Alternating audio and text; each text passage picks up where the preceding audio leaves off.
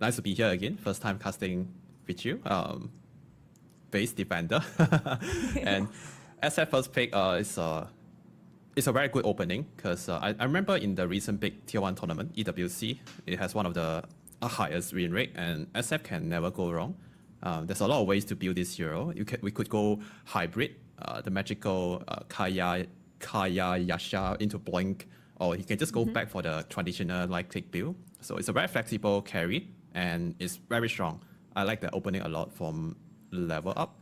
And for PUBG, I seen them do this Lycan first pick before, and one of their off-lane players seems to be the Lycan specialist, but even only platinum tier on the Dota Plus ranking, but he plays amazing on the Lycan.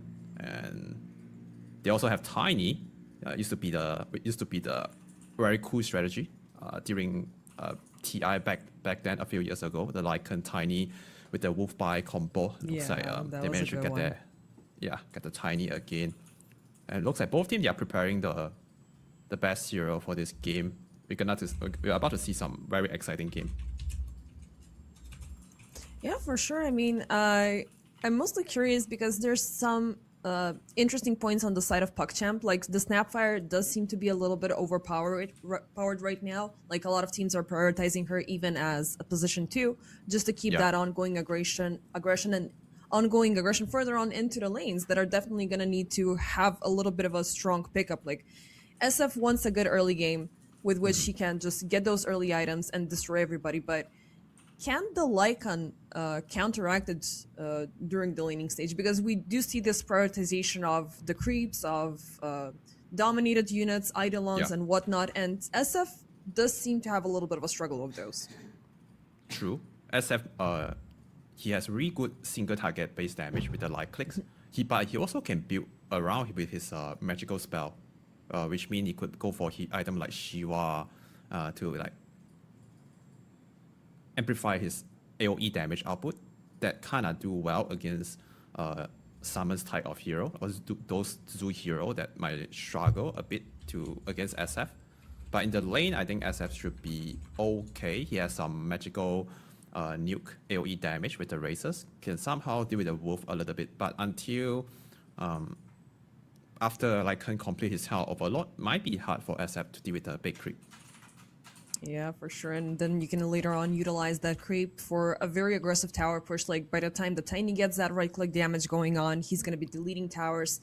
And, you know, same could be said for the Snapfire. Now, what do you reckon? Is this going to be an aggressive Snapfire, or are PUBG going to go with a final reveal of yet another support?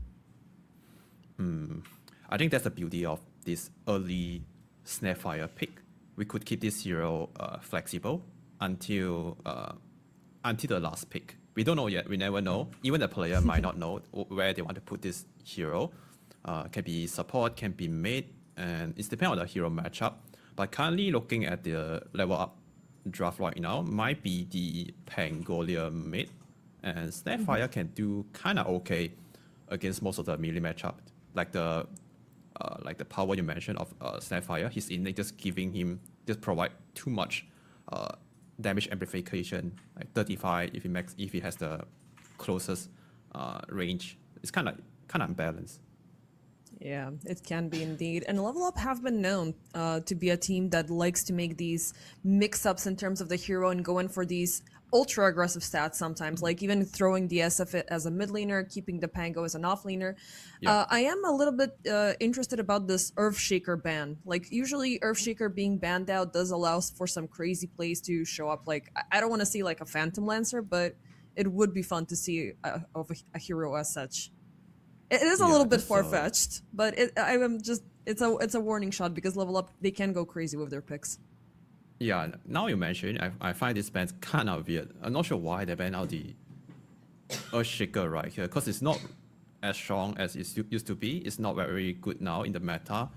Maybe just trying to target the player preference, or maybe they know some cool interaction that we don't. I remember there's one time I saw the features could somehow just interrupt or cancel the Rolling Thunder. I'm not sure if that still works, but I can't find other reason why they ban out the Earthshaker here from level up.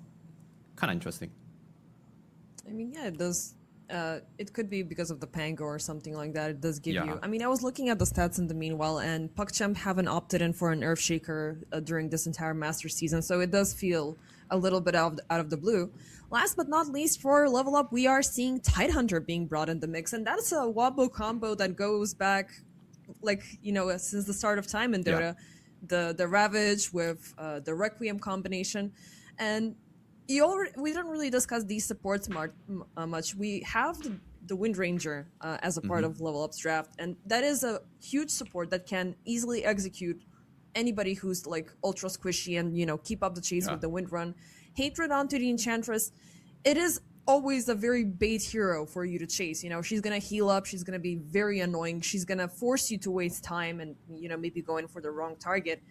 And I like this entire unity that Level Up have to bring in, but PuckChamp's last call is gonna be a Tinker on GBC. Wow. Also a classic move, a classic hero. Yeah, that's a pretty good Tinker last pick, I would say, because there's not a lot of hard counter to Tinker this game. Usually we want to get some gap close hero that could jump on top of Tinker. And looking at this lineup on Level Up, so far there's only maybe Pango could like get on top of Tinker, which is might not be enough to kill Tinker sometime. So this Tinker last pick, if he somehow get to the mid-late game with all his item power spike, it can be very scary. But I also do like this draft a lot from Level Up. They have really good synergy with their all three cores, SF, Pangolier, Thunder. All three of them provide minus armor. So we're gonna see insane of physical output coming from them later. They can just nuke down someone or take down objective very fast. Roshan, Tormentor, they are very can be very weakened by minus armor. So they have really strong synergy on the Level Up side. I kind of slightly prefer the draft because of the minus armor strat. Yeah, it does feel a little bit juicy when you're bringing all of these like stacking mechanics one towards each other. And a Tiny, as a hero who loves to be ultra tanky and just stand in the and front face the enemies and just keep on hitting them, that is definitely going to be a problem that he will need to face.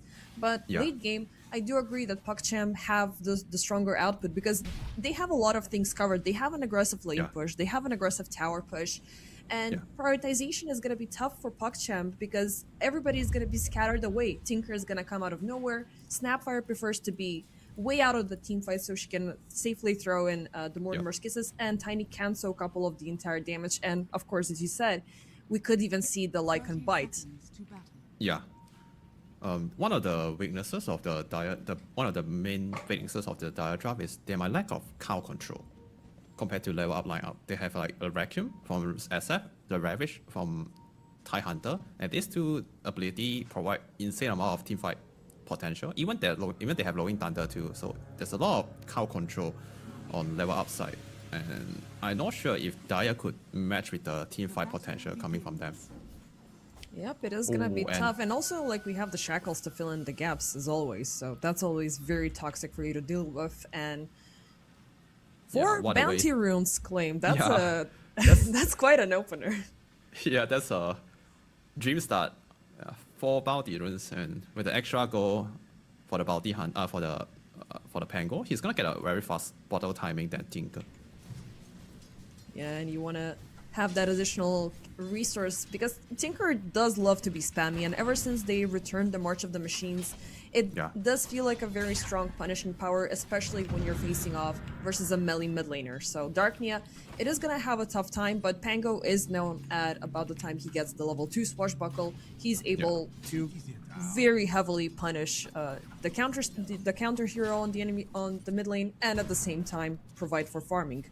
Down bottom, Hatred already looking aggressive upon Gothic. They're utilizing the small wolfies.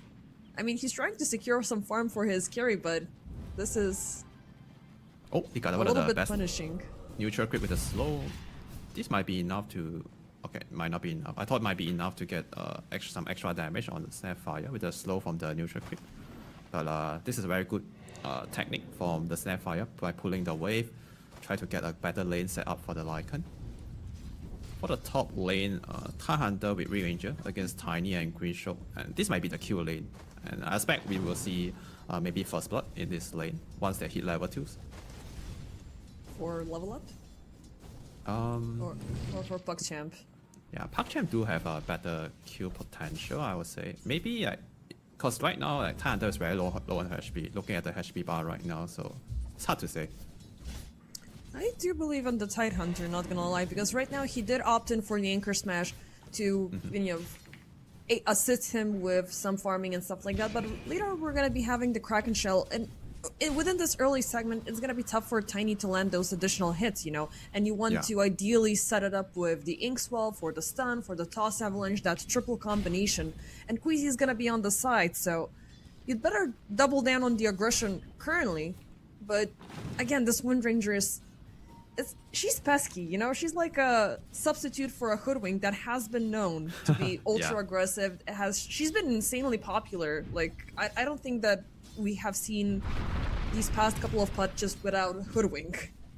Yeah, Wind Ranger is like I say, it's like a budget version of Hoodwink.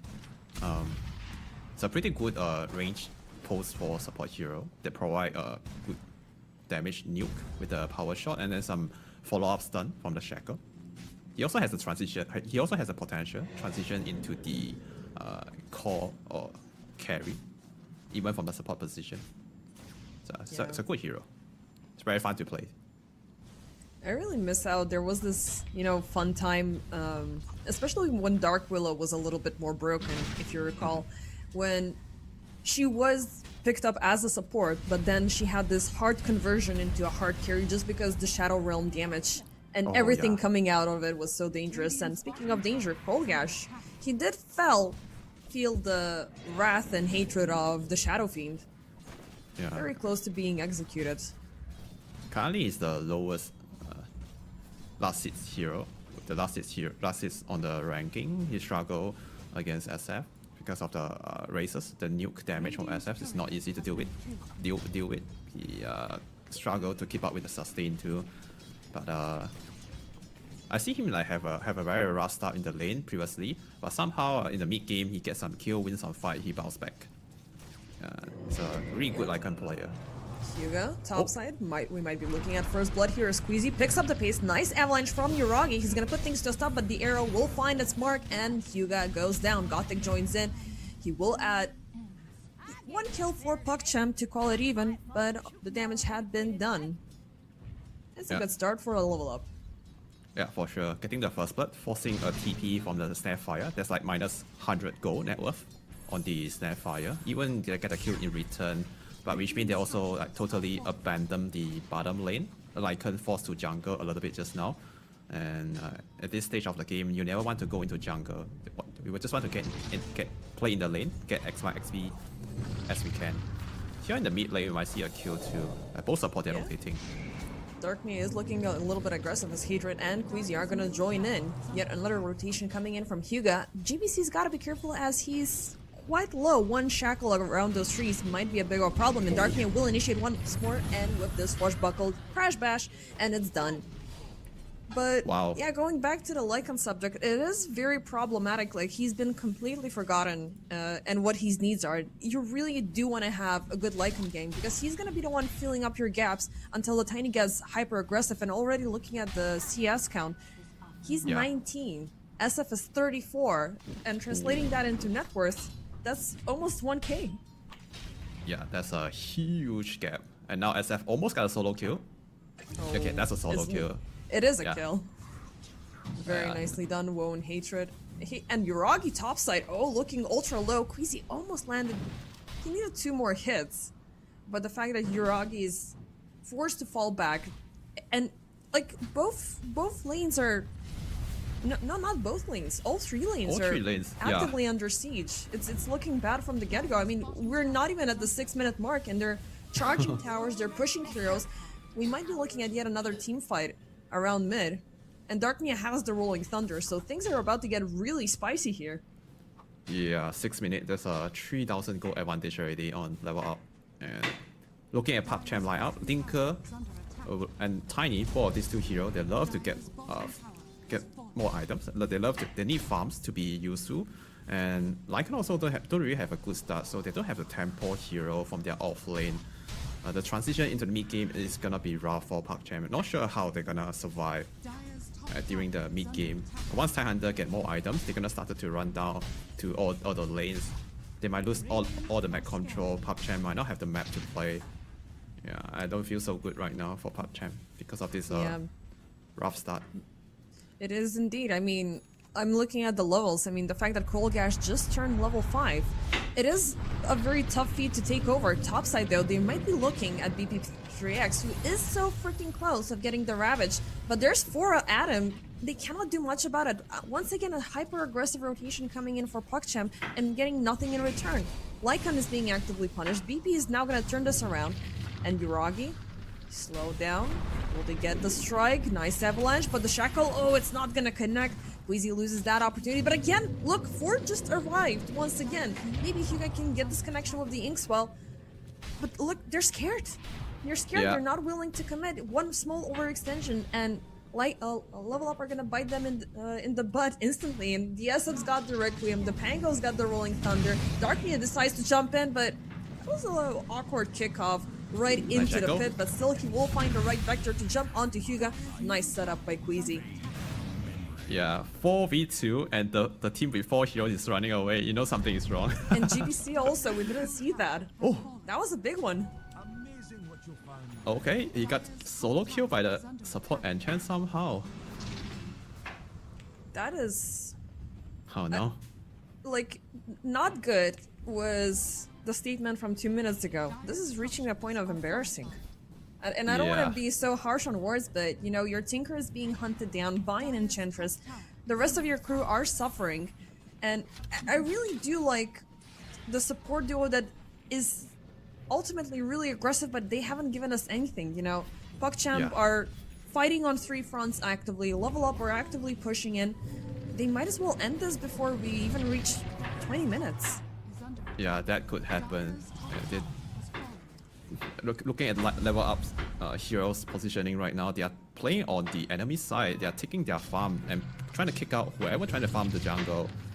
You see, Gunshow is dying here in front of his tier 3 at 9 minutes. Oh man. Yeah. This 7k net worth advantage. Yeah. This is absolute insanity, and something that I told you about when we were, you know, before we were waiting for the draft. The PUBG, you know, focus is when Yuragi gets online, and Yuragi is not gonna do anything during this game. So, and this is the second time that they're forcing him to play the Tiny, which I don't know.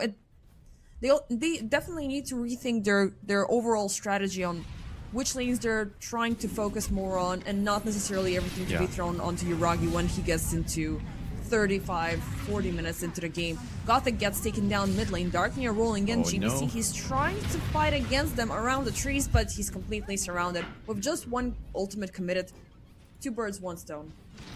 Yeah, and looks like this game can end really fast with this tempo play. And so far we haven't seen any Ravage yet. They can just like stick and take down all the tier 2 tower already without any like proper item on level up heroes. SF could just totally playing in the bottom lane, also taking all the farm away from the Dire triangle. I don't see a way for Tinker to recover because he don't have any way to play. Yeah, he can't teleport to the triangle, and Time Hunter is taking the control of the other side of the jungle, the top Dire jungle. And yeah, Tinker don't have a map to play. The support also struggle with very low levels. They're about to get killed here. Speaking of, Queasy, he's yeah, gonna get a solo kill upon Gothic as Hyuga is right next to him. First time we're gonna witness the Requiem as Coalgash will make contact to the SF. But could this be a kill? Queasy feels like a little bit of an overextension, but look at these hyper-aggressive supports. Even if they lose one, the fact that the SF is within the vicinity makes things so scary. And BP3PX coming in from the other side, he has a Ravage ready to get go, but doesn't need it as Hyuga is gonna die by right clicks. And Ravage? oh, whoa, looking a little bit bad. There's the Ravage. SF silent stuff, but he turns around into Coalgash. They will exchange, but it does not matter much because he was not even on a streak. You know, he's been AFK farming and things been looking good. 3 for the price of 2. GBC arrives very last second, and Yuragi's gonna find Queasy, so that's at least 1 point for the Tiny, who is very much on the suffering end. He doesn't even have the Echo Saber completed. Yeah. just because of level up, they are this far ahead. Any kills they get from any kills that PassionUA can get is actually quite a lot of gold and experience. But still, they are losing the map control, and they also use like quite a lot of resources to fight, and they still haven't gained the like they haven't get the ward down yet on their triangle. So after a level up respawn, they will come back with full health and full HP. They can just keep kicking out all the dire heroes. Even that they get a decent trade, but losing the map control, getting back the map control is more important. The fact that Queasy just obtained 3 bounty runes from their own jungle, Oh. it just speaks levels of how idle they were, you know? Like, Yeah. minute 12, all 3 of them, they were just waiting for them. No contest, no nothing. But yet, they've taken down all tier 1s with no problem whatsoever. They're looking to siege in tier 2s. Now, they did a small overextension there with the SF dying, but SF does not care because 7.6k net worth. And Yeah. he's been just actively doing this harassment so far with the Mask of Madness, and those later items are right around the corner. And I don't want to say he's thinking a little bit short term because of the Falcon Bleed and Dragonlance, but it already covers a lot of aspects to keep on this aggression. Yeah, bottom they might be able to get Lycan. Well, it's looking like it. Queasy, ultra aggressive. One more arrow. The power shot did. He did put it to a halt a little bit too soon. Yeah, he released a And bit Kolgash will live. too soon. Good try, but at least they forced the Lycan out. So for the next like, a minute or two, Lycan it's not gonna be very useful without the Lycan out, the wolf form. That's still a win for level up. Yep, it's pretty decent. I mean, they did force out Queasy to use the focus fire. Oh, nice Uragi courier find. Oh, that's quite punishing. But yeah, they could be looking into pushing tier 2s from this point on. Do you think that, like, I'm looking at how contested this map is. Like, there's no way that PugChamp can make a move without exposing themselves too much. Yeah. Good thing about Tinker is he has really good defense potential with the much of the machine. So you can just cast the spell from the fog inside the trees. So if Pango can't find him during the fight, I think I should be able to defend like 1 or 2 lanes. Oh, and Okay, speaking nice of steal GBC, from I do Tilka. believe they found him. DP3X is gonna pop the Ravage. Snapfire, Mortimer's kisses are coming in. They're gonna chase him out, but he does not budge. He will expose the entirety of PugChamp. Level up. It was just scary there for a second, but Yeah. nothing too fascinating. You did force out BP to use the Ravage defensively, so now you are punishing him by remaining on 130 seconds of cooldown. But the exchange was for the Snapfire kisses. And it's Yeah. still a worthwhile trade, so level up. I don't know, like, I don't like the fact that they're slowing down a bit. Like, they should keep things up, because it's not formidable for them to enter into the late game. Uragi is receiving some downtime, which is okay. It's not great. He's still, you know, very close to the Enchantress in terms of net worth. Yeah, I do feel like I level up definitely to apply more pressure to like somehow choke down like PugChamp heroes. Shouldn't allow them to come up from the base to get more farm. But still, we can tell that. Gosh. Oh, Oh, they find the Lycan yet again. This time they will commit the Rolling Thunder even with the focus fire. Nice, beautiful shackle, but Nurkthea is a little bit stuck. Oh, that was a Unfortunate. little bit awkward. yeah. But it's again, like, he's gonna pop the transformation form. and just Yeah. run away with it. And that's not the Kolgash way is we want having to a tough use it. time. Yeah, for sure. I mean, this is it hurts my heart, man. Is it because, you know, like they're chasing their careers, like it seems like every single time I have watched PugChamp in the past couple of days, is the solution is just focus Uragi and everything is gonna be fine. Kolgash, he has been choosing this facilitating heroes to, you know, fill in the gaps, but also he's Yeah. in hyper control. I don't know, like it is Okay, tough gonna see a for fight here. PugChamp overall. Dire triangle. Yeah. It is a little Maybe bit of not. a fight between the dominated creeps. Scrollgash did reveal the Helm of the Overlord, which is something, 60 minutes in. But The question is, either that will be used for pushing or it's going to be food for the SF. Mortimer's Kiss is popped into the middle. Is everything going to be onto Hatred as they really hate that Enchantress, but finally Kolgash will be caught up by Queasy. BP3PX still leading the siege. He does not have the Ravage available. Soulblind on the 2 targets. GBC jumping in. Oh, there's a Ravage jumping in very last second. And with the Requiem, they're going to pair it up so nicely. Gothic, GBC are dead and gone. Hugo still chased by the focus fire. Wow. Will they get him? Darknia goes in for the deep dive, and BP3PX will secure both of them. Only for the Enchantress. All of those resources poured in. The fight started with Enchantress by baiting all the direct heroes, using the spell, using the kisses on him, and somehow a level up managed to chase down the Tinker, and with a beautiful Ravage into the Requiem, they managed to clean out the fight. And also Pango, he was having the regen rune healing the whole time in the fight. Even after the fight, he's still full HP right now. That's a very good use of the regen rune. And not only like you know, it's a good use of the regen rune. The fact that nobody touched him during the entire encounter is just it's a big flex at this point. Yeah. 17 minutes in, Level Up are leading by 16k with 16.04, and they're gonna go in for Roche #1 now. This could be the final high ground push, but I'm still looking for a solution for PuckChamp because I am a Tinker believer. I do love the hero so much because he always has this good old flexibility. GBC is finally getting some stronger items, and we finally do see a sign of aggression coming in because he was reserved about picking up the deploy turrets very early on, just focusing on the march, just focusing on the laser, at least have some sort of a single target aggression. But now he's going to be forced to fight, and I really want to see something happening with him. He still need more levels. But for Tinker to be useful, he need more top lane. Or Queasy, yeah. It's going to be something for PuckChamp, but I do believe they have revealed a little bit too much. Oh, one more strike. Oh, nice cookie. Very nice cookie. Well, the one saved him, actually. Maybe he was just keeping the, like, 20 stacks. But BP is coming in from the backlines. Ooh, so close. He almost jumped in onto GBC. He's got 15 seconds left remaining until the Ravage, but they will throw everything they have at him. Marching for the machines with the kisses once again, but he's going to walk out at the edge of the map, almost, to avoid all of that. Again, resources have been wasted for PuckChamp. Darknia jumping in with the Rolling Thunder. They have a lock onto Uragi, and the Tiny is gone. Snapfire eventually exposed. They allowed her to do the entire freaking channel, and nobody died. Gothic is going to die down. Kolgash is going to be taken out next as well. Is in an insane state right now. The right click damage with the Aegis, with absolutely everything. Yeah, it's about time they can try to touch the high ground right now.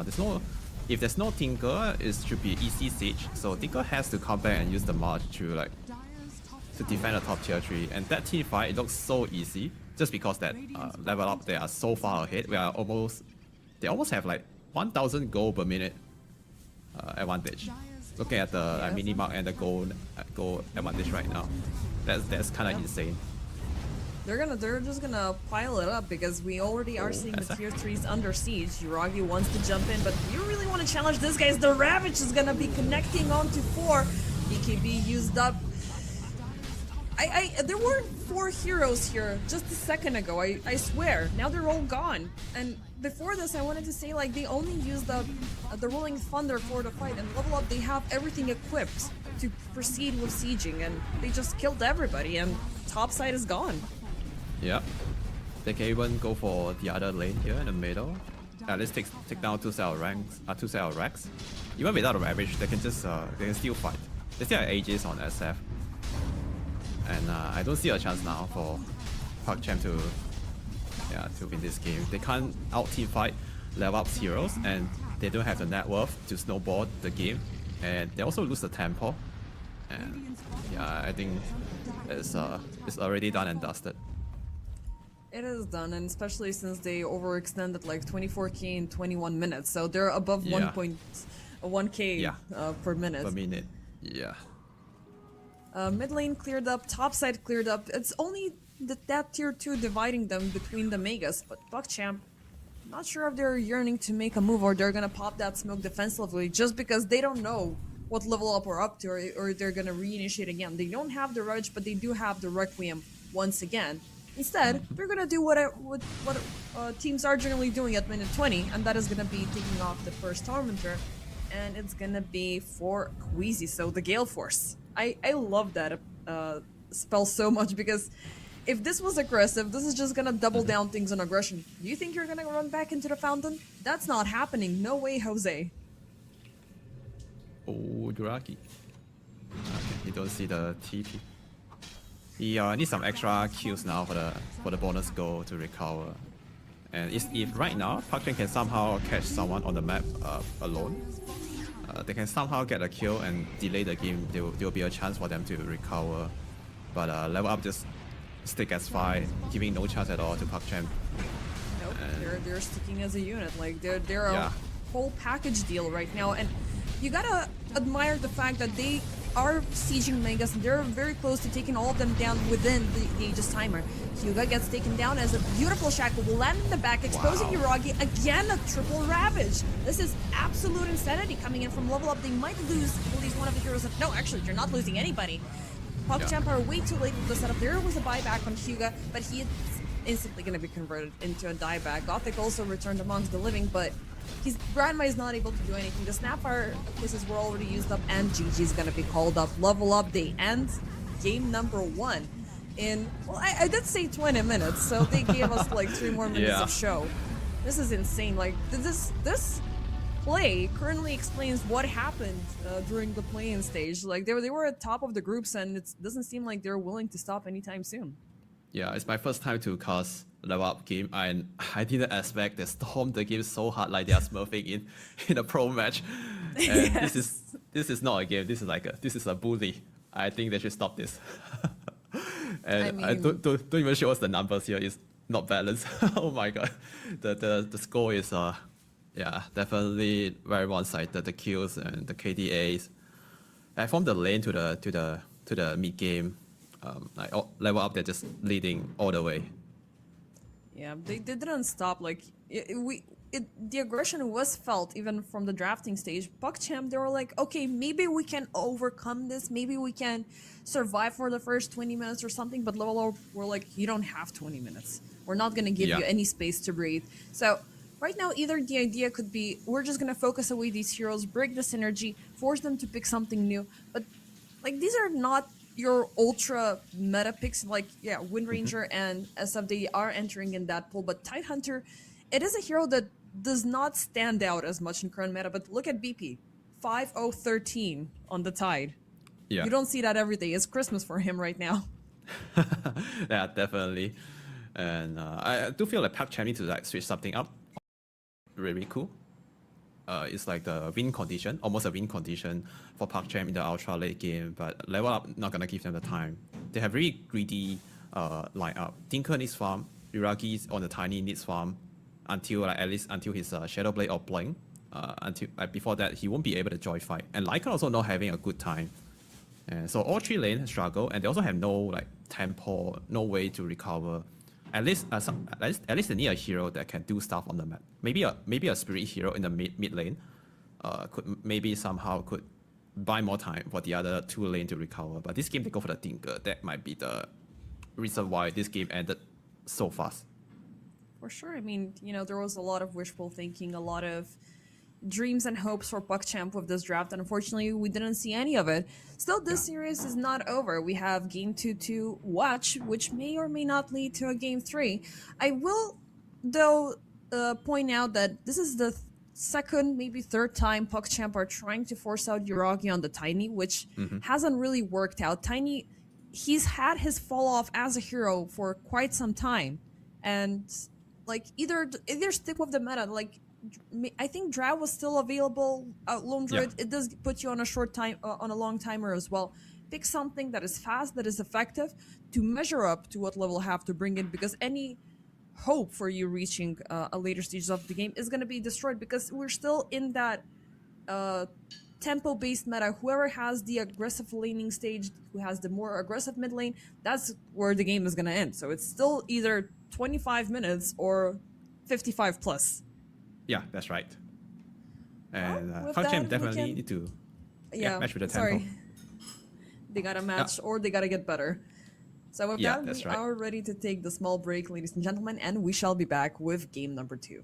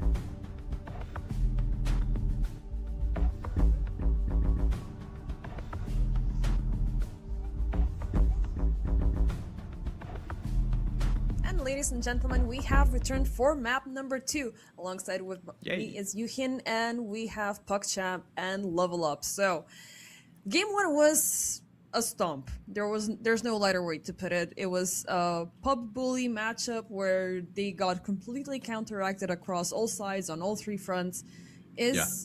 Game number 2 gonna be a little bit different because I'm looking at Nature's Prophet, I'm looking at Jakiro, I'm looking at Techies on one side, and those 3 are super scary. But Level Up's response is also really fun. Dark Willow, Lina, and Undying. And the Centaur Wall Runner. So we can tell that PuckChamp, they're definitely switching their gear. Now they're trying to play faster tempo heroes. They go for the Nature's Prophet, Jakiro. These 2 heroes can play very fast game because they have very strong pushing potential. And also Techies is a very pretty good hero if they plays it well. It requires some setup from the team, and the hero also has insane of nuke damage. I like the first pick from PuckChamp. It's not very popular, like super popular in the meta like Hookwing or Rubik, but it's still a great hero. Speaking of fast tempo, they also double down on the tempo hero here. They go for the Beastmaster. Ooh, so they're totally switching their playstyle.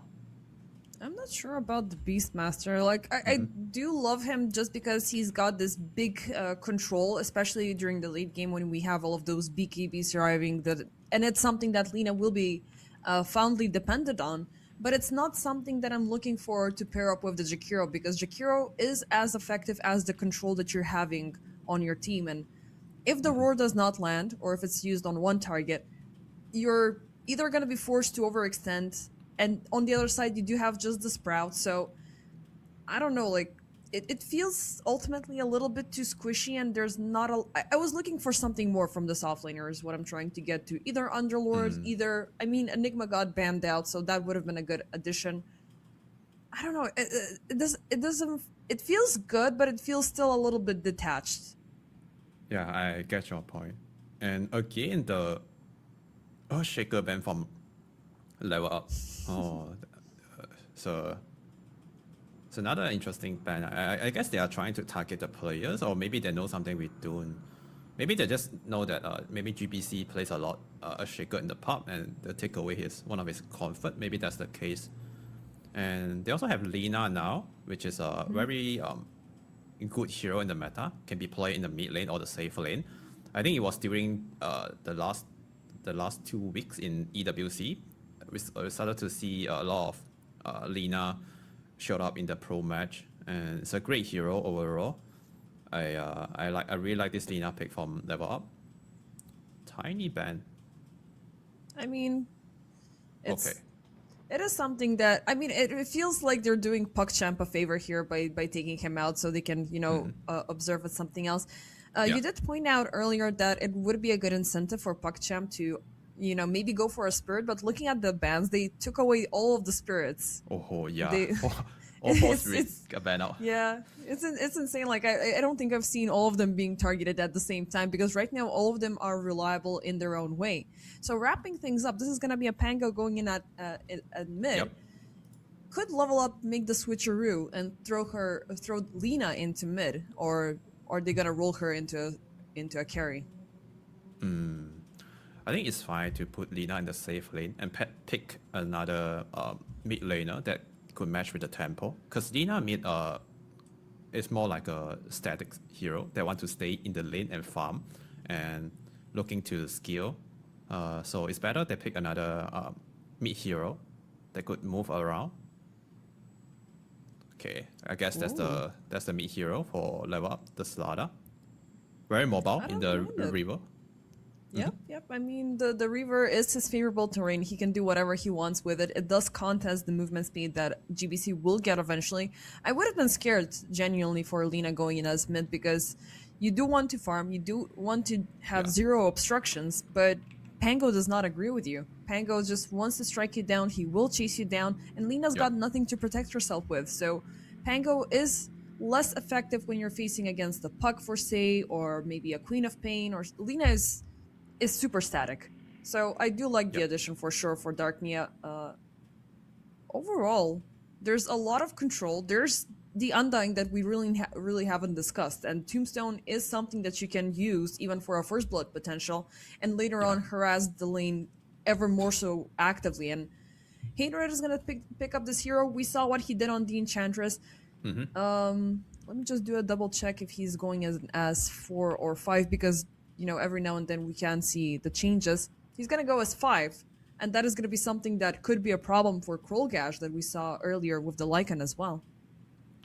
Yeah, this is a very strong lane for level up. Melee post 5 with a good long range carry.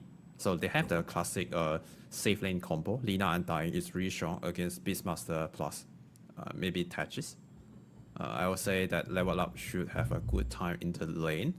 They also have decent damage to deal with the summons from the Beastmaster. So I guess the safe lane should be solid for the Lina. And PUBG, they do switch their playstyle. I'm just not sure if they could maybe go with the pace here with this total different playstyle. But I guess we'll see. Do you think this is going to be a centaur going in with the prioritization of the Heart of Taras that we're seeing a lot more often nowadays? Or is it going to be, I will try to level up with the Beastmaster pressure as he keeps on going. I am going to focus on a helm of my own, you know, assert a little bit of lane pressure.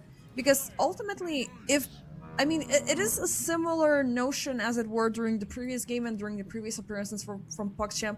If they survive the early game, then the late game could be absolutely devastating, because they have a lot of push, they have Yuragi, they have absolutely everybody on the get-go. Yeah. And one swipe, one big team fight is going to be GG. I do like the new playstyle, the Health Dominator into the Heart of Taras rush on the Centaur. I feel like maybe that's the way to play Centaur. Instead of the old way, they go Aura and buy Blink. The playstyle is more, the old playstyle is more like team fight oriented, or maybe just tempo oriented. But the current playstyle now, Heart of Dominator into Heart of Taras, is more like a farming and skilling playstyle.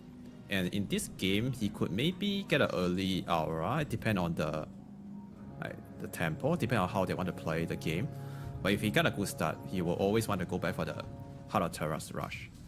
Yeah, a little bit of contact along mid lane Hatred. There's the blast off jumping in upon the Undying. PUBG are looking at the first blood, but beautiful crush there from Darknia. It will prevent anything else from happening. Now this time, it is already going to be a better start of a PUBG, because if you remember, level up, they took all 4 bounty runes. Yeah.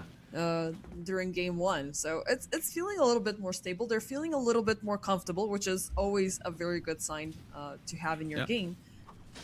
But looking at the combinations from level up, they feel a little bit too deadly. Like whichever 2 you pair up, they can do so much devastation. You have AoE Hoof Stomp, you have the Crush, you have the Light Strike Array, you have the Brambles, and you can throw all of that on top of the Tombstone. It's just a little bit too much to handle.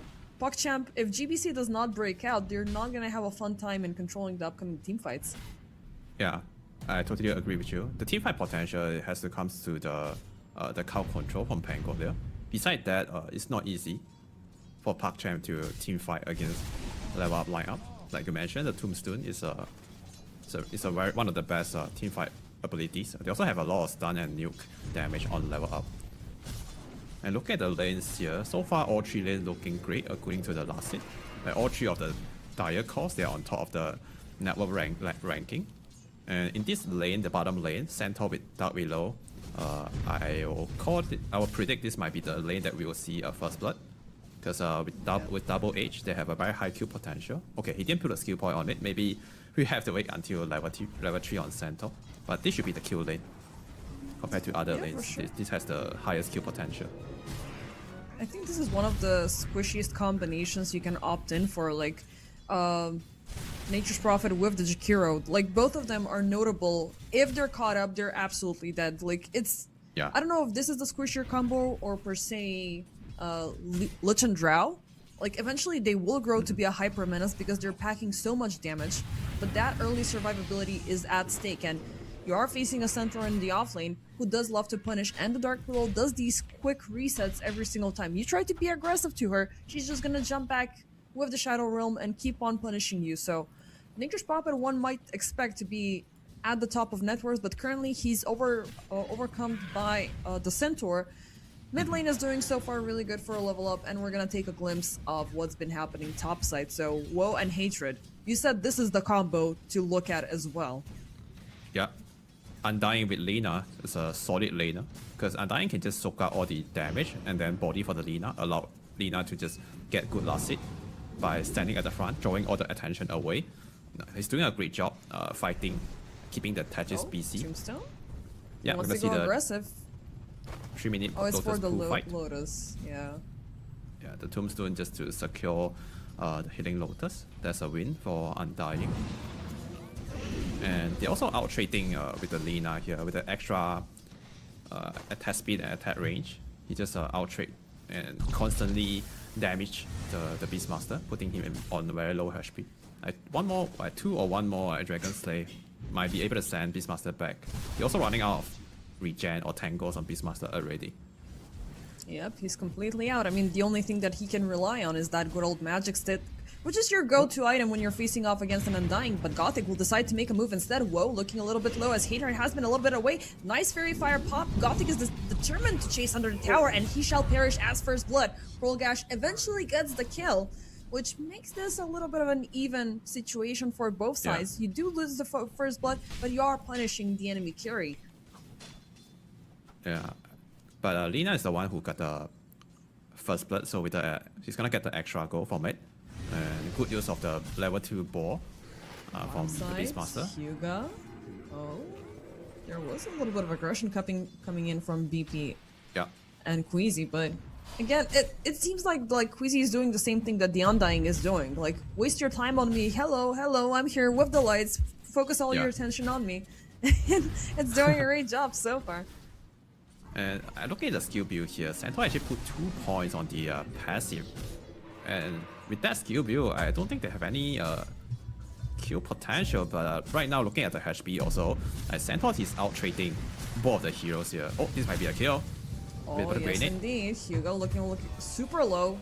Again, it's the greed that gets the better out of him. The creeps will secure the kill. Topside, though, Hatred looking ultra low. He will throw the blood grenade, though, as Gash and Gothic, like, not sure if we undermine this combination because it could be as deadly. But they could suffer for their aggression. So far, 2-1 lead by level up. Whoa. Oh, Lina. He's gonna be caught up. Everything is on cooldown, so he's got to be careful, but we are going to get a kill. It's going to be Queasy taken down as Hyuga keeps up the pressure. BP in a tough spot. Hatred will deny himself topside. Radiant's bottom tower is under attack. It's, you know, small victories. It's a Yeah. lot better of a start for PugChamp. You got to give them the credit. But I'm already feeling that lingering aggression coming about because the Slaughter has been having an AFK free time, and that's not something that you want to facilitate when you're being a Pango on the other side. Now, Pango is looking also really good, but with the rotation coming in from the supports, it might be a subject to change. Level up bringing +1 already to the mix. Yeah, they are trying to fight for the 6-minute power rune. That's why they're sending the support to the mid lane. And Pango might need to level up the Rolling Thunder if you want to secure the rune. Okay, he didn't use it, and that's the Haze rune for Slaughter, which means a free kill. Oh, that's really bad. They already used up the Ice Path prematurely, and Hyuga will face the Raft, trying to do everything he can. GBC eventually will pop the Rolling Thunder, but the Tombstone is on high ground. Gothic jumping in. They will be trading off most likely against the support, but oh my god, with Queasy jumping on the side. Nope, HYDRA is absolutely gonna be fine. Manages to heal up. Crown is now taking on the GBC. He's still within range of the Tombstone, and he's completely locked out in the trees. Oh boy. Yeah, that's the very bad bad spot for the Pango. He's stuck there, and the Tombstone also watching him. They also have the vision over the Pango with the Crossy Haze from Slaughter. Yeah, and I feel like that would be a mistake, because I feel like Pango should use the Rolling Thunder earlier if you want to go for the rune fight. Meanwhile, top Lina getting called on here. Yeah, there's the blast off. They will call in Yuragi as well, but instant light strike array doesn't have a Quelling Blade to get out of the Sprout, but there's the assistance coming in. Queasy, Stampede's tad too late, but they're still gonna keep up with the fight. Gothic dies down. Gash, the crown is ticking as well. Hatred keeps up with the healing. He has Queasy still within range, but does not have the roar to stop her. Still, the creeps from Yuragi will get the job done.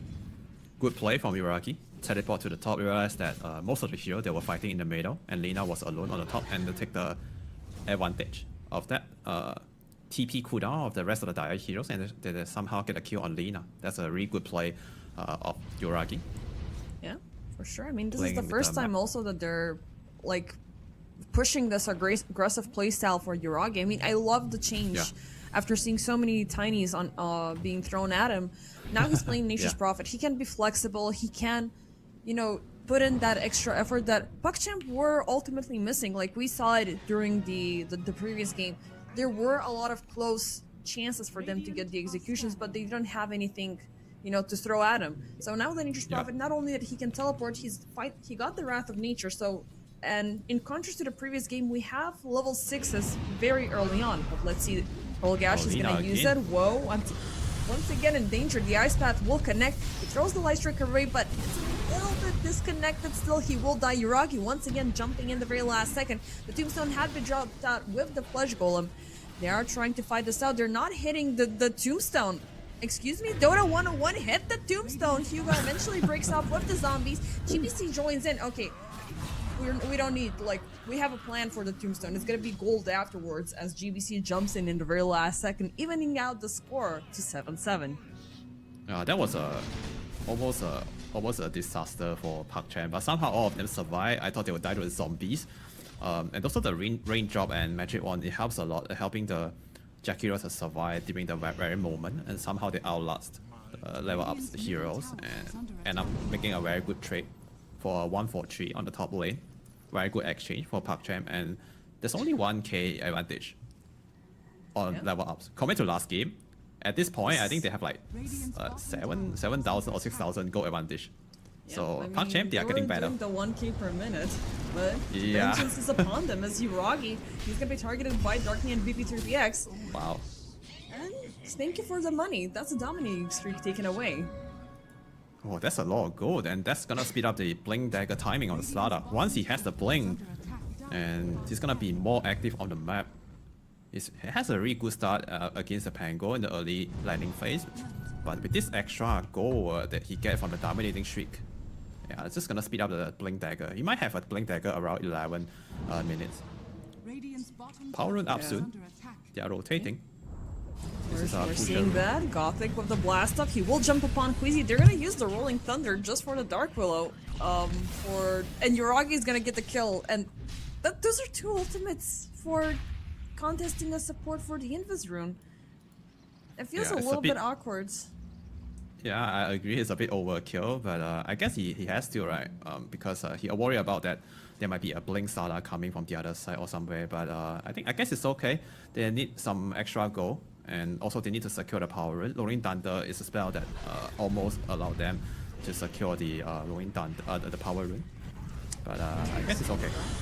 Once again, Hatred. He will try to defend us, but he's just gonna throw 150 gold towards Jakiro, and that is that's a nice investment that Hyuga is getting. PuckChamp, they're not stopping with the siege, even though level up they are lurking down bottom around the jungle, and as they are invading that portion of the map. So the score is indeed even, but level up's commitments have been a little bit more rewarding per se. So PuckChamp are currently they're hitting at the weakest link, they're hitting at the weakest core, and that is indeed the Lina, but they're completely letting the Centaur and the Slaughter go. So that Yeah. feels like a lingering problem that is about to explode. As you said, we're gonna see the Blink Dagger onto Slaughter, and we know how Probably. jumpy he can be. They will get the Ice Path upon Hatred. They want to take down the Undying, and it's gonna be a mission success as the Roar will be committed. Bombs on the ground. Woe does not want to go even further. But Look at level up, Slaughter now, he they're has looking the for blink. vengeance. Yeah, there Yep. he is. Here comes the big reveal. Jumps in upon Gothic. They will get him brambled up, and it's gonna take a bit. He's still ticking. They're gonna probably leave this for the Dark Willow to take, but it's gonna be a deny. Oh my god. Oh, Very unfortunate. unfortunate. They took too much time with that. And they've also awakened Krolgash. Now, the good thing is the fact that he does not have the roar, but with GBC around the corner, I don't know, like level up, they wasted a lot of time for a support that ended up denying themselves. Yeah, it's a bit unlucky they didn't get the last hit, and because also of Radiant's bottom the raid mine, they're trying to position against the raid mine to avoid taking a damage. Top lane, Laguna this should be committed a for kill the now. creep. Darknia with the corrosive haze. I mean, you the see the fact that stun? Laguna just so short-handed the crash. Yeah, the ball is slowing down the Slaughter, that's why you couldn't get close enough for the crush. Unfortunate. And this Yeah.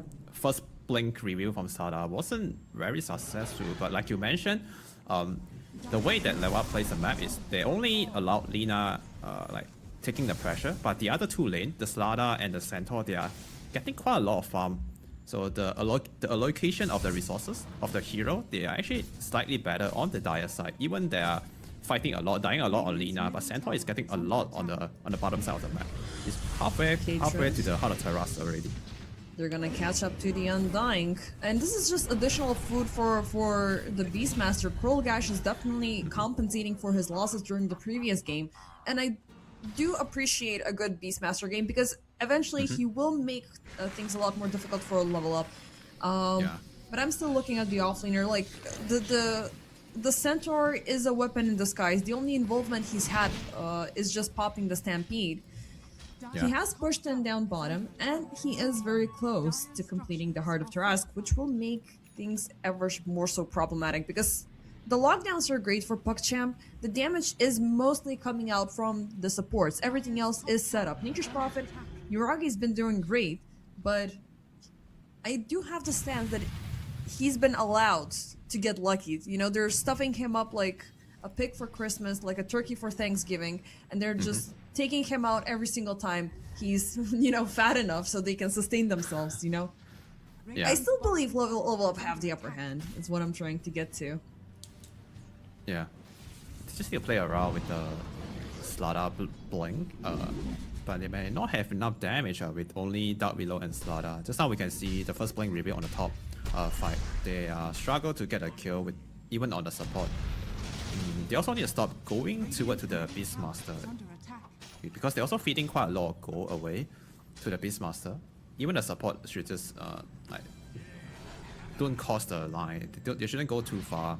And if they go too far, they will just end up feeding to the Beastmaster. One roll into some right-click damage, they will get the Beastmaster can get a kill. And now 15 minutes, they complete the Hell Overlord on the Beastmaster. They're about to march down to the mid lane and take down the tier 1 tower. This is a really good move from PuckChamp. They also Sure. level up don't have anything to fight back yet. They need to wait for the Centaur Heart of Terras timing. He's like one recipe away, 400 gold. So now they need to chill for at least a minute. Yeah, but at the same time, they shouldn't allow PuckChamp to walk away with these losses. I mean, they're only lucky currently because they have taken away the bottom tier 1 tower. The damage Yeah. that PuckChamp can do right now, and they also have been doing a lot of homework. They stacked up the Ancient so the Dragon Yeah. could, you know, come in rotation just a little bit sooner, and they're actively Yeah. using it for the push. I do like passive approaches, but there's that tipping point, you know? You gotta strike when the time is right, when you still have the upper hand and you still haven't revealed too much, and the team has not walked away with, you know, so many advances in the meantime. Yeah. Radiant's I just feel User like blades completed on GBC. Yep. That is a scary thing towards the Lina, by the way. yeah, that's very true. The extra physical damage and the slow could easily kill the Lina. Kill attempt here in the middle. Blast off. Okay, wasn't TP really. out. That doesn't care. Will not grant them the pleasure, even though it's so easy to take down a support like that. Yeah. But you They're trying- don't know what the level up are gonna do. Like I still feel that residual PTSD from PuckChamp. You know, they're counting their blessings, they're counting what aggressions that they can, but they're instantly retreating. You know, like they're not killing off a support, and we're gonna push in more just because we know that support is super toxic. is under attack. So far level ups there has been not a lot of big movement. They only like feeding the support to buy info or to delay the push from PuckChamp. I guess it's not the best way to like buy time, but I guess it's okay. It's better than like losing the Lina right now. That's why they're sending the Undying to the suicide lane, just to buy some info to get some idea where's the Beastmaster or the rest of the heroes. Because right now they seem to wait for the Lina like 4 staff. because he has a boost of travel and meal shop. He's still kind of vulnerable if he enters a team fight without a escape ability. Need something like Force Staff or Shadow Blade to help him to reposition. So level up still need more times. Radiant Yep. are scattered. And time is always of the essence. PugChamp Arc is still gonna use these Radiant's this open window to keep up with the aggressions. The Double Smoke will pay a visit down bottom, Oh, no. and they find Darknia. Blast off into the remote mines, and with the Rolling Thunder, he is dead and gone. That will facilitate the further takedown of this tier 1 tower bottom, and with that, PugChamp have pushed them into level up a little bit more. But finally, a sign of life from level up as they will commit on to Pearl Gash. Roar will be used up, but the crowd is already ticking. They don't have any range to commit even further, so they're just gonna let it slide up to this point and just be okay that Darknia got taken down. But maybe, But yeah. maybe, just maybe, they're gonna go for more as BP. I mean, Oh, he have should a wait ward. out a bit for the blink though. Don't go just yet. They have the ward at the top. They are watching Iraqi farming toward the top side camp, but I don't think they will get there in time. That was a bit unfortunate. Also, when they are going on the Sala just now at bottom, Centaur is like 10. I was watching his mana pool. He was 10 mana shot to use his Stampede. He has the Healing Lotus, but he didn't consume it to get the extra mana. It's a bit unlucky. And they're making a move toward bottom. Should be able to get Hugo. Let's see. I mean, should be an easy kill. He's completely all by Yeah. himself. The creep is gonna scout him out, and Queasy, Hatred, they're gonna commit. It's a support backstreet alley fight here that we're seeing.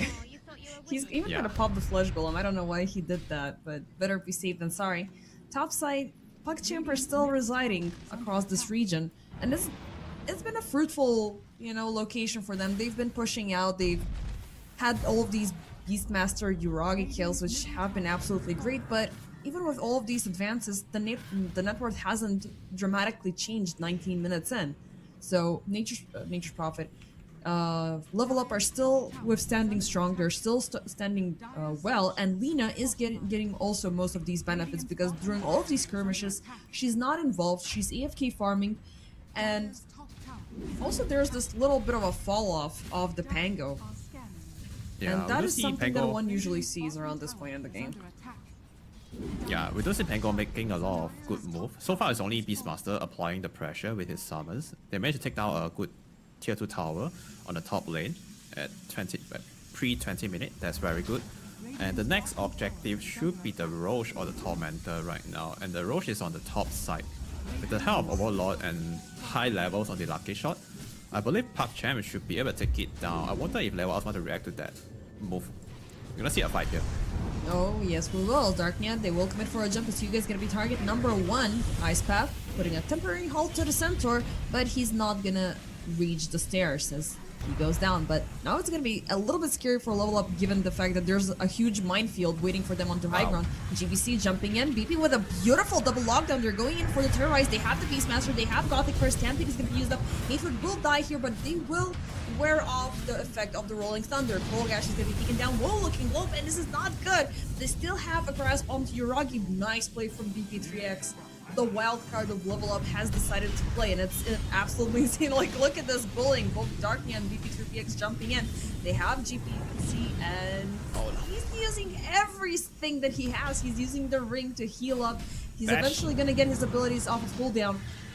And it's gonna be enough, but guess what? There's a Queasy Blink Dagger as well. The Dark Willow is gonna jump in. He's gonna force her to turn around. Does die by the tower, but GBC is gonna fall for the first time. Hugo, Macropire with the Ice Path. Can they get Darknia here? Yes, indeed. So ultimately, who won this team fight?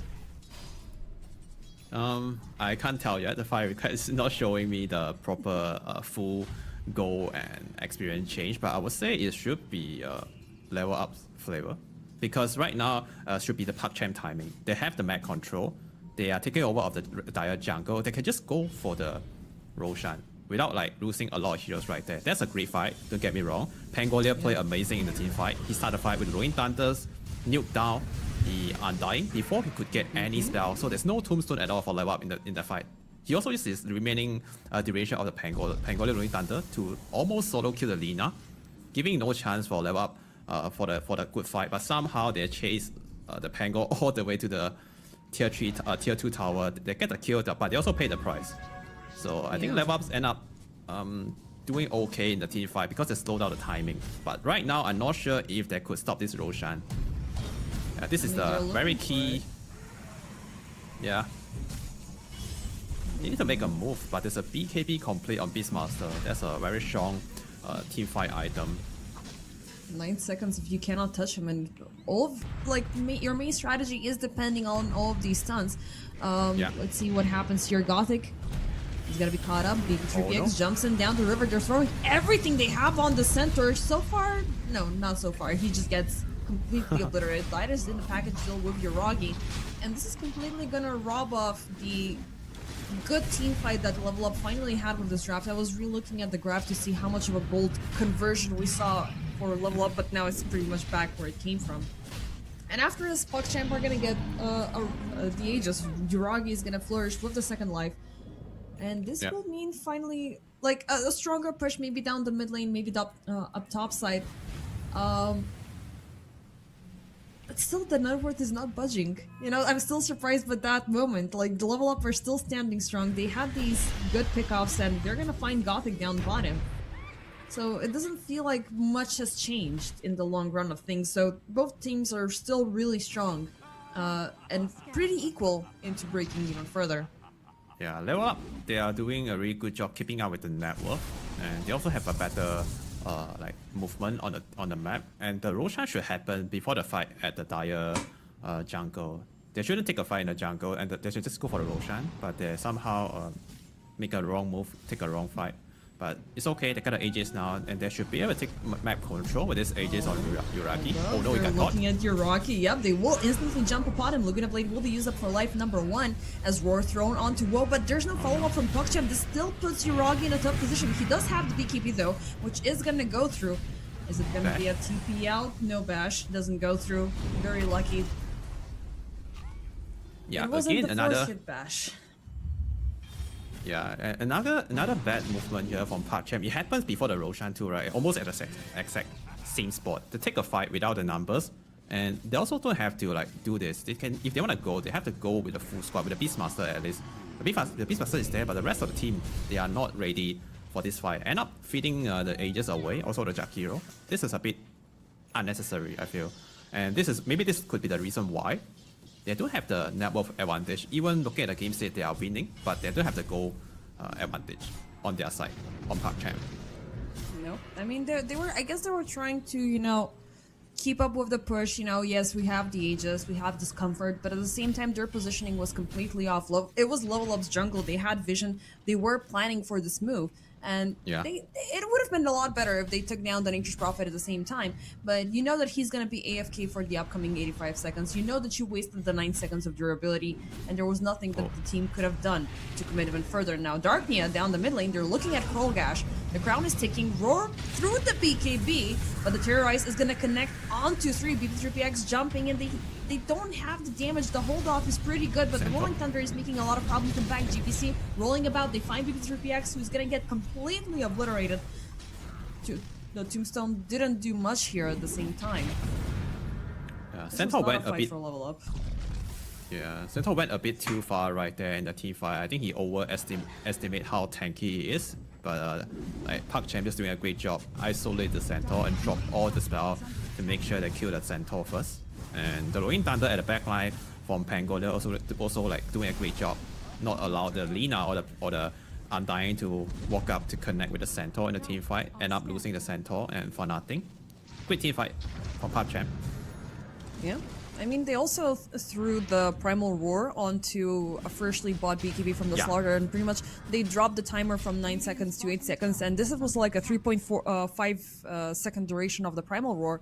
So he was ineffective during that time, had 4.5 seconds left on the BKB, but already during that time, BB3PX was completely pulled out from the team fight, and we saw what that package deal can do, the Centaur and the Slaughter combination.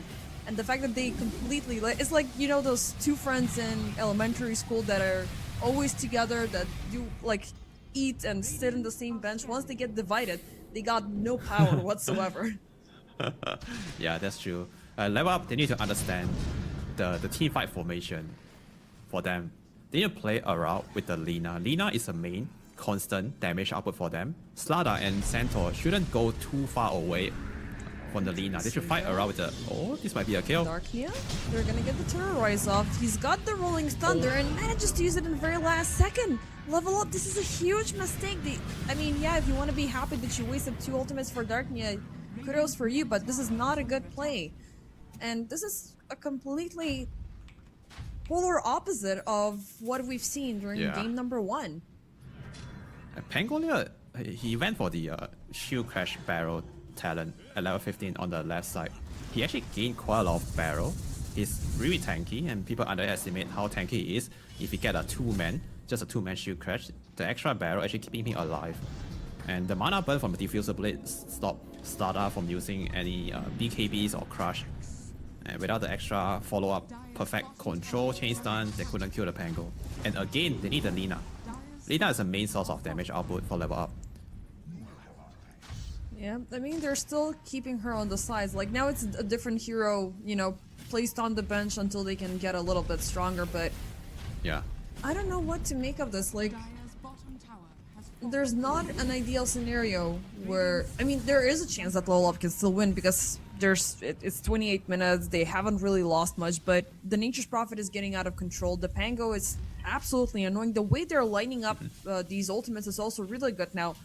There might be a small chance for level up to strike back, but that is that small window when they get the Lina damage, when they get the right team fights, and that is gonna be before the refreshers come out. Because you wanna force the PuckChamp to use up all the spells for definitive kills, but soon enough they're gonna be able to use them twice, and that is always your go-to itemization when you have the Roar, when you have the Pango. Oh, this is such a good scan coming from PuckChamp. I think Yuragi, maybe he used it, he scanned it on the top row speed and they know exactly where level up's coming with the smoke gang. And by avoiding this smoke gang, just give no chance to level up to recover in this mid game. Oh, in fact, they actually want to go on the Centaur here. They will make an effort to push in topside, but that will reveal the entirety of the team as GPC jumps in. Once again, they have a full lock on the Centaur. He's trying to soak up as much of the damage as he can with the Lotus, but he's still over the Macropyre. Eventually breaks out, goes through the Stampede. He will throw himself into the Tombstone, so he's actually going to be safe and sound. Hyuga finally is going to be the first one to die, and Woe turns around. They have a full lock onto GBC. Welcome back into the game level up. Droggy in the backlines, he's trying to at least take one of these targets, but nope, the control is back. They have finally obtained a good team fight. It was a good reveal to begin with. They had forced out an instant response from PuckChamp, through GBC out there, and the Tombstone save was so freaking good. Those two big reveals for level up is what changed the course of this team fight. Yeah, absolutely. Level up learned their lesson. They know how to play a team fight now. They just play behind the Lina, and Centaur and Undying. Both of these two heroes, they were tanking all the damage for Lina, and when they're trying to like kill the Undying, he used a Tombstone save at the last second, at the very moment, and by just enough time for himself to heal back up with the Soul Rip. And also, because of that play, causing the Pangolier overextend himself to the top Lotus pool and end up losing the fight, causing PuckChamp this key team fight here in the mid game and allow level up to somehow get some advantage back. And if they could repeat this team fight formation for level up by position the Lina at the center and the rest of the tanker just play around him, team fight shouldn't be hard for them, because Undying can save, buy time with the Holy Locket and Soul Rip to counter the Roar, to counter the Pangolier Rolling Thunder.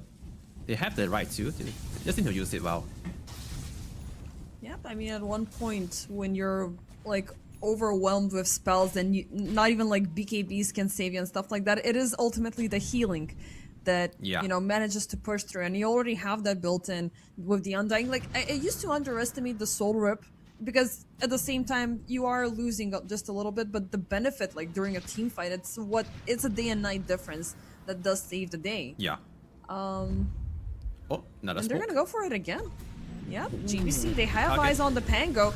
They don't even hesitate, throwing everything. And also, we have the carton play. Workhorse, eyes on Gothic. He uses the blast off to run off with the taser. They're not gonna chase him. I mean, they got a better treat. In.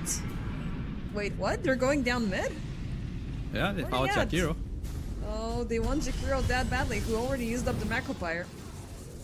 Yeah, they also understand the assignment here. The Pangolier is a key team fight for ParkChamp. He's the main cow control. Without Pango, it's very easy to win a team fight. They don't even need to press BKB to just run someone down and take advantage of the Pango downtime, and they kill the Jakiro, just dive in close to the tier 3 tower. Now they get a tier 2, about to get some control back in the Radiant Triangle. They are slowly bouncing back now with 4,000 net worth, and Roshan is up. A very quick spawn. And Yeah. not sure if Lewa want to get their hand on the Aegis here. If they can kill the Roshan before the Pangos gets here, that would be nice. For With sure. Stada, minus armor should be quick, Yeah. Rosh. Yeah, for sure. I mean, you did mention that during the drafting stage, like there was also a lot more armor reduction during the previous draft, but this one is not that shabby as well. Look at that. I wanted to point Transform. out just what Yuragi is doing. Like, even though Level Up are getting all of these wins, he pushed out bottom, he pushed out mid. He's still allowing PuckChamp to have at least somewhat of a control over the game. Because if one Yeah. team fight goes wrong, they can again push all the way in and take a set of wrecks. That's true. The split push potential from Natural Prophet, that's something that we should never overlook.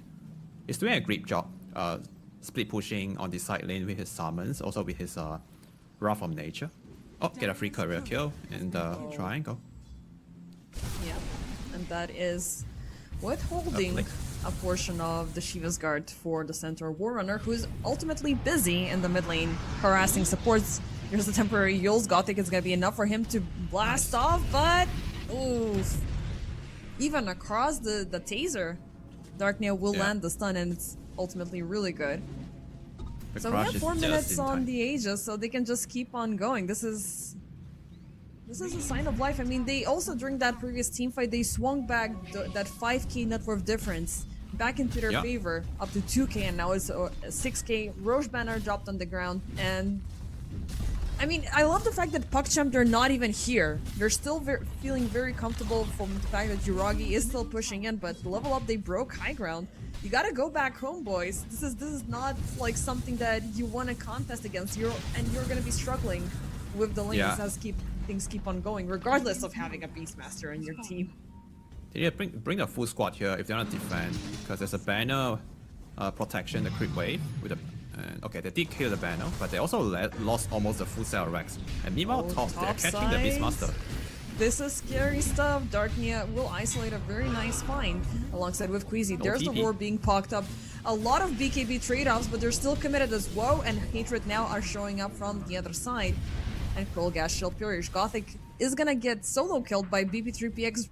Like, he's not doing wave splitting, he's doing hero splitting at this point. Yeah, so 2 men down now on ParkChamp. Level ups, they still have the Aegis on lane. About to force another high ground push on the top lane. And without a full squad on ParkChamp, I guess they might not be able to deal with this. I'm not sure why Yuragi is not present. I mean, yeah, I know he can take down towers fast, but they need the damage. Full lockdown onto Woe, but this is a huge double ultimate commitment just for the Aegis to fall. Now, BP3PX in a very tough spot pops the Lotus. He's gonna heal up to max. Yuragi finally decides to join in, and now we have a man fighting between the two BKBs versus BKB within the Sprout all over the tier 3 tower. Eventually, the might of PuckChamp will wear off, but also Level Up, they used up their entire effort for this push to be pretty much even. Okay, a good hold, a good defense for ParkChamp. And also they somehow used the Tombstone a bit too early. I feel like he should just use it when the target, the Lina, getting gone on by the Raw or by the Rolling Thunder. He don't have to just place the Tombstone too early, because now he has a shot. He need to change the way he use it. Instead of just putting the Tombstone, providing the vision, he can just use it at the very moment when the Lina getting initiated by the other heroes. And he also has the Blink and Interlance to do so. So I guess it's gonna, just wait for the last second to use his Tombstone. A smoke play coming from ParkChamp. And I like this play because they can't just win the game by just trading farm right now. They need to somehow break the game by getting a big kills with this smoke. Lina sure, should be and the best target. Yeah, I mean, if they find her, but you know, the fact that they're getting those cooldowns, those ultimates off of cooldowns, it would be best to surprise level up right here, right now, because they're still slightly recovering from the last team fight, but they're not gonna get lucky because ultimately they don't have any vision on this portion of the map. Has been killed. So it's only Yuragi farming once again. The rest of the crew, they're just scouring around trying to figure out what to do. I mean, they are farming. Krolgash is still in a decent shape, and he's indeed beginning to go down the path of getting a refresher orb. But Yeah, Level Up and, might have other plans. They could start pushing down bottom if they want to, but is that possible without Roche? They could at least force all the PugChamp hero react to the bottom push, force them TP back here, so they won't be able to get farm outside of the map. They did get two, three heroes here already, but again, Yuragi still continue the speed push on the other side, and Beastmaster also could just use his summons to push out one lane. And both teams understand that they need to play the map first, unless they get a kill with the smoke. If not, they can't anyhow just walk up for the high ground push without the Aegis. There 80 was a respawn similar bottom. play that we saw, I think it was yesterday. Not sure, I mean, there was an insanely long game yesterday at one point, which had that double spawning combination. And it just completely, like, at one point, you're not able to man fight against the entire team, right? Because of so many units being spawned out. And you miss out on one chance. Like, if you try to focus the Beastmaster, and I'm talking like Ancient versus Ancient scenario, you take out one, and then there's gonna be the Nature's Prophet right after. I do believe it was a Nature's Prophet with a Lone Druid combination, and it wasted so much time. But thankfully for Level Up, they have still all of their racks standing, even though they're always at the brink of losing an entire set. Tormentor number 2, I believe, and it's gonna be just gold. That's... I don't think I've seen a early Tormentor and everybody already having their shards. Yeah, I think this is my first time to see a very early Tormentor that only give gold and experience to the whole team. This case will happen when all the heroes that have the shard purchased or equipped on their side. He's just running across the minefield. Yeah. It is definitely messing with PugChamp, you know, strategy to impose randomly onto Level Up, but they're not gonna go in for the direct strikes. They're Level Up are playing around the smoke so carefully. Eventually they will find somebody, and that somebody is gonna be Gothic. Maybe they could have opted in for something a little bit better, but it is a reminder that they're here, they're in the game. And they don't even commit anything all too exquisite. It's all right clicks and those little bit of stunts. Yeah, that's so much damage from the Centaur, just from the Workhorse and the Double Edge. It took away like 60 or 70% of the Tetris HP. I wonder where's the damage come from. Is it the shot or something I missed out? But it's so much damage. I saw there's a Shiva, Double Edge, and maybe the Workhorse damage that provides the Stampede damage too. I guess take away so much HP for the Tetris. And I don't know, like, why. I'm looking at his inventory in the meanwhile. He's got the Aghanim Scepter in the reserve stash. Like, he's not willing to use it or reveal it way too soon. Like, this is an odd combination. Like, the Abyssal and the Aghanim Scepters are in the 7th and the 8th slot, and Yeah, I'm not I sure saw what that the too. idea is here, but maybe either for the procs or either, you know, self-prevention. I don't want to use this prematurely. Yeah, I guess you want to have the tree cut ability to unstuck from the sprout. True, there's that. But looking at the damage, this might be a stupid question, but because you do have the retaliate, right? And he was walking all across the mines. Does the damage get reflected back to the techies? No, the Centaur passive only reflect the light click damage. Right. But in the It would recent have been patch, insane. in the recent patch, I think they changed something with the Tetris Mine and the Netherwort. Now the damage reflect to the caster instead of the thing anymore. So with Blade Mill, we could actually reflect the damage to the heroes. Right. So yeah, the Raid Mine and the Netherwort, all those, even the Nimbus, the damage could reflect to the caster with Blade Mill active. Yeah, I remember. Like, even though it was not like, you know, that specific, because in this case we're talking about an object, an asset into the game, and how can it reflect the damage. But there's that good old anti-coddle strat. Everybody builds blade mails. When he illuminates, he just dies. Big fight. And it seems like they're finally gonna have a team fight. VP3PX, he's gonna jump in there, gonna miss out with the ice path, meaning that this center is still gonna reign loose. A bunch of ultimates being thrown in onto Woe, and it's ult to not. Nobody's gonna die down. GBC, Gothic. Oh boy, this is so bad. Darknia, though, will be caught up by Yuragi, so that's a little bit of something that can keep up with this team fight. Now Yuragi versus Woe, they have him completely surrounded. They're trying to close onto the Lina, but she keeps on fighting. She does not care. Ice Path to temporarily put her to a halt, but on the side we have the active healing coming in from HYDRA, but it's not gonna be enough. Still, they're willing to fight, to level up, they're committed. Yuragi in a tough spot as BB3PX gets the log, gets almost a kill. Nope, actually it's gonna be an ultra kill from Queasy. Wow. Remember when I said support into Akiri? Actually, you agreed with support into Akiri. I guess the dream is happening. He is doing the carry job.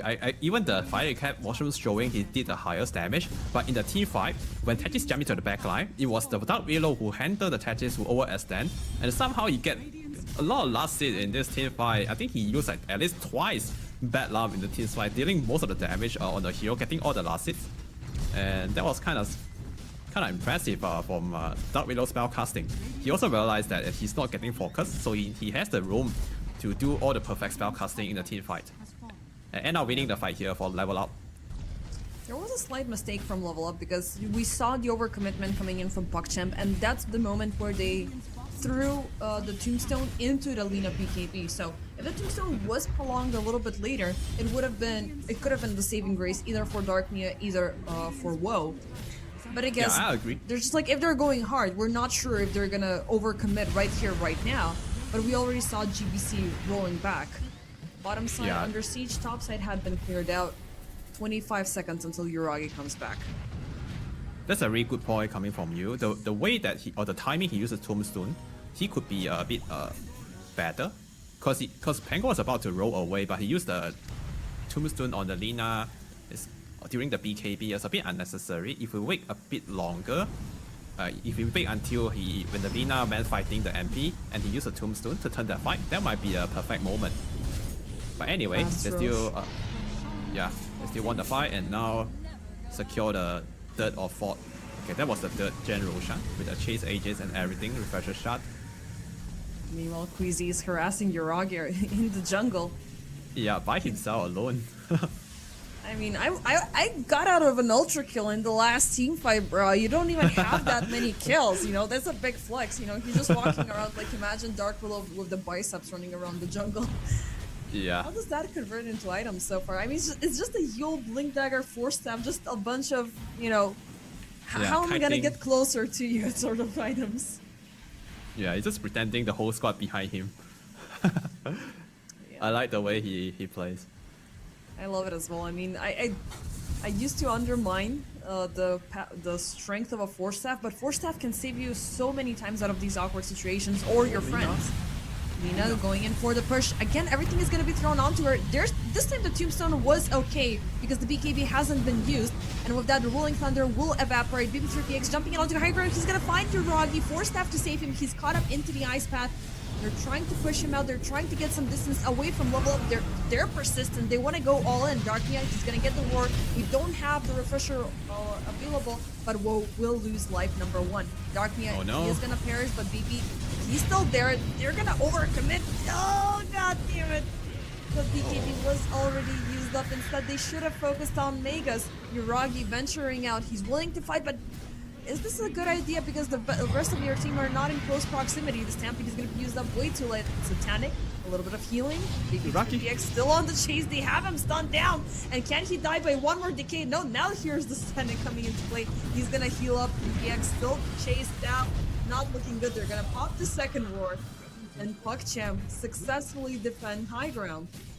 Yes, they are level up. I guess they break the high ground protocol right there. They should just focus on the building and not overplay themselves. They went a bit too far. They lost the Lina first life, and Starter also went in a bit too deep, getting baited by PUBG hero, end up losing, causing them the crucial team fight here. Allow us to cast the game a bit longer. Of course. I mean, this is far more exciting. Last, like, game number 1, I was feeling a little bit underwhelmed, but it was I'm very happy it's not the leitmotif for game number 2, even though there are still that, you know, level up leads that we're seeing, 11k, 31 over 26. Yuragi is definitely a force to be reckoned with. He's a scary guy, he's really tough to handle, and he's always like in the back lines just hitting everything that he can find. Satanic for the protection and whatnot. And now he's got... I was hoping for him to do a little bit more damage during this downtime, but Level Up had pushed in the lanes way too much for them to, you know, get an equal result right after.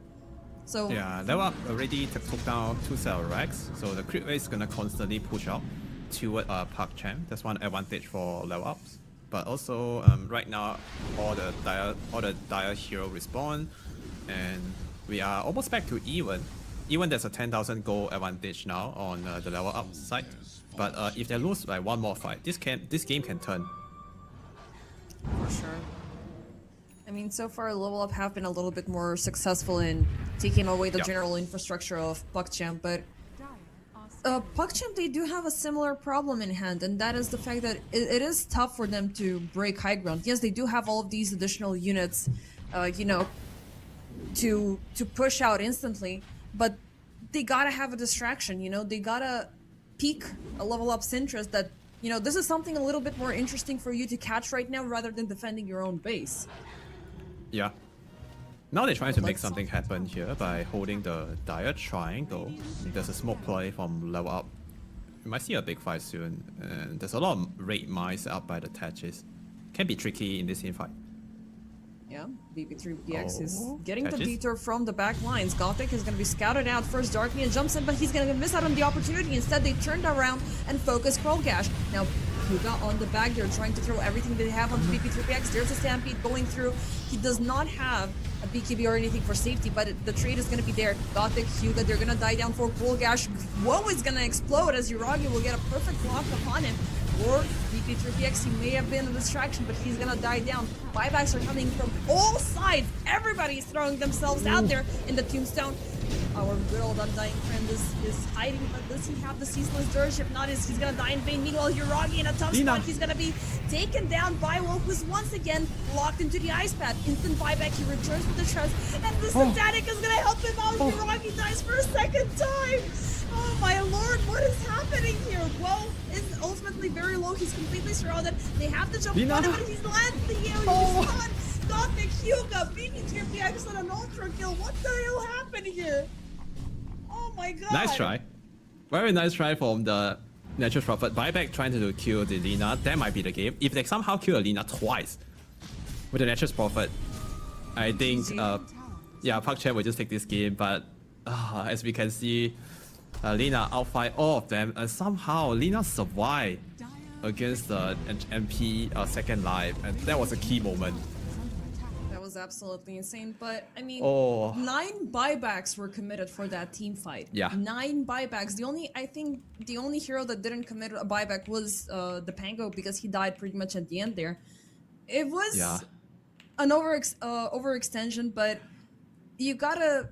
I think if it comes down to one decisive moment, is the fact that ultimately the draft from PUBG was insanely reliant on those big ultimates, because during the duration of the Roar, during the duration of the Rolling Thunder, that's when they have the majority of the effect. But once they're out, Level Up are able to fill in the gaps, and Yuragi jumped in right in the middle of the team fight without even reconsidering, like, I am the damage here, I'm here to kill. He will end up having 38.5k net, my bad, 74.6k net worth damage output, which is a lot more to compare to WoW, but WoW had the better team ultimately. Yeah, I think the last team fight, it was the climax of this series, and everything doesn't matter. It's all dependent on who got the kill on the other carry first. Might just dictate the whole game or the rest of the game, but looks like Level Up just played the fight slightly better. The spell casting, it was pretty on point, and Yeah, it was an amazing game, and the last team fight is one of the best way to end this series. And congrats to Level Ups, very convincing 2-0 against PakChamp. Yeah. I mean, game one was a lot more convincing, but the fact that they walked away with the Yeah. entire series, it does put a That's staple true. on why they ended up being first in their own respectful group, bringing them a little bit closer to Aria Rice, who are also a really scary team. And I think that is going to be the Titan and the Goliath matchup of this respectful group, and that is going to happen on August the 6th. So, there's Oh. plenty Yeah. of days of groups to see until then. Meanwhile, for us, ladies and gentlemen, the day is far from over because we have two more series. One is going to be Team Syntax versus Nemiga, as we're going to roll back into Group A for some more action, and we're going to have a big reveal. So, first time playing at the European Pro League.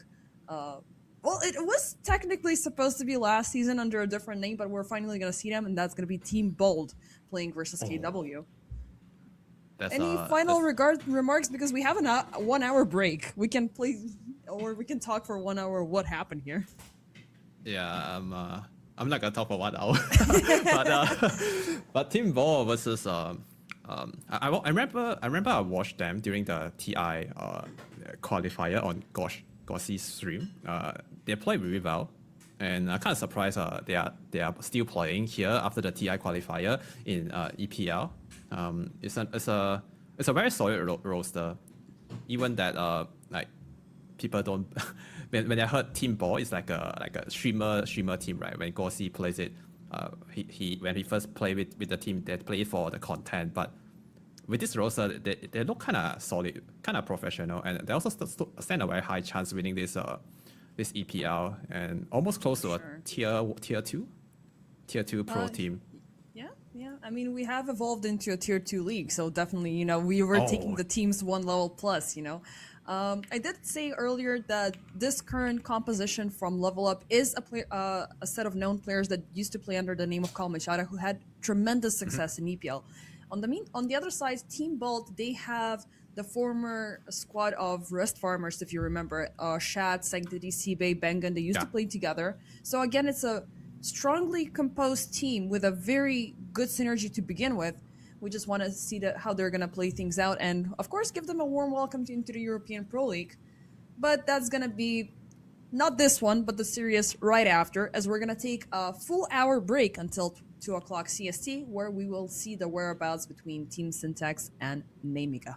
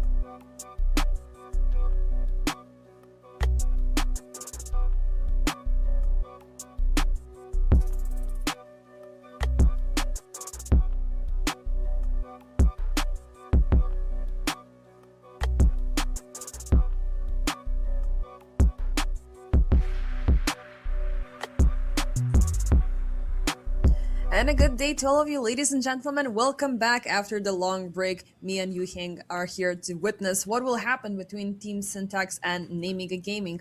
A little bit of a contrast to begin with in terms of what of the picks that we've seen in the first series of today, where Level Up were the victors with a 2-0 result. And unfortunately, I need to be already a bearer of bad news, but the last match has been postponed for, I do believe it was the 8th of August, so pretty much all the way back. Hopefully we're going to see Team Bald in another series. Yeah, hopefully. I wanted to see them play on a real game again. And into this game, Syntax versus Nemiga. This is going to be another hype series. I did cast one of the series of Nemiga, but unfortunately, I don't get to see them reveal more of their strategies. I'm still kind of new to them. I didn't get to cast a lot of the Europe matches, but can tell they have very good players because the way they draft, they are picking all these top tier heroes. On the first few pick already, the Snapfire and Laundry, these two heroes, they are the S tier, close to broken in this meta. And Jack Hero is also still a great hero, very underrated, even after the nerf. What do you think? I do like Jakiro. I mean, it always feels like this good old reliable support that, it is quite skill based because you always want to land the right ice path and then everything else will come about. But you also have this ongoing lane harassment, which never fails to scare off the enemy team. Right? You're either gonna pop the frost or the fire. It has been nerfed down for sure. You gotta get the shard to get the maximum effect of it. But if RNG loves you, you're gonna have that by 20 minutes without necessarily sacrificing 4 staffs or whatnot, which can be quite a game changer. Lone Druid passing through the ban stage is interesting, but more interesting, I believe, is this Luna being picked up by Syntax. Interesting reveals so far on both sides, and I know there has been a Luna in a couple of series before, but I haven't had the chance to witness it. What do you think about it? Luna is a stat. It's like a stable carry. It's like A minus tier, but I feel like they revealed the carry is a bit too soon. And now they pick up the Beastmaster on Nemiga, which is not bad versus the Luna, because Luna has this spell called like Lucent Beam. He could somehow like kill the summons, but not very effective compared to like other carries. So because of this like Luna early pick, he might not have the best hero to deal with the summons. It's not like he's a cut counter against a Laundry, against a Beastmaster. So Luna is definitely not the win condition here for Syntax. And I wonder why they reveal the carry so soon. Even they have the last final pick, but I still feel like carry right now in this meta is right.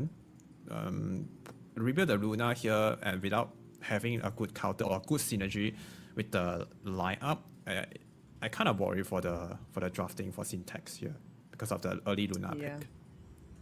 There's also that follow-up, like a couple of days ago I did find this, I'm not sure if it was a tweet or a Twitch comment of Dendi that, turned into an image or something about the positioning of mid laners right now in this patch. Is they're not having that sort of a strength or some sort or all of the force that the offlaners and specifically the supports that currently have in the meta.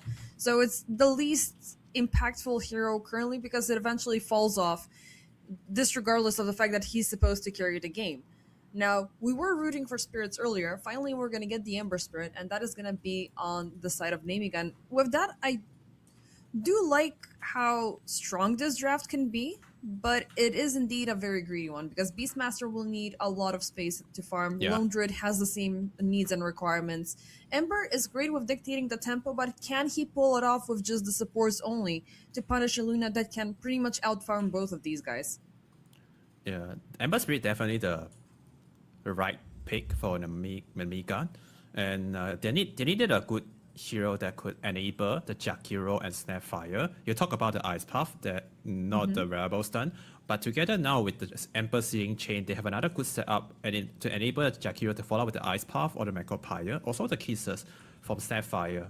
I remember just a few days ago, CCNC or Queen, he just released a video and talk about his Ember gameplay and the toss process. And Ember is the exact, I mean, it is the perfect fit here for Nemiga to enable these two support to play the mid game to buy time for the Beastmaster to come online before his Howl Overlord. And after the Howl Overlord, the 4 heroes together, they could play around the mid area and buy time for the Aghanim Scepter timing for Laundry. I can see the game plan and the whole picture for Nemiga with this draft. And Syntax finished the draft with the Monkey King.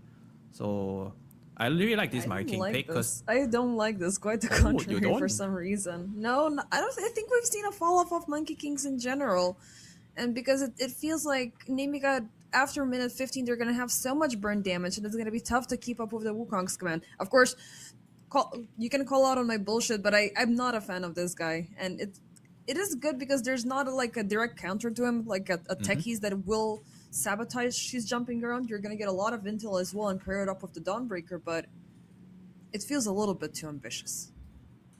Speaking of Dawnbreaker, I guess the viewer can't see it yet from the screen. He has a very interesting cosmetic item, the weapon that holding the the kind of, it does feels like Dota cosmetic item. Not sure if the viewer can see it later, but it looks kind of funny to me, kind of distracting too. Yeah, and Monkey King, that's funny stuff.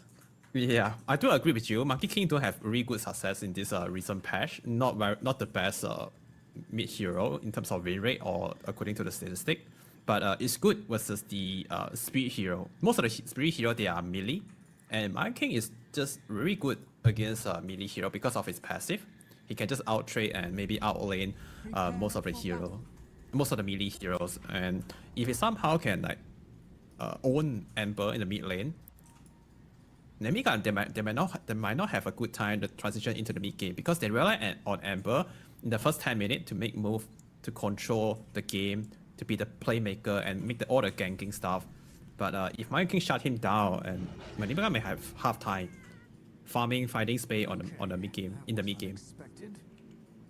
Yep, I mean, it does feel like the monkey is always gonna be one step ahead of the spirits, and Mikey, not monkey, Mikey is a very strong player that we have seen on numerous occasions previously, not only as a part of the EPL, but also Aria's CCC series and stuff like that. Yeah. And he's always been somewhere up there, either with Team T or Winter Bear, lastly seen with Avilos before he got into Nemiga here.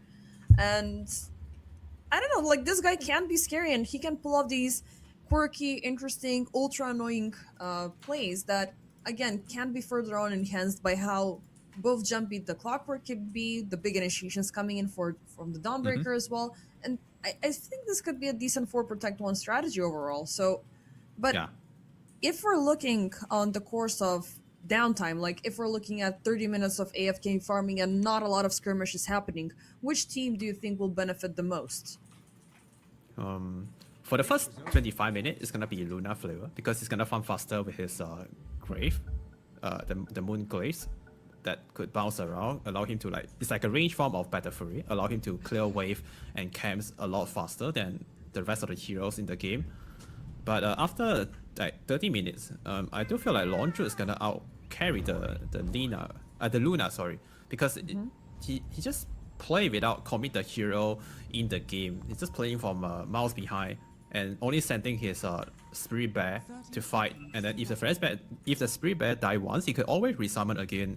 And this is one of the most broken spell in Dota 2. And I feel like Valve should just balance it and patch it out as soon as possible, because Laundry is unfair. Having a hero, like 2 heroes, he's gonna outlane most of the hero, and then he also has an insane of unbalanced late game potential with the Laundry Bear. Yeah, it's just unfair. Like, you're pretty much gonna be walking around, I don't know, like 14, 16 slotted on 2 heroes, and eventually you're even gonna have a refresher shard, so if one dies, you're instantly gonna bring it back in play.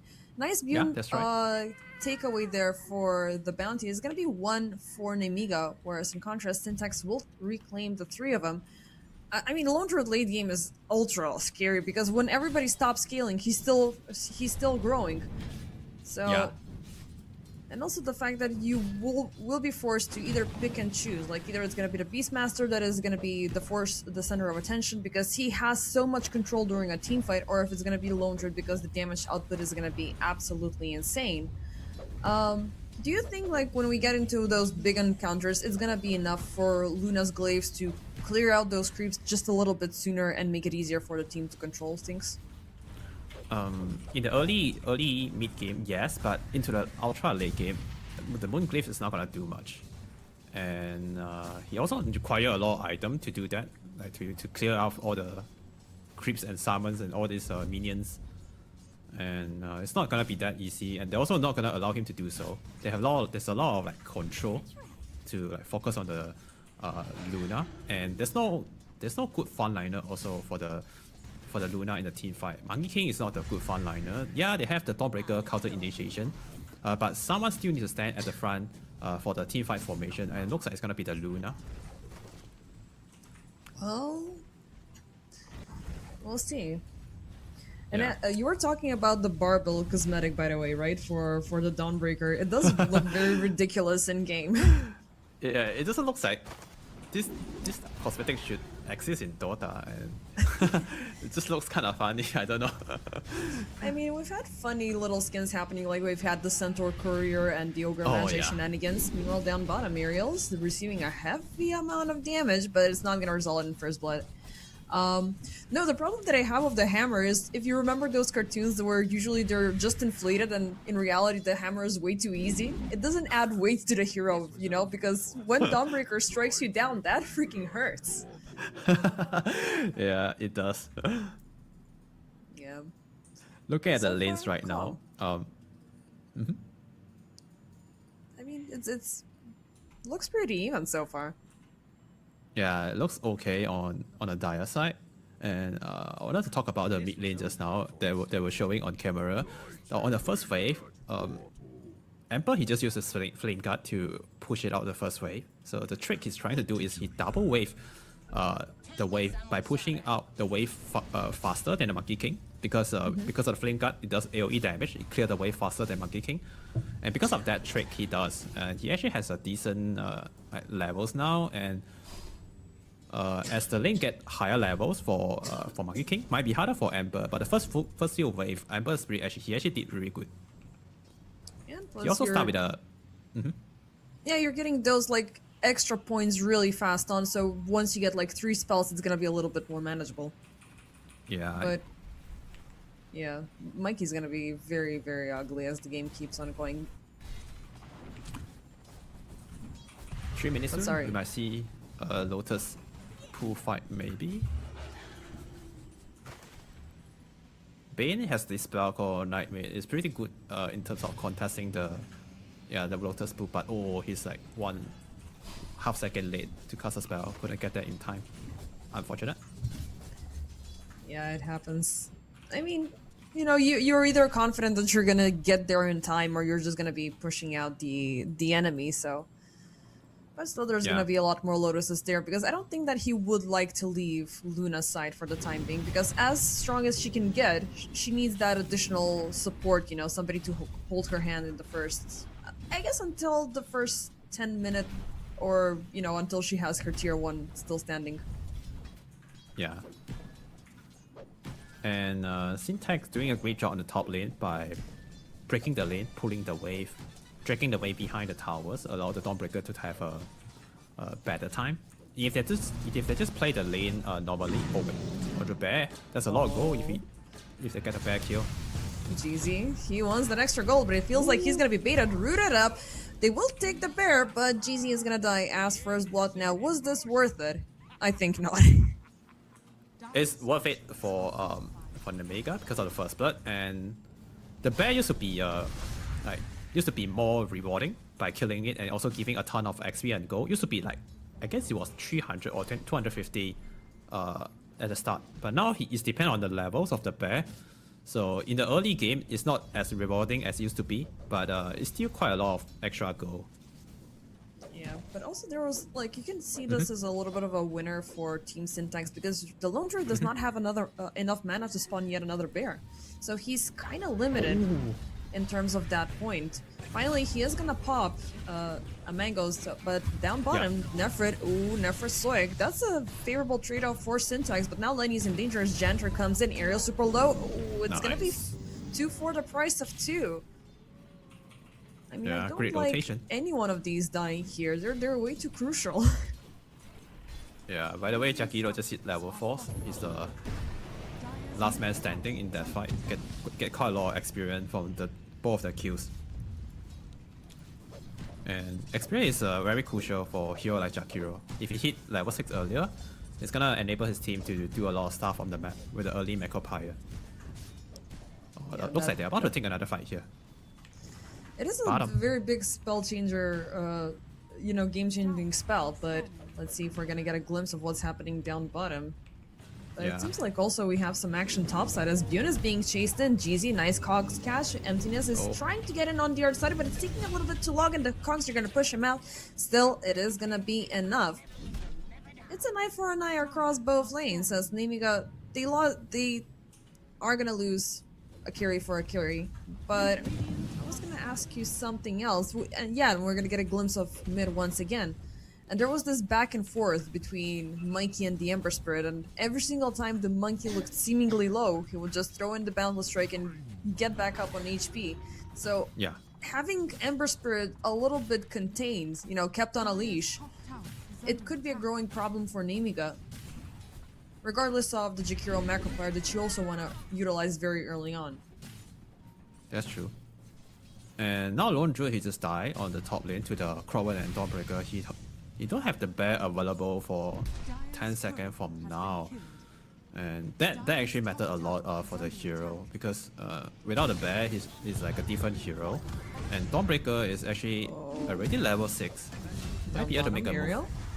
Oh, good It's kill. a nice move. Monkey joins in, and they're gonna go in all the way between tier 1 and tier 2 towers to maybe get Nefrit, but Nefrit, he's just gonna back off. Still not enough of a contest to be shown from Nemiga, but actually they will take the other shrine, so this is something. Emptiness now in danger. Nice jump in from Young G, but now we have Mikey, first Wukong's command of the game, and he is looking to punish the Jakiro. Okay, very good move from both mid laner. They know that the 7-minute Wisdom Shrine timing. Monkey make his way to the bottom and did get the Dire Shrine and TP to the top, but unfortunately the Amber did secure the top Radiant Shrine, make it 1-for-1 at 7 minutes. But overall, still very good move from Syntax. They got a lot of kills at bottom. And also they took down Janter like in very close proximity. Like I think this is the second time he's dying in 2 minutes. So, Yeah. once the levels are tougher to gain, you need more experience. You're closing the gap from level 5 to level 6 for a support that might sometimes feel like an eternity. That's true. Especially when they're playing from behind. Oh, Crowell. Janter, okay, that might be subject to change though. They find Jeezy. Still, the cogs will buy him some time, but the root will not. Let's see, Bune keeps up the chase. The barrage is gonna help things out. Pesky Clockwork. Meanwhile, Lenny on the bottom side. Ariel going in for the dive. Young G as well, and the Luna shall be punished, cleaning out the score and allowing Nemiga to keep up with this tier 1 tower push. Now this is potentially a very bad kickoff to a series of bad events. Yeah, As Janter very topside, early. look at this harassment though. This Jakiro. Oh boy. Very early tier 1 has been destroyed at bottom. Radiant tier 1 here. I didn't expect like Luna loses tier 1 this early to the Beastmaster. It's not gonna be good for him. He's gonna have lesser camp to farm for Luna now, and with lesser camp, he's gonna get out farmed by the Beastmaster. He's gonna have hard time transition into the mid game. Might not be the top net worth for the next 5 minutes for Luna. Look at the Luna net worth right now. It's the bottom among all the cores. Yeah, I mean it's in the end it's a Luna that we're talking about. So when experience comes by, she's able to compensate and speed up out of control. But Ariel is gonna pave the way to make that easier for her as he dies in the first eclipse. Solar Guardian jumps in. They have a lock on Nefrit. Roar, nice try, but now it's a 5v1 scenario. And already looking at a better course of things, this will give Lenny that extra help that he lost in the past couple of minutes. But Yeah, also that's you one do way have to- another component here that is Mikey. So the fact that the Monkey King is currently so strong and he's not afraid to show it is giving Syntax the leverage they need to get themselves into a later state of the game where Luna can be even stronger. Top, Jeezy, Well, it's just GZ, it's not Luna, it's fine. Yeah, he got caught out of position. Oh, might be able to get Dawnbreaker as well with the Ember Spirit nice rotation. route. She does have the one, and Feast Boots are gonna get off cooldown very soon, but Youngji is committed for the chase, and Ariel coming in with the cookie. Yeah, Oh, that's a good big movement. one. A lot of goal. I wanted to say that by getting kills, that's one way for Luna to recover to the game. And he got a good kill at bottom just now. But also, meanwhile, when Luna is killing someone at bottom, the launcher also apply a lot of pressure on the top tier 1. Yeah. And Jakiro is level 6 already, 3 point on the liquid fire. And at this stage of the game, Jakiro just want to like walk up to the tier 1 and constantly spamming his liquid fire to like force some hero's reaction to defend the towers. They can keep doing it with the Ember Spirit. And there's a level 6 too on the Snapfire. Beastmasters need time, he just needs to chill until his health overload. So right now is the Ember Spirit show time with both support. Well, Nemiga, even though it's 7-7, like their potential looks a little bit scarier from this point of view, just because they have all of these big upgrades all of a sudden. GZ, nice jump onto Genter. Youngji, meanwhile, he's gonna find Lane down bottom. First grip used up, it's gonna be onto Genter, and trade-offs across both sides, but definitely a more favorable one for Nemiga. They're keeping up with the cheese though. Syntax, they want the bear. Is it gonna TP out? Nope, it's gonna be 235 gold for emptiness. Yeah, while they're Just fighting got another top, bear. Structures are fortified. yeah, while they're fighting top, Ember Spirit just use a chain into the kisses. They get a good easy kill on the Luna. That's a pretty big one. Radiant's bottom tower is under attack. And for Nemiga, yeah, they lost the bear, but he can always resummon, so he don't cost him as much as Luna dying in the middle. And now Beastmaster with the help of Dominator, they're about to pressure the tier 1 tower here. I wonder how Syntax gonna react to this one. Ooh, backline. Oh, they're gonna jump in with Lenny alongside with the Solar Guardian. It's gonna be Ariel caught up from the side, but he's not your true menace. Boundless Strike connecting on to 2 Nefert. Now that's a bigger target. He didn't have the chance to use the roar, but it was enough of an effort for Nemiga to claim the second tower of the game. Yeah. Mikey though, is he committed for more? He's yearning for more, or at the very least, cut off the creep width and facilitate a tower, tier 1 tower takeaway, and beautiful hookshot from GZ coming up from afar, getting a lock onto Janter. They will be forcing Nemiga to disengage, but the fortification will put a halt to their siege even further. Young G turning around, they will find the Bane, beautiful cookie, and Stoic shan't go anywhere aside from the fountain. GZ top though, Ice Path. Okay, so there's gonna be another support dying off on the side of Syntax. Well, with Young G coming in from the side, they will secure it. A bit overplay coming from the Syntax. I think they go a bit too far, diving until the tier 2 tower. It's a good hook shot, but they also need to do some damage calculation. It's a bit too early for them to dive the tower now. They used most of the spell earlier, trying to like fight close to the mid tier 1. The Luna come from a really beautiful angle with the Eclipse and the Dawnbreaker ulti. They got 2 kills. Even they lost the towers, but they still get some kills. That was okay until the moment they dive the tier 1 Dire middle, and they also give away some of the advantage they have just now. Didn't get a tier 1 Dire middle, they also lost 2 support.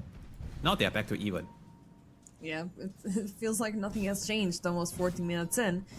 The shrines are not going to be contested for the second time, even though Janter was definitely considering it, but this might be a bad thing for him. I mean, GZ lands these hook shots like a pro.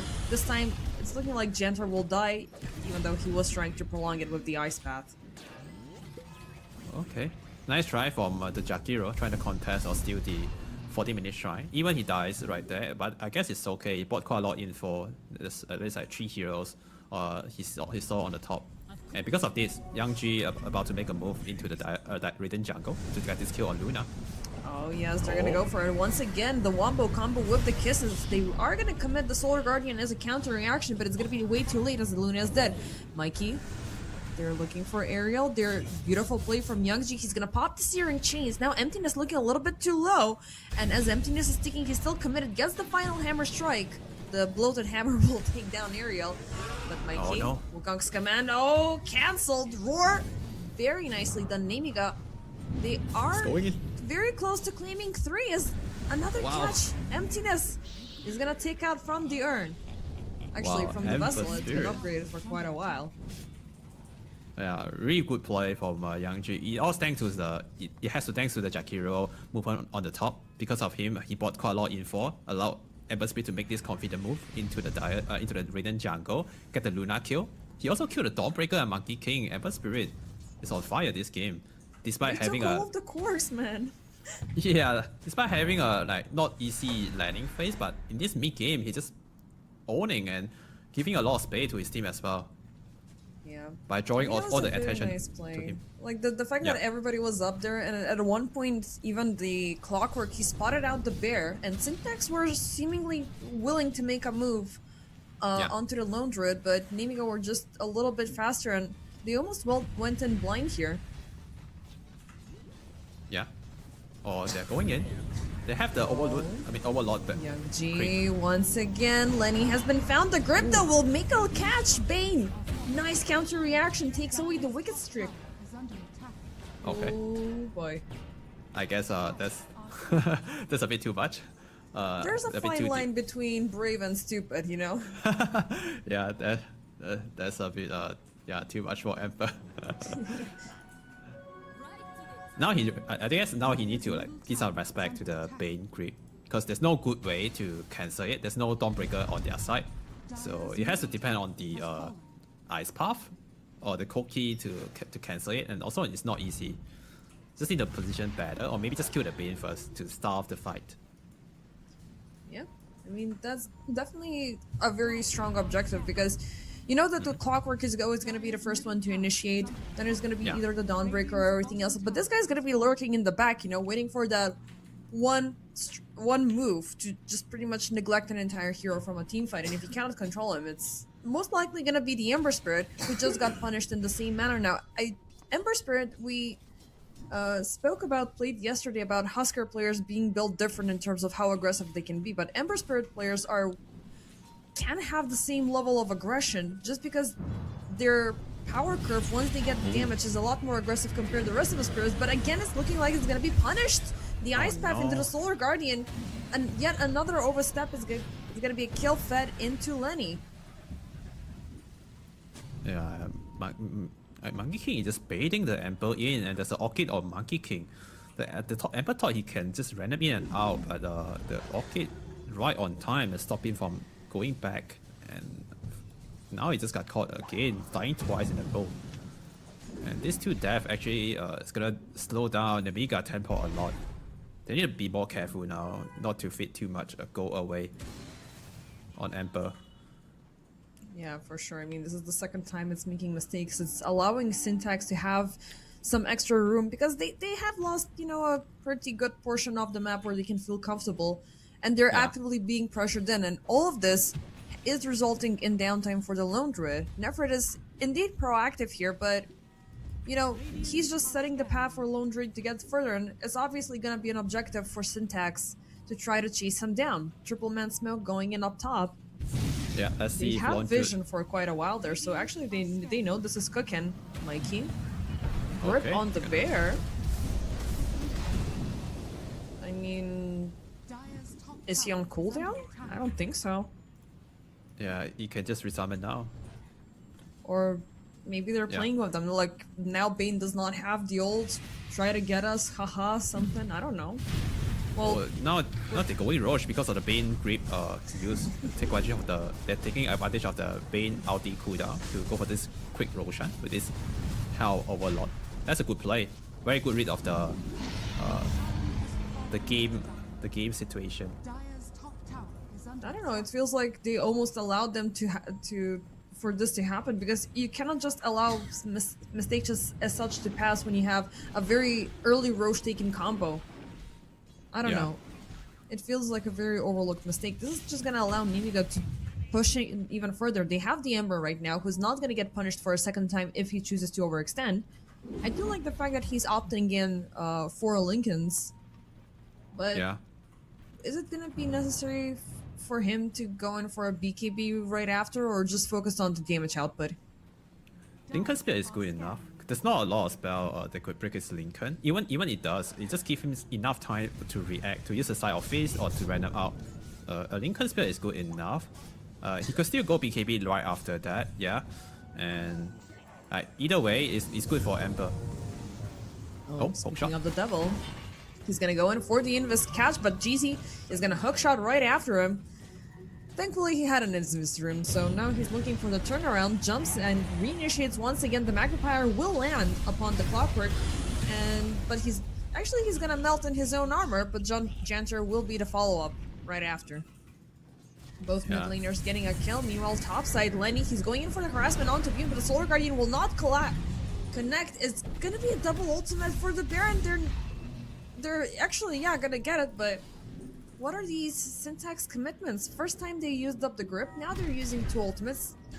For sure, Bune walked away because there's no reliable lockdown, but it doesn't look too good. The bear, he can always resummon now. He has a resummon off cooldown again. It doesn't cost him anything, and also costs 2 syntax ultimate ability just to kill a bear. Oh, top lane, roar. Nice roar with the kisses. Mikey will use this opportunity to jump upon. Okay, now that's something. See, this is how you kill a hero, not focus the bear. Never just gonna die down within the grip, and the Wukong's arrow trying to jump away for his life, but it's not happening. Stoic, meanwhile, will be taken down by the dragon, who is still reigning free. Emptiness, oh, looking close. He's gonna die down right after the ice path. GZ chased down Young G, life number 1, taken away with the boundless strike, but it's gonna be an instant TP out. We don't want to fight him again. Unfortunately, it is gonna be, the clockwork casualty. Lenny's still staying. He does have the Mask of Madness, but I don't think you want to turn around and fight this buddy. He might as well be forced to do so. The bear coming in from the river, and he's gone. It's not a good trade at all for Syntax for sure. They lose more numbers than Nemiga, and Ember's 3 didn't die. He has the Aegis, so it's a 3-4-4 in Flair for the Dire side. And once again, they use a lot of spell on the Laundry Bear at the start, and I guess I'm not really sure is that worth it, because you can always resummon and only getting a 200 gold plus by using a lot of spell for it is, I guess it's not worth it. But if they can find a Beastmaster, maybe that would be better. And because of this, you're not punishing the bear, you're not punishing the bear's gold. You know, regardless, he already got the Aghanim Scepter, which might make things even more so disgusting by Nemiga. You can now start chasing around with the bear, try to find your targets a little bit easier, and empower the Ember Spirit even more. Yeah, down bottom. Down bottom, yep, we are seeing some action. Roll is going to be used up, Emptiness completely surrounded. Ticking Firma lockdown, they're going to commit the Wukong's command as a counter reaction. It's going to be enough for Emptiness to break away. Hookshot going in all the way to the back, but GZ is going to block out the incoming siege. Gonna get caught up, Searing Chains, Jantor gets popped in the back, but pops the Micropyre, which only takes down the enemy support. Team Syntax, they're looking for more. Do they want to do this? Nice Boundless Strike, nice catch, but the Warhammer's Kisses are flying in. Solar Guardian won't connect, but it brings Emptiness as a part of the action to reinitiate at full health. Mikey though dies down by Ariel with the grip. Worth it? It's worth it for sure. Oh, do you want to do this? They're getting close to each other. Oh, the hammer, it's gonna connect. Young G stunned down. Lenny jumping in with the Eclipse. He doesn't have any remnants to get the hell out of there. He's gonna use the very last one to dive under the tower and avoid the Eclipse. Ooh, split second decision making and getting ultra lucky there. Stoic trying to get away from imminent death. It's actually gonna be a success, but a lot of resources for an Ember that didn't die. Oh, that's a long chase of fight for Syntax, and very well played by Nemiga's side.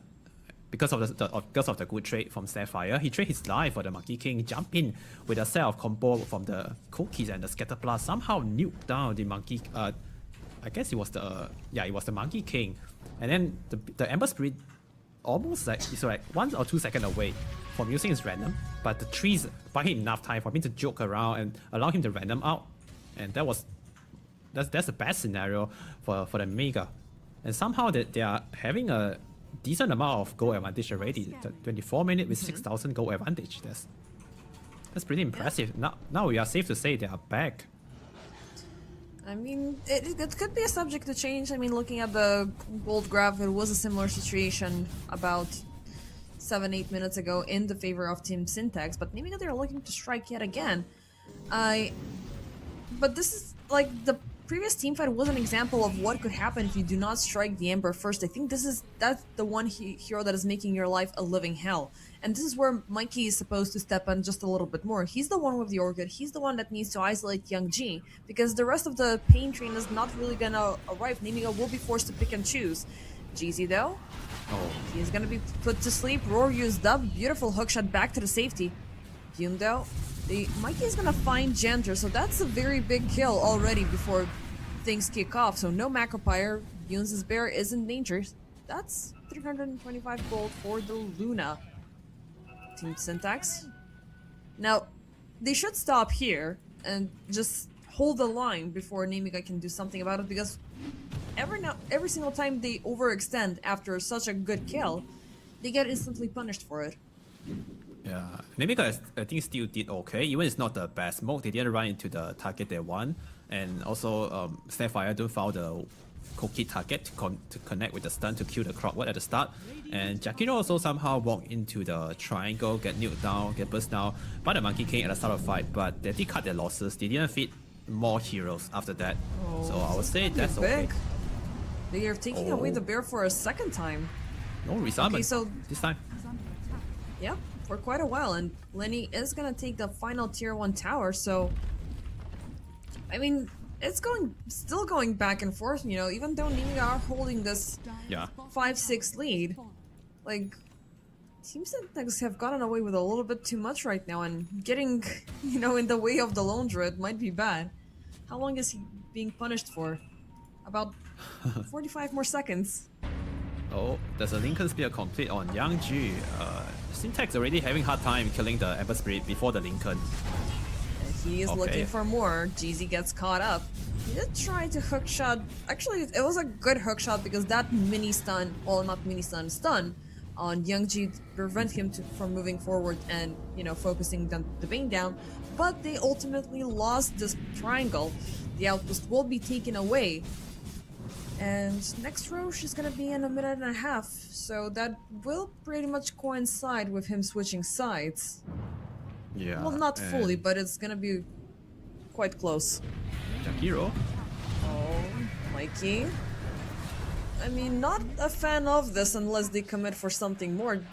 Nefrid was looking like a good opportunity, but they're gonna lose sight of him. Okay, 2 ultimate use for post-fight Jakiro. That might buy some time for Nemiga to do something on the map. Do you believe that right now Jakiro is that imperative of a component for Nemiga to initiate in a team fight? I guess it's not worth it to use like 2 ultimates for a post-fight at that situation. Might be a bit overkill, because without Dawnbreaker ulti now, Syntax, they're kind of weak. Look at the bear. Oh, nice hook shot. Oh, they are looking for it, but it's like feeling like Youngji might be the real target. They have him silenced up. Why not use the opportunity right now? Eclipse coming in from the back. Roar used up, but Luna is sticking around. Will they do something about it? Everybody's trying to gang up on her. Nice BKB reveal. But things did not line up for Syntax. They didn't have the Wukong's command to layer over this. But it's still a good sign because they did survive the skirmish. Only thing that they lost was those 9 seconds on the Luna BKB. Okay, they used Luna BKB and the grip, and they cut any unnecessary death. That's good. But Roshan is spawning soon in 10 seconds. They are also losing, they are missing out some good key spell ultimate and up BKB for the Roche fight. Now I'm not so sure about this one for Syntax. They're going for it, but they missed with the hookshot, but they're still willing to commit. Wukong's command, okay, nicely done, but again, it doesn't co-align with the Solar Guardian. Like, these are impulsive mistakes by Team Syntax. I mean, I really want to see this combo work, but I don't know, like, either take it back, take a step back for next 10 minutes and commit on the Gleipnir, because this is not working. Yeah, while they are fighting, chasing in a dire triangle, the Laundry Bear almost take down a top tier 2 towers by himself and force out 2 TP to the top. And the bear just walk away with a Silver Edge. Invis out. I mean, he is still dusted and walking under a sentry, but I don't think Mikey is willing to run when Nemiga are hiding in an obvious Roche siege. Nefrid eventually shows himself. GZ is gonna be the first target roared up. Young G looking to commit. His Linkens will be popped. He's thrown into a nightmare and forced to get the hell away from GZ. Here come the Merskis's hook shot for the save. Nice bait from GZ on these two ultimates. It seems like Nemiga, he's getting the worst out of them. Same thing that happened earlier with the double ultimate. Now it's happening on the end of Nemiga. So they're going nosedive into a Roche contest without 3 spells. Yeah, so both teams are trading spell and trying to get some advantage. So if they get some kills with the fight here, it's gonna allow them to go for the Roche. And now Roche is up, and I wonder how both teams gonna react to this one, because most of the spell they are on cooldown, hook shots on cooldown, kisses on cooldown, and all these spells they are the key important team fight abilities. But looking at the game stage right now and the map control, it looks like Nemiga they have the better control around the top side of the pit. I mean, it could be either or. Team Syntax are definitely going in a little bit of a favorable upper hand in the upcoming Roche contest because the Solar Guardian already went on off of cooldown. The Wukong's command is pretty much right around the corner. There it is. And Nemiga, they're just praying that the bear is gonna survive for a second time unless they keep Syntax away from the pit for another... How much did he need? Like a full minute? Yeah. Oh, the bear is... Okay, they're trying to go on the Ember Spirit here. At least like force him to random out. Oh. Yeah. I mean, what do you expect? Like, you need to catch this guy by surprise every single time. When he's ready, I mean, he's farming down the lane 30 minutes in. You know, of course he's gonna be having a what's his face? A spirit, a remnant in the back.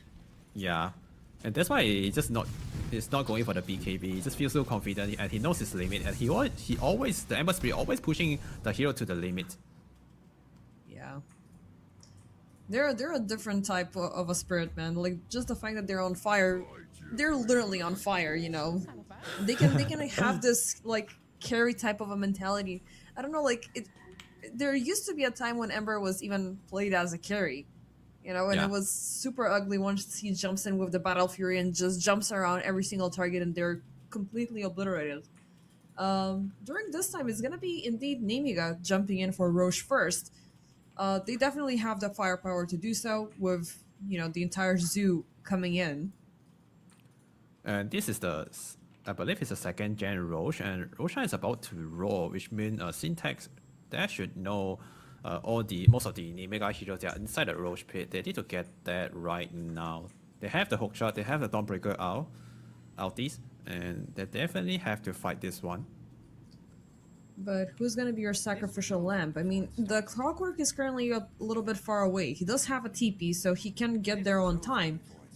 One hook shot, it needs to be a kamikaze bomb here if he wants for it to land right, you know? He wants to keep the cogs up for enough time because the one big thing that has been messing with Team Syntax for the past couple of team fights is they're failing to get the Solar Guardian to land properly. But I guess we're not gonna be seeing them because they don't have any info about it. I just saw that Mario King BKB is on cooldown. I mean, that could be the reason why they're not going for the Roche, I guess. Yeah, I just realized just now. Not sure when or how he used it, but that could be the key reason why. Bottom. So, it seems like we do have a skirmish. It's gonna be the bear that's initiated upon Youngji. Will use this aggression to strike back at Emptiness, who's gonna have the Lotus. Nice pop to prevent Never from moving forward, but Youngji is not scared. Meanwhile, Mikey in the backlines, he's cleaning up the enemy supports, but it is gonna be so far 2-4-2 with Nemiga still having the Ember on the Aegis of the Immortal. Yeah, 2 support for 1 offlane and a support. Good trade for the Dire side for sure.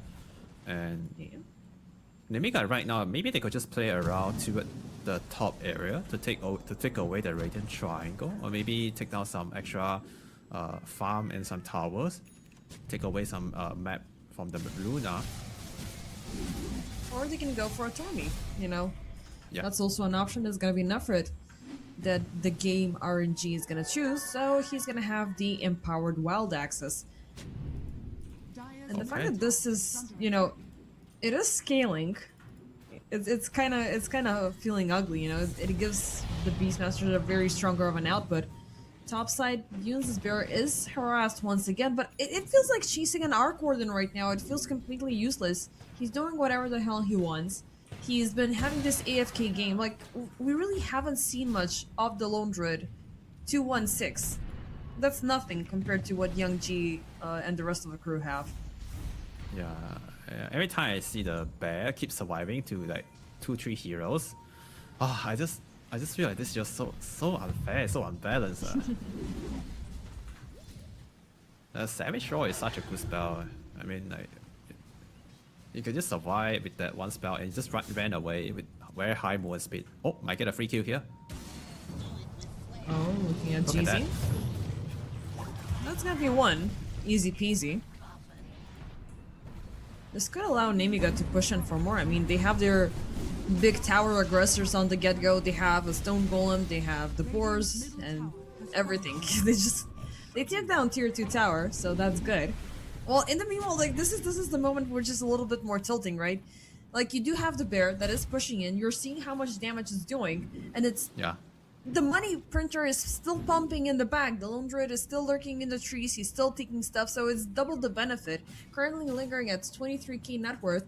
Luna is right behind him with 21k, and Monkey, who are also these notorious fast farmers, but the farming is nice, but the conversion into power, the conversion into items is still not there. Like, Luna has been mostly relying on the attributes that she's been getting from from the Hurricane Pike. Now she's gonna get some additional attributes from the Butterfly, so already that's a big upgrade, but she still needs more. She just wants to stay in the middle and hit everything. Oh, look at the bear, it's going in again. The cocaine bear. Yep, the Cocaine Bear, beautiful roar on top of Syntax. They never saw this coming. They are trying to keep on with the fighting though. Wukong's command is going to be popped, but it's not going to be anyone dying aside from Ariel. They have a lock onto Young G, but Stoic, he realizes he comes completely surrounded, and that grip arrived a little bit too late. 3 for the price of 1. Nemiga, nicely done. Emptiness is on the run. Might be jumping out. Wow. He's gonna get a Boundless Strike kill upon Janter, but do you really want to man fight Young G? You might take away life number 1, but you're ultimately doing him a favor, as he does have 1 more minute. No, he's just gonna roll back, Remnant in, and roll back and go in for yet another suicide bomb. The bear just ran in by himself, like one-man army, and somehow they take down a Luna before he could use anything. Before he could press Meta or BKB, the Luna just died at the start of the fight somehow, and I feel like the bear is just so unbalanced. It's a very low commitment, and then he also does so much in the fight. You just mouse click A and towards the enemy tower, and whatever it kills on its path is gonna be dead. Yeah, and he can always resummon. The bear did die at the after killing the Luna, but it doesn't cost him anything. Emptiness is dying as well. Thankfully for that Lotus, he is gonna live, but they're going in for more. Okay, out. Can they take him? Solar Guardian. They're gonna push the bear out. Hook shot. Won't land anything more. Okay, did some good damage on the bottom tier 3. They lost the banner, but that's fine. They still have the advantage. They didn't overplay at the bottom push. They didn't lose any heroes. That's a good, very disciplined move from Nemiga, because a lot of amateur teams, they will just overplay themselves and end up giving a lot of advantage away when they're pushing the enemy's high ground. But right there's a very self-disciplined play from Nemiga. They didn't overcommit. And right now they can wait for another good fight before they push again. They have the map control. They can always push out lane with the Beastmaster, Ancient Creep, and the Bear. So they can always push out 2 lane, and they will need to like look for some pickup with the Ember Spirit. I mean, they do have bottom vision for it. Top side, they're a little bit limited because Syntax, they still have that tier 1 tower standing. So there's that little, smidgen of control, a little bit of map comfort that they can have, but you must never take things for granted because the bear is always going to be on the hunt. The Cocaine Bear, as you called it earlier, is always going to be hungry and thirsty, and in this case, it's going to facilitate a beautiful find for Young G. They will jump in with the cookie. GZ is going to avoid things temporarily with the Yules, but you're already lingering a little bit too deep into enemy territory, so he's gonna be away for 50 seconds. Okay, now Yang got to restock his vessel charges. Good to go again. They're about to like sweep up the bottom area after the top lane by taking the twin gate. They found the Luna. Let's Oh, see. this is scary stuff. Oh, Yep. He They can have him TP. silenced up, instantly broken, instant no. cookies. No, actually, it's just it's the cookie with the Mortimer kisses. Lenny shall burn while trying to, well, get at least in a better position to farm, which is not very. It's not an option for you to stay 38 minutes and wait for the farming. You know, you're already bottom of the top 4 in terms of course. Lone Druid is just getting crazier and crazier by the second. Not sure if we've seen the bear items on stream. Actually, we do have seen the bear items on stream multiple times. It is Silver Edge, it's Disperser, it's Mjolnir. Of course, the Yeah. reason why he's here is because he has a scepter already. And guess what? He's gonna make your life a living misery by getting the BKB. But first off, getting the Rex, because no Luna, no contest, no problem. Him and the dominated creep will keep up with the siege. Queen tracks are out. Emptiness. I mean, they're trying to tell them please don't, but you know they're not even like pushing them off. You know they're just waving from the side and be like, hey, can you just leave? We don't want you here. Yeah. So one big kill on the Luna to take away one set of Rex, and the next fight should be around the top Roach Pit. Ember Spirit, need to be careful here. Oh no, got caught. Oh, he gets gripped up. They're looking for more. GZ hookshot, easy peasy. But he still walks away in between the line of the Solar Guardian and the Wukong's command. He is gonna die down, but sets up, of course, for beautiful Mortimer's Kisses to land in. Can they take something in return? Mikey, he's gonna fully refresh with Boundless Strike. It's only a support that they're claiming, and that is Stoic. Yoon, the bear, keeps on chasing. Mikey stands ground, keeps on hitting with his staff. And it's gonna be a big and punishing kill. Something that is having a little bit of a familiar note. You know, when the Ember has that upper hand, when he's feeling overly confident, he's instantly gonna be getting punished for it. And there's this 5 minutes of downtime for Nemiga to reconsider what they're doing and then try to reinitiate. Yeah, and I can see why Ember Spirit want to walk up to the Radiant Triangle, because they just want to like take away the farm, the map from Syntax by going up to the high ground. Just nice that the Bane and his friend is right there to burst him down. Is this a solo kill? Hold that thought. Mikey Okay, with gets the bear, caught yes. up, ward up. This is bad. This is Yeah. a golden opportunity for Nemiga. Okay. And looks like Syntax, they can't play the map any further. They cannot go too far when they are, oh no, the bear. Yeah, because the bear once again in danger, but it's gonna be him baiting out a bunch of big abilities for him to He's BKB, turning. try to ride the hell out of there. GZ gets taken down, yet another big ultimate committed. I am putting a wager that there's another bear right around the corner that is gonna get instantly resummoned. But regardless, Syntax are placed in an awkward position where they're definitely forced to run. They don't have the monkey, they don't have the clockwork, and Nemiga, they're still on the move to strike. Yeah. Maybe Ember Spirit could consider Eon this at this stage of the game, because he's the one that going in and baiting out spell, and the Beastmaster is the one that go right after the Ember Spirit got caught to cancel the grip to stop the BKB. Oh, Ooh, nice force stab catch. forward. He's gonna move out from the Ice Path and the Macropyre, and it's gonna be a bait for Youngji to be caught up in the grip in the Eclipse. Now can the rest of the team help him out? Nice roar, but he's still gripped up. They're trying to move him out, and he is actually, it's gonna be a mission success, thankfully. Okay, But somehow they forced Ember out a Spirit. buyback. That monkey buyback was the big, Oh, what? the big deal. Yeah, the monkey buyback is a bit unnecessary. I didn't see the reason why he needs to buy out here. They also no more. They have no more grip, and now they couldn't stop the Ember Spirit anymore for the next 30 seconds. And Roshan is already up. Yeah, Nemiga, this timing is impeccable for them. They know Roche is there. Now they just gotta find Syntax, and Syntax are moving about with a 3-man smoke. If they can catch GZ, that's gonna make their lives a lot easier. Because the one thing that they do not know of, and what we do know of, is the fact that Dawnbreaker has a refresher. So she can jump in twice for the hunt Okay. down. Yeah, they can save Luna now with the Solar Guardian from the bear. That's a big deal. Yeah. Monkey King in a really good position. If he set up a good Wukong command here, will be able to win this Roche fight. Okay. Nemiga, they're gonna jump into the pit. Roche is gonna roar, alerting everybody that something is happening, but Jantar is gonna be the first one caught up. Thankfully, he is just gonna walk away. This is a very scary fight. As down the lane, Young G and the rest of the crew, they have found the supports now. This is a big find for Nemiga.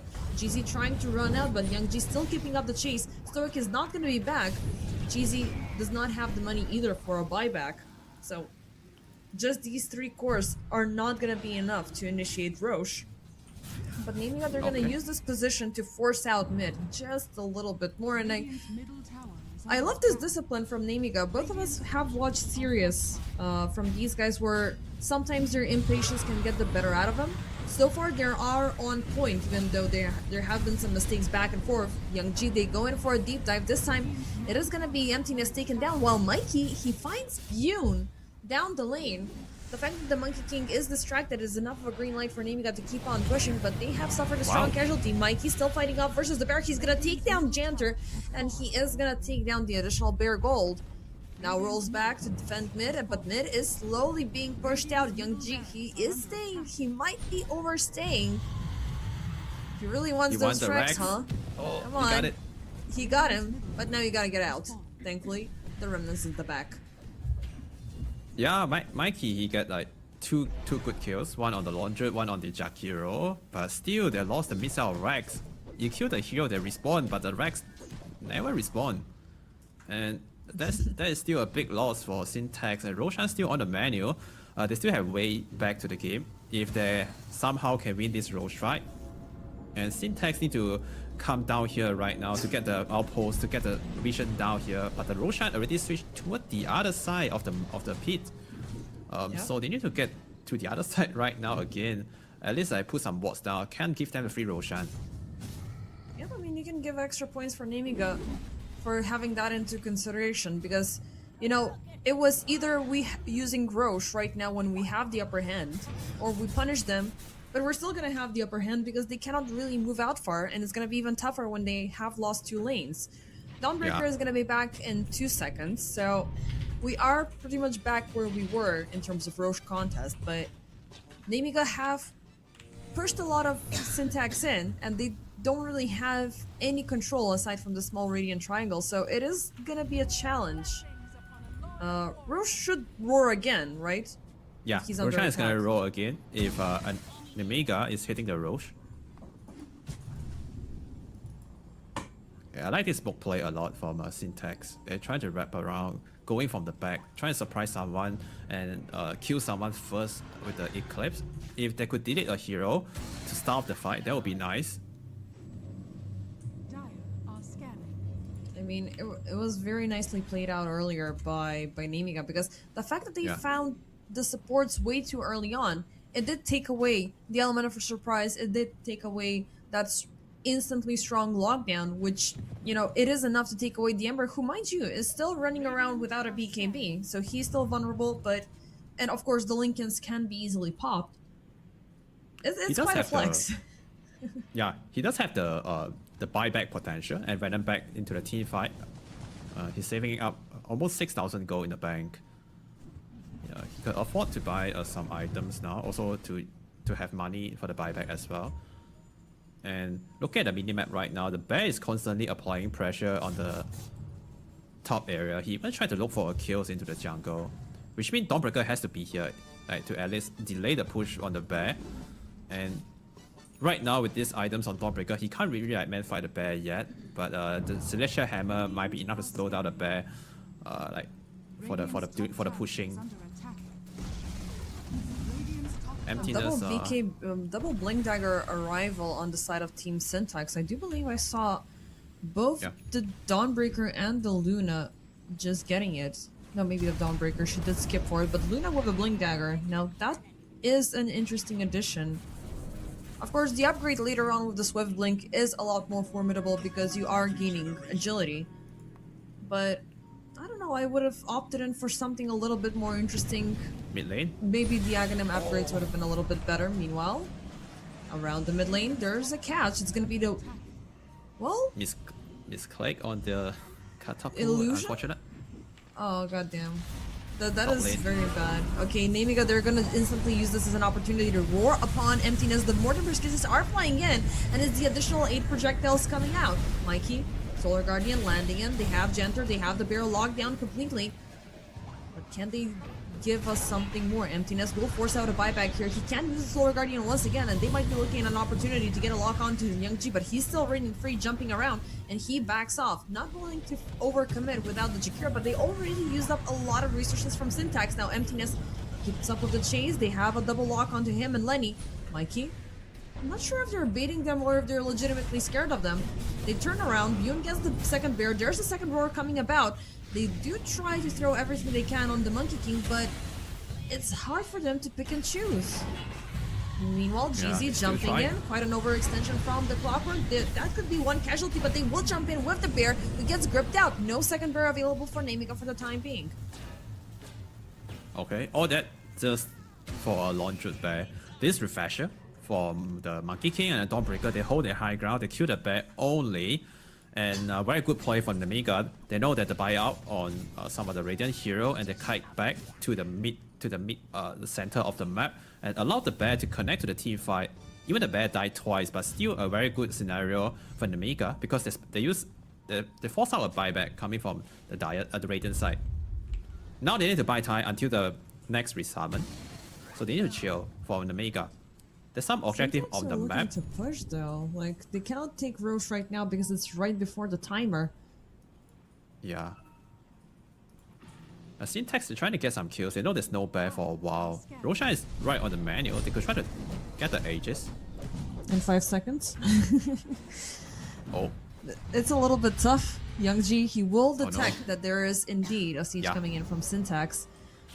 So oh, it was a sense. little bit of a poorly timed decision. You know, maybe they should have ventured a little bit further and used this time to find Bune, because they know that Bune does not have the additional layer of protection.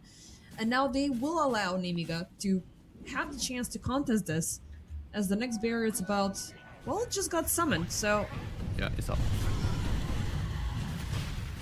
Okay, they missed the window to gain some advantage. Now they have bear. All the ultimate abilities, they are up again. And then there's no buyback on Dawnbreaker. Monkey King also has not enough gold for the buyout. Only Luna has buyout. Also the Bane. They need to be careful on how they take this fight. I mean, we saw how much they committed earlier with the double Wukongs, with the double Solar Guardian, just to take away the bear. Meanwhile, down bottom, emptiness. This is really bad. 2 minutes without the Dawnbreaker. Meanwhile, Lenny, he is going in for the solo sneaky snatch of the Roche, but guess what? Mortimer's kisses are instantly good. flying in. Oh my They are god, so trying much to force damage. him out. The BKB is so far doing a lot of heavy lifting, but he's forced to pop the Satanic and heal up a little bit from the creeps. But he's gonna get Ice caught path. up at the edge of the ice path. Oh my god! Instant buyback from the Luna. They have the Ember Spirits gripped out, but a beautiful... I love the double cookie play we just saw from the Snapfire. Took out Yeah, one I saw illusion, that too. took out the other, and it was nicely down. Meanwhile, Mikey gets caught up, ward down. The fact that you have 2 immunity piercing spells are way too heavy for the Monkey, who also forced out a buyback. Okay, this should be game. They are coming in with 5 heroes. There's no buyout, no way back to the game for Dawnbreaker and the Monkey King. 100-second window is more than enough. Yep. They're gonna go for Megas. They're gonna... Even if they return, like, they can stay here for a full minute and take as much away as they can from Syntax, but... I mean, look at the speed. Like, the bear is just striking everything down. Youngchi, they will try to get him, but instantly both supports are gonna fall stoic. Nice buyback. He is gonna get the grip, but I don't think they can do much here with the Luna. They will catch Snapfire, but Youngji, he's still let loose. Only fortification dividing Nemiga to victory, but GZ is eventually gonna call it.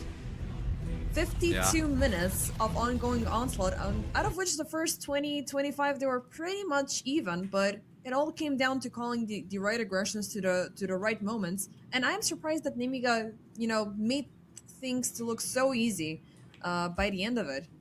And I told you I'm not a Monkey King fan, and I'm happy that I'm right about this. Yeah, you're absolutely right about the Monkey King. He did pretty well. Like he's the reason why the game can drag until 52 minutes, but he still can't win the game. And the bear with one stun, with one setup, with one control, which is the ice path or the bling roll or the X, just equal to one free kill, and that's so unfair. And anyone who show on the map alone, they will just they will get caught by the spirit bear, and they just die. And just Nemiga, they will start the fight with the numbers advantage. And if Syntax don't have the full squad, it's just so hard. Even with the full squad, it's never easy to fight into the Nemiga lineup. And overall, I feel like Nemiga, they are the better team in terms of map control, the way they move around, the way they use a spell, they are very on point. Also, like Yang is also one of the MVP throughout the game. He's the one that go in and out, baiting out spell and buying time for the side laner, for the Beastmaster and Laundry to get all the farm and hit the item timing and win this game. And one thing that Syntax can do better is in the next game is to ban out the Laundry. I guess the hero shouldn't be allowed in the game. It's so unfair. Yeah, definitely. It was an overlooked ban on the side of Team Syntax. I mean, they had a very good combination, but it was just a split second of a lack of delivery, because there were, again, so many chances when they could have layered the Wukongs with the Solar Guardian, and that would have been 2 people dead. But those people, they were right at the radius of those spells, and they were just able to walk out of it. Yang definitely did pave the path for Nemiga to have such a good game, even if it meant self-sacrificing. The Beastmaster was a beast. The Lone Druid as well was absolutely disgusting to be dealt with. But I gotta give credit to Mikey, not gonna lie. Like, I'm still not a fan of the Monkey King, but the way Mikey played out was insanely proactive, because he knew who his main target is. He knew that if I want to get a team fight 1, I do need to focus Yang. I do need to get the Orchid. His itemization was on point, but the overall collective was, like 100% is great. 150% is even better, but when you pump it up to 200, then that's when it starts backfiring at you. The engine cannot take this any longer. And pretty much they got obliterated in their own decision making from the draft stage. Yeah, good try for the Monkey King. I can see he's really trying so hard in this game. Almost there's a lot of crucial fight because of his good Wukong command position. He managed to win a fight, and also Bane managed to get a really good grip on the Ember in some situation, but because of the launcher, it's just so unfair. He can always resummon. He has 2 life on the hero with the bear, and it's just not easy to deal with the rest of the hero with the cookies, the ice path, the constantly control. It's a tough game for Syntax.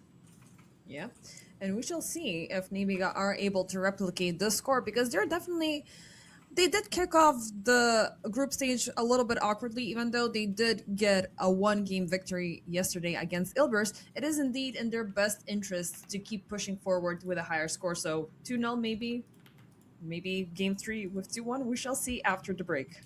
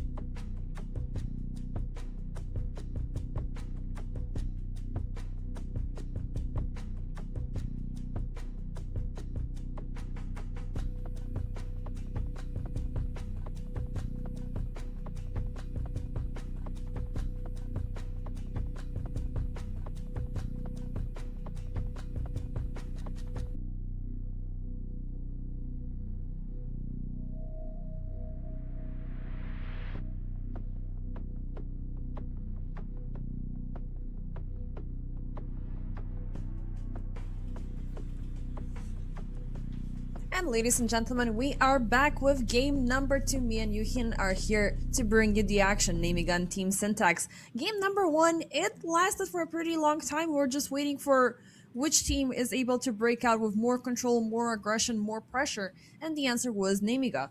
For this time around, we are indeed seeing a huge switcheroo. So already we have Lone Drain banned out, we have Beastmaster taken out, the only ultra meta hero, and I was about to say the Draw Ranger, is being picked up, and it arrives on the end of Nemiga. So what do you make of it, Centaur and Drow? Yeah, these two, they are the standard meta hero right now. Drow also, he has very good partner this game, which is the Undying. I remember I saw a stat somewhere on Instagram or some other social platform. Drow with Undying, he has one of the highest win rate in the with these two combo, maybe a 50 something. It also is very easy to execute with a double slow and follow up with some like click damage. Just a solid lane.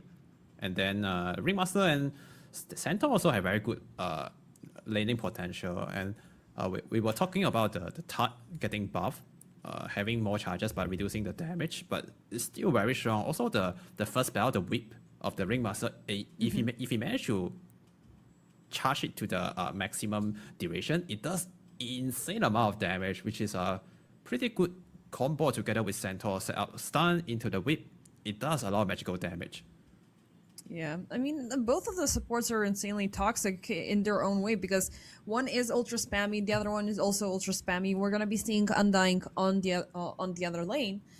Darkseer is gonna pass through on the side of Syntax. Now, this hero, it's either an ultra win or an ultra miss in my book, because if he gets off the right amount of farming very early on, especially during the time that where he's insanely vulnerable, he can outscale out of control and have these mini Enigma sort of jump-ins, vacuum everybody up. He can also bait heroes to be thrown, in this case, into the brambles, and, you know, already secure that double lockdown so the snowball or the light strike array can land afterwards, which it gives the impression of a little bit of a single target control here, which it is definitely going to change the course based on the 5th pick. Yeah, that's true.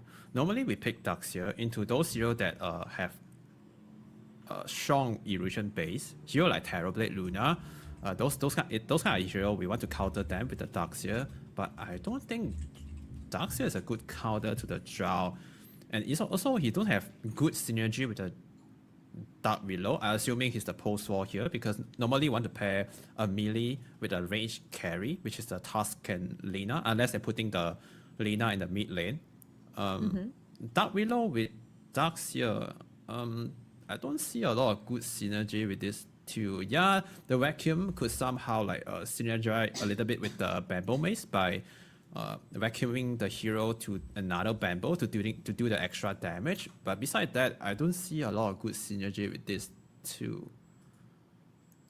I mean, the Lina is still, you know, that flexible pick, so maybe it's gonna change the course, but we have seen, I believe, one instance of Lina being a carry, and it was really tough for her to keep up into the lane, because already it's a little bit of a, you know, a skill check for her to survive into the mid lane. But when you have at one point 2 heroes versus you, then it's going to be a little bit tougher for your support to get away. But it seems like it's most likely... Actually, no, it still could be either or. Necro can both be a carry here. My guess is gonna be a Necro carry, Lina mid, Darkseer off full lane, so they could put Tusk with the Darkseer. A melee post-war that could utilize the Iron Shell, which is the ideal scenario, and Necro Force just a strong laner, so good versus all those high HP base hero, like Undying and Centaur. Both of them, they have very high HP pool, which maybe that's the reason why they go for the Necro Force. Just a good hero overall. And also very strong in the lane. He has unlimited sustain from his heal and his innate. And I wonder what's the next pick here for Nemiga, because the Ember Spirit got banned out. All 3 core that Nemiga played in the previous game got banned out. The Laundry, the Beastmaster, the Ember. And I think they should know it's going to be the Lina mid. So they need a hero that could outlane the Lina and also provide good tempo, like how Yang Ji does in the last game. I Okay, looks like it's have a gonna be wild the- pick. It's gonna be Ember Spirit. It's gonna be Earth Spirit. So Yeah. there are definitely going down the course of the spirits. I was hoping maybe like Nemiga are gonna fall down the line of going insanely greedy on, and maybe going for a Huskar because that could potentially punish both. But Necro is most likely to keep him in check, and you don't want to have a rough patch with that hero. Young G onto Yeah. the Earth Spirit does bring about a lot more stability. It does give you that range. It does give you that speed as well, so that you can very like he's the safest one of the spirits, you know, like when he needs True. to make the jump it feels like the most collected one, and you already need to have that good setup because there's a very big difference between knowing how to play this hero and knowing how to play this hero right. When it's the latter, he's absolutely explosive, and Nemiga, they have the jump, they have Centaur, they have Ringmaster. Do not neglect the power of what the Wheel of Wonder can do. Yeah, that's true. I do like this last pick, a spirit from Nemiga. It fit the lineup, it fit the playstyle for Yangji, and also they needed a spirit vessel hero, and looks like it's gonna be the Earth Spirit. So he can get a very early spirit vessel to control the tempo, to not just counter the Necroforce. It's great versus the rest of the hero as well until they get a dispel. So far, I don't see like, yeah, maybe Reload or Darkseer, they could get Guardian Grave or the Youth Scepter to dispel the early Spirit Vessel. But before that, the Earth Spirit Vessel is going to do a lot of things for the team.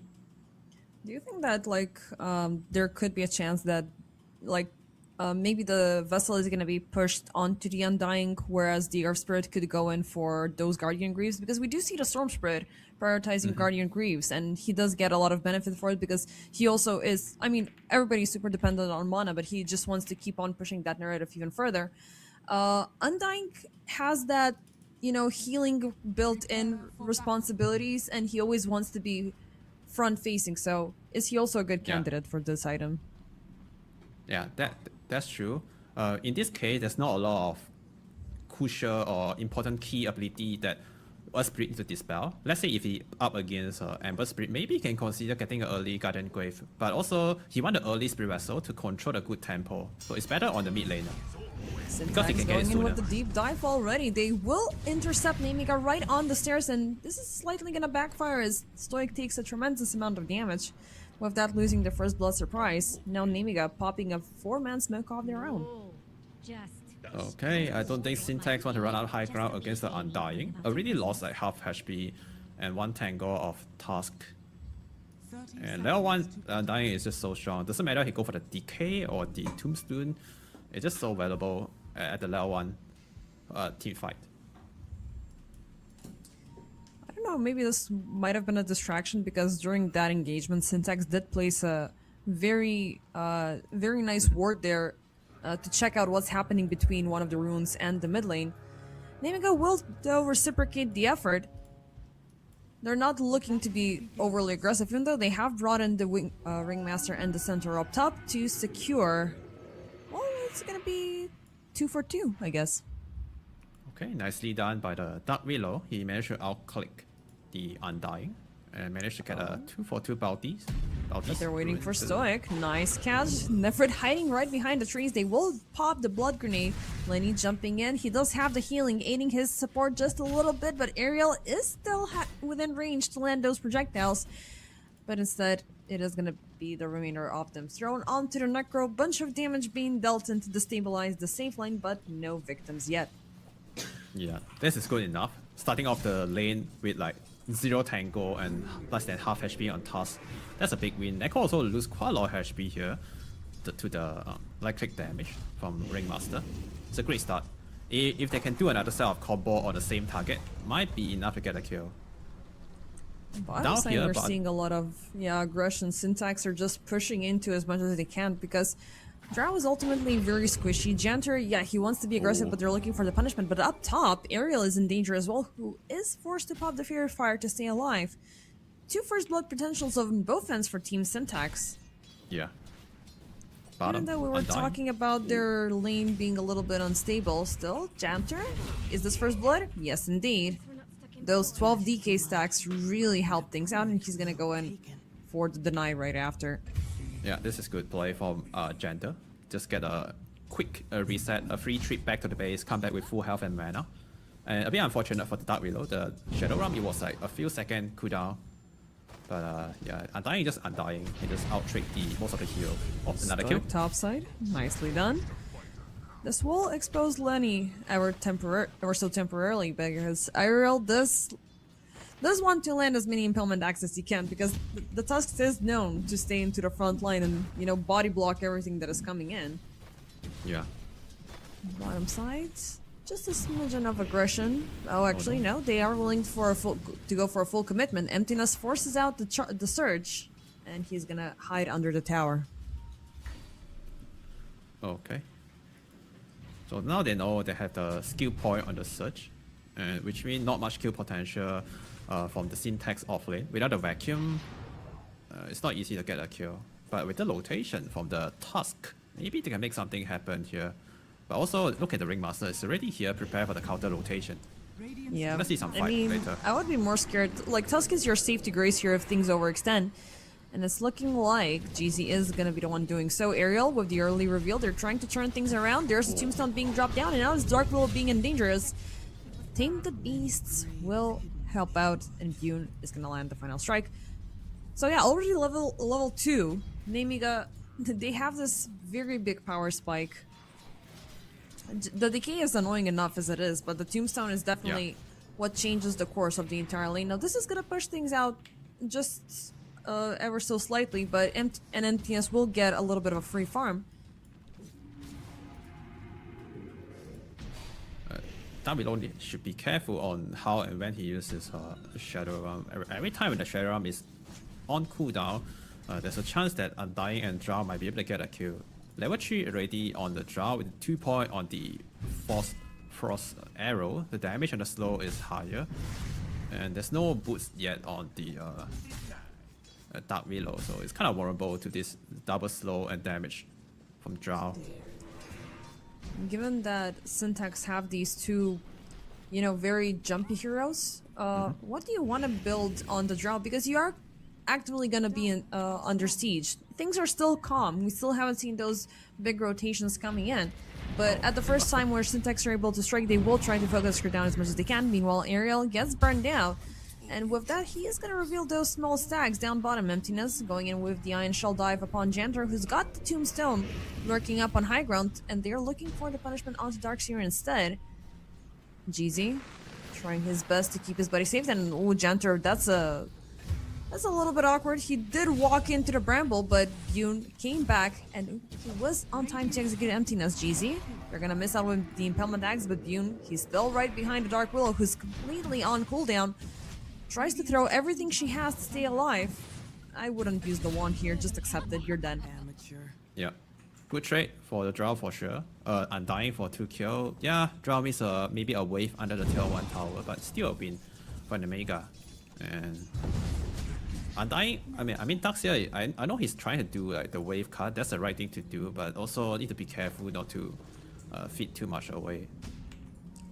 I was gonna ask you, like, given the fact that, you know, you have this jump from Syntax, which just happened, what do you want to go as an item for, like, the Drow? Because sometimes we see this, we're going for these classic damage / agility gain, or we're gonna go in instantly for the hypothermia.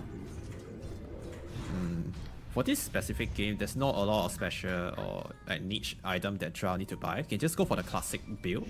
The Falcon's Blade, Dragonlance Yasha into maybe the Manta or early Scepter can be useful this game. Just pure standard Drow item. Insane harassment coming in from Nemiga. They're 1 minute ahead of the Wisdom Shrine, Yeah.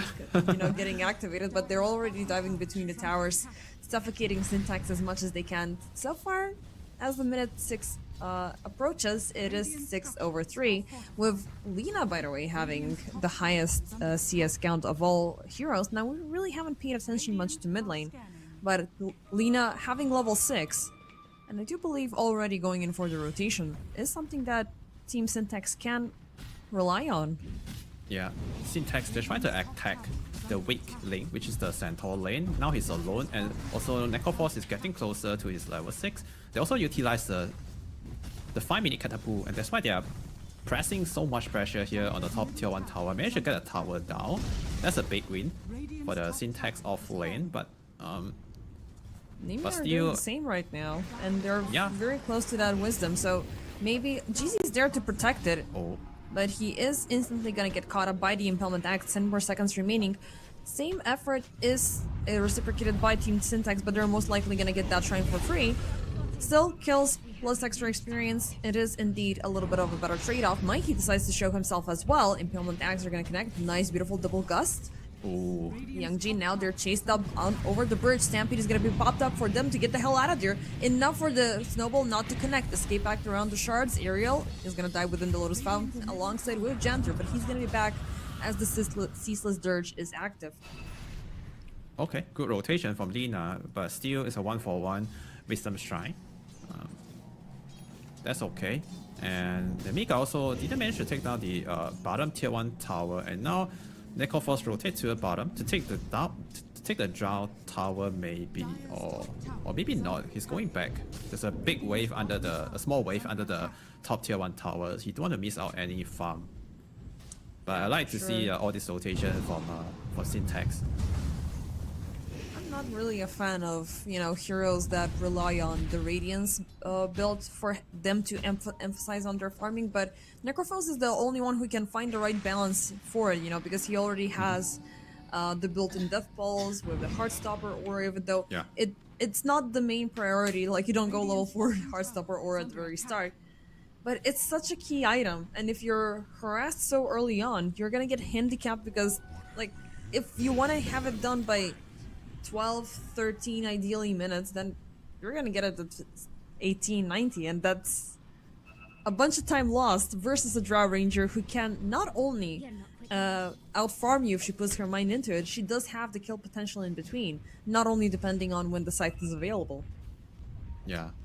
The idea of Radiance on carries or sometimes offlane hero is those heroes they love to get Radiance is not just because they want to farm, also they wanted to play the long fight. And most of the heroes they're getting Radiance, they are the kind of the durable tanker in their position. Because they can survive very long in a team fight, the longer they survive, the more damage they could dealt from the Radiance. And Necroforce is a perfect example for that. Bottom. Bottom Stoic going in for a deep dive, which what seemed like an easy takedown of Stoic of Janter. It is gonna end up with Stoic receiving 2 impalement acts and a rock in the face. Good spell casting from. It wasn't really ambitious, and it was really funny because like he showed up at the wrong neighborhood. They threw two knives at him and a stone, and he just walked away. Yeah, he is very underfarmed right now. Next 9 minutes in, no boot yet, and he also level 4 only. Just a support life, nothing much you can do.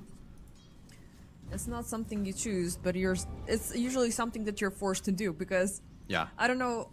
I do play support, and eventually I grew into it. But I used to play Curie, and the transition was these guys are really bad. So I know I can do something 10 times better, such as Young G right now jumping into the backlines, popping off the Magnetize onto the Dark Lord, and keeping out chase onto Mikey, who did try to take down the Ringmaster with the fire. Actually, it was Byun that was within the escape act. Stoic still committed. We'll wonder a little bit too far away, as Byun should have ran into the direction of the wheel. But also that creep and that neutral camp helped out a bit. Yeah, Drow almost survived, and I was watching why the Veil of Wonder is so far away, and I just realized that when my cursor hovered on the spell, I just realized that there's a minimum cast range on the spell, and I guess that was the minimum cast range. That's why he couldn't place it on top of the Drow. If not, that would be perfect to keep a Drow alive. I learned something new, that there's a minimum cast range on the Veil of Wonder. Yeah, I mean, the positioning was not that bad. It was pretty much on time, but I don't know, like maybe he should have went on to the other direction, and it is a split-second decision, but they already took the Lina, which does seem to be one of the bigger problems that Syntax had to offer. Meanwhile, GZ, beautiful find upon the center Warner. They're gonna pop the scythe with the assistance of the double ancient camp. Like, I love the patience from Lenny. Like, he was waiting for him to drop because you want to secure the stacks. You want to have the name of your name on the kill as a Necro. Yeah, wanted to get the last hit for the permanent HP and mana regen for the Ripper side kill. He also just finished his Radiance before 12 minutes on Necroforce. That's pretty impressive. 6.3k net worth already on Necroforce. 201 KDA, more than 100 creeps killed. Like 100 creeps before 12 minutes, that's too much. Yeah. Where did he find him? Like, was he facing off against the Nature's Prophet lane? Did we miss him? He just kill wave, like just Yeah. with the death pulse really fast. On Necroforce, it almost cost him no mana because he just regen up after he kills some units. Yeah, he Would like to doesn't see- care. Yeah. Would like to He see. doesn't care. I mean, Nemi- the status is so strong. Sorry, I had another dramatic pause. So right now, it looks like Neko is going for the classic build, the consecrated wraps, or maybe the boost of travel into the shots, and he's able to get to the team fight with the travel and use his Ripper Sight and then go back to farm. That's the way to play Neko, and he just clear waves super fast with the AoE burn damage from Radiance and the Death Pulse. I would love to see Nemiga at least kill him once with the Earth Spirit and his friend. Looks like they're all coming It's to him. looking like it. Yeah, and even across the gate, Janter and Bune are coming in. They're gonna silence him up, slow him down. He is trying to out-heal until the rest of Syntax come in, but Emptiness and him are gonna be caught up both into the Wheel of Wonder. Scythe will go through, but not enough to kill Young G. Ariel completely surrounded. They will be losing almost, actually. An escape pack is gonna go through on time. Mikey a little bit too late. The Tombstone, nobody is able to fight it. Zombies are hunting down targets wherever they can find him, and Mikey, second to last person standing. The Darkseer is gonna get the hell out of there, possibly surge away, but even at the cost of Young G, that was a very big hero put to a halt.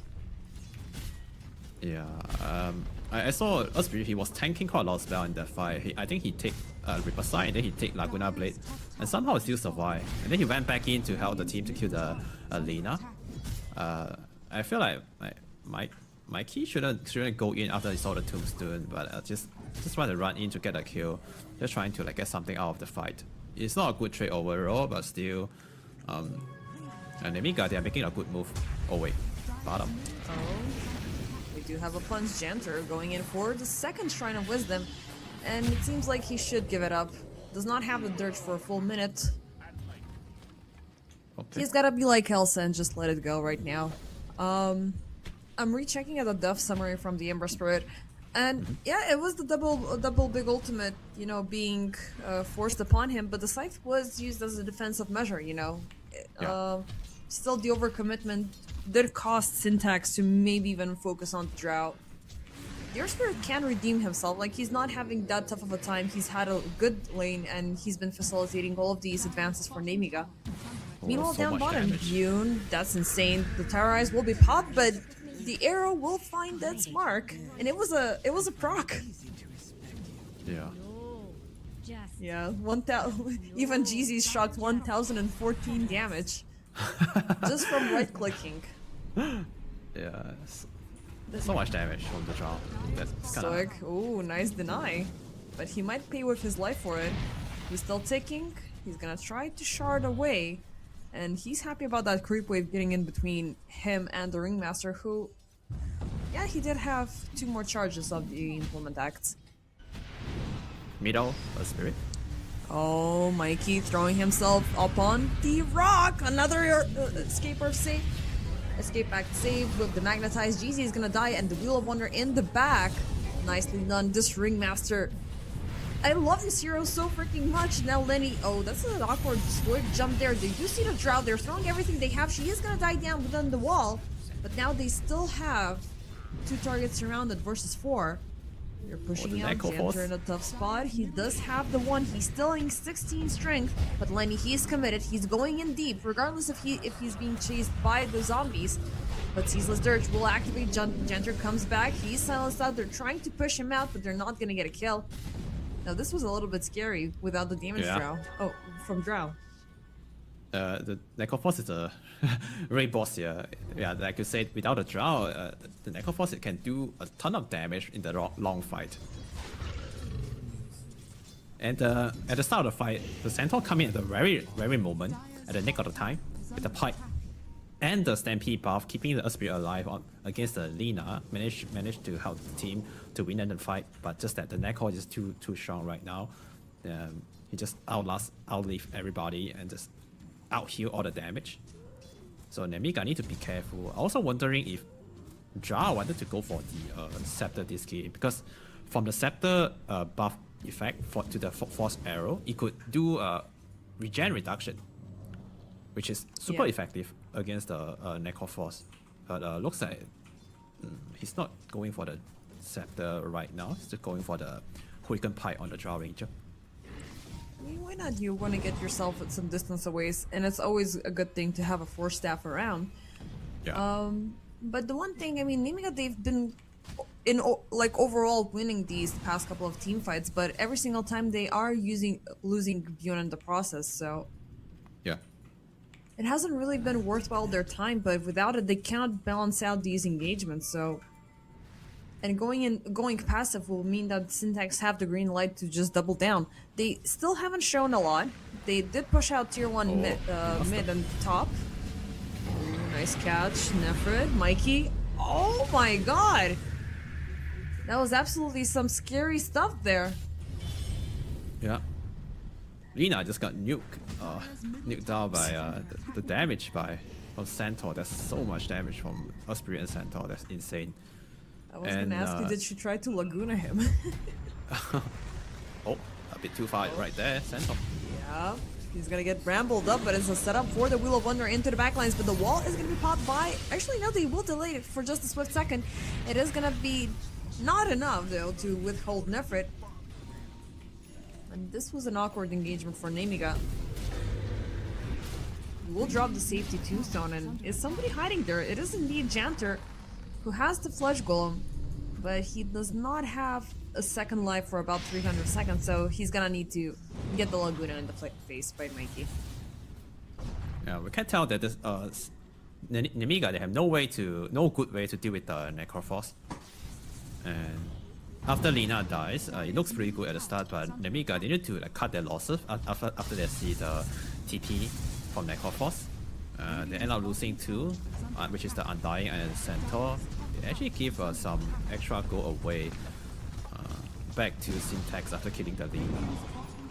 Even they have Pie on the Centaur, and it looks like still not enough to deal with the Necroforce. Maybe they need more item from the Drow. Now he just complete the Hurricane Pike, which is okay. Now at least he won't die like at the start of the fight to the vacuum combo. He has some way to unstuck himself from the vacuum wall slow. You're already running into a little bit of a problem, like the fact that Necro not only is clinging on the top of net worth, he is 3 levels above the Drow Ranger, who has yet to turn level 14. That will mean that not only is he gonna get to level 18 sooner to, max out the scythe, for him it also means he's gonna, convert all of that gold into a lot bigger of items. Yeah. Now, around the Radiant Triangle, we are having an engagement with the remainder of the crew, as, allegedly, Nemiga were sneaking up on Roche way too soon, and this is gonna lead to a Laguna for Youngji. Beautiful tombstone save.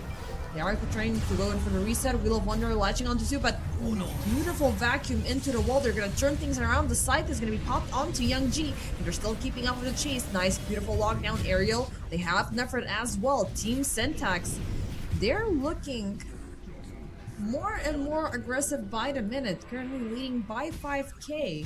And this has been from these past 2 engagements only, and it's been only, what, like 2.5 minutes? Yeah. Pretty good positioning from Syntax. Also, they are very well prepared for this team fight. Nikkei, I guess he yelled for help, and he tired of dying at the every start of the fight. So everyone just come well prepared to make sure Lina don't die in this team fight. And somehow they caught Nemiga off guard, even with a good save on the tombstone. But still, the spell casting from Syntax, it was perfect. Managed to catch 3 kills in that fight. And they also got the shot for the Dark Reload, which means more teamfight control later with the Curse Crown Bamboo Mace. Yeah, but the weakness really of this Syntax Syntax, fail. Yeah, it's kind of annoying to play against that. Without BKB or a good dispel, he just stuck in the Bamboo Maze for for 10 years. You are indeed getting dispelled when you get into the tombstone, right? At least the tombstone duration will outlast the debuff duration. But Because I don't if think you that. just... Okay, so hear me out, sorry. If you jump in with the Cursed Crown, Yeah. because now it has the upgrade, and it pops, will the brambles show up around the tombstone and catch you once again? Yeah, I guess that's the case. Because Tombstone does not dispel the Curse Crown. It's only like hide the target. It's Right. kind of like the OD Astro. It does not dispel. It's only like put someone into the outer space for a while. And then after they come out from the tomb, the flower will still spawn outside the tomb. Syntax, they jumped in for a roach. They're trying to take him down as fast as they can, but Nemiga, they are outside the pit aware of what's shot. happening, but are a little bit short-handed, but a jump in! Oh, Mikey's gonna secure the Aegis, but this is a tough spot for the center. They're throwing everything to try to save him, but the BKBs have been revealed, and it's gonna be Lina still standing, still hitting. Nefert will be punished completely, but the Magnetize will come up right after the BKBs. Youngji, though, he's still in danger. Won't be able to roll away as the punch will get him. 3 with an Aegis. Syntax, they're an absolute menace to society with this play. I didn't Yeah. thought they were gonna make it, but Nemiga, they were a little bit too slow, and it was obvious as day. Aside from the control, they had no damage went through. Bune down bottom, he's in danger. Necro, he's looking to chase him down. He turns around. This is an interesting fight, but Bune's survivability is not that Nothing's good. coming. And as you said earlier, Lenny, he is looking for long fights. Thankfully, he will take the wrong direction for the chase. Okay. The Roshan fight, I thought they only want to like try to steal the Aegis with the Centaur. He didn't manage to get the Aegis still, and also no Roshan kill still. I thought just a soft commit, but they end up commit everyone into the Roche pit. The Earth Spirit roll in after the Centaur jump. They just try to save him with a tomb. It looks okay at the start, but they end up losing more heroes. And here another kills here for Yeah. Mikey. And they're looking for Ariel. The snowball will connect with the instant shards right after. Escape pack. The duration is gonna expire due to the Lina stun. And they're even forcing out the Stampede to rescue these guys. I mean, I know he's a great asset, but holy, he's gonna throw the Wheel of Wonder in the back. Wow. He's being chased all the way behind the tower. Like, they moved from mid up to top to secure this guy. And on the side, Yoon is hitting about. Beautiful multi-shot into a stoic kill. So that's gonna be a killing spree taken away. Nefert though, that's quite the no. overextension, buddy. You are strong, but you're not strong enough. Another target faced out. He's been thrown out of the high ground. That's Youngji. And again, he's having a hard time getting out of there, even though the Magnetize did land. But again, no damage is going through. And I think I found the reason why Nemiga are struggling so much. I mean, I do understand the decision making behind it, but the way they're responding with the center is as if he had a Heart of Tarrasque. And this is a guy who's just living off of the Helm of the Dominator, the Pipe of Insight, and a Dream for a BKB. Yeah, I think this is what we call the saving body syndromes, right? They're trying to help hit their friends, but end up dying together. And they need to learn how to like cut their losses. They need to learn like how to not commit. And now they're actually giving quite a lot of goals away. 15,000 gold at 25 minutes for Syntax. That's a lot of goal advantage. Yeah. I mean, it's, yeah, of course, the Necro is, you know, standing up top with 3k net worth above everybody else, but it's also the rest of the crew who are able, you know, to farm the map way too fast. I mean, the Darkseer has reached his prime. Lina is insanely strong. Like, she has built up the attack speed and, you know, what Lina does on steroids. For example, you know, we can see Mikey demonstration A hitting the tier 2 tower. And I don't know, they're way too fast and everything is arriving on point. Young G topside, he just faced the Wrath as times and times again. I don't know, like, they don't have any reliable BKBs, and even if they do, they cannot stall things any further and just keep on with the defensive, stay with the turtle tactics. The second they're choosing to be aggressive, it's gonna be yet another run away and get back home. And you're only gonna get dominated creeps. Yeah. And there's oh no, another man getting caught. Nefrit, not again. He's gonna get sights from afar, from the other side. Even the Reaper side. Okay, bottom looks like emptiness. Wanted to go in. Oh, they're gonna go in. Alright, Yoon gets caught up. They are throwing everything they can to protect the draw, but look at the vacuum time after time again. Emptiness has done a great job in landing them. And even though this might mean self-sacrificing himself, Syntax will have enough time to call on the rest of the units and take Yoon, Ariel, and the rest of the crew down. Janter gets taken down by Mikey. Look at that attack damage coming in from Delina. Young G tries to roll out. Not happening. Janter is only here because he had the Ceaseless Dirge, but it's indeed a team wipe for Team Syntax. Yeah. And it's so hard for Nemiga. Too much effort for them to get a kill. They can't re-kill the It's gonna be Necroforce. too strong though. Yeah. Radiant's bottom tower has fallen. There's a BKB Shiva on the Necroforce already. We are not killing this hero. Barracks are under attack. There's a lot of banter between the players. I mean, even Nemiga, they do recognize, you know, the ballsy moves that Syntax are making. I mean, the fact that they were distracted to focus down emptiness meant that, well, you're completely ignoring two more running down the map, and that's the Necro and the Lina. Mikey has grown to be insanely strong. He's only used the BKB once so far. Necro, on the other hand, he's absolutely disgusting. Shiva's consecrated Rabs going in for the Heart of Tarrasque, and I don't think that Nemiga can get any additional damage to deal with him. Yun is gonna go for the BKB right after, so that is gonna give you some sort of a help in walking out of harm's way, but Yeah. I don't Does know. not help. I'm too scared also of the Darks here, sorry, because he's been landing these vacuums perfectly time after times again, every single time into the wall. Yeah, the BKB does help Drow to survive, but it's not gonna help them to kill the Necroforce. I feel like at this stage of the game, even that surrounded the Necroforce with 5 heroes, it still takes some time to kill him. He has BKB, and then he also has Shiva. If he uses Ghost Shroud, he gets some heal, extra HP heal back. It's so hard to kill him. They don't have Nullifier, they don't have a good way to deal with his BKB.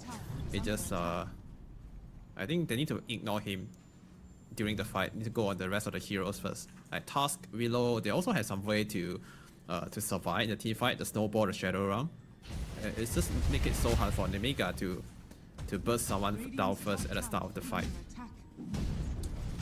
I think that, you know, getting a nullifier in this scenario was feeling a little bit impossible. Like, you can only Yeah. get some free space when Team Syntax are giving you that, you know, that privilege, because, you know, of course they want to show up next time with stronger items. We are in anticipation for Roche number 2 to arrive, because even though we're seeing so many devastating results, it's not even 30 minutes of gameplay. Radiant's top tower So- has fallen.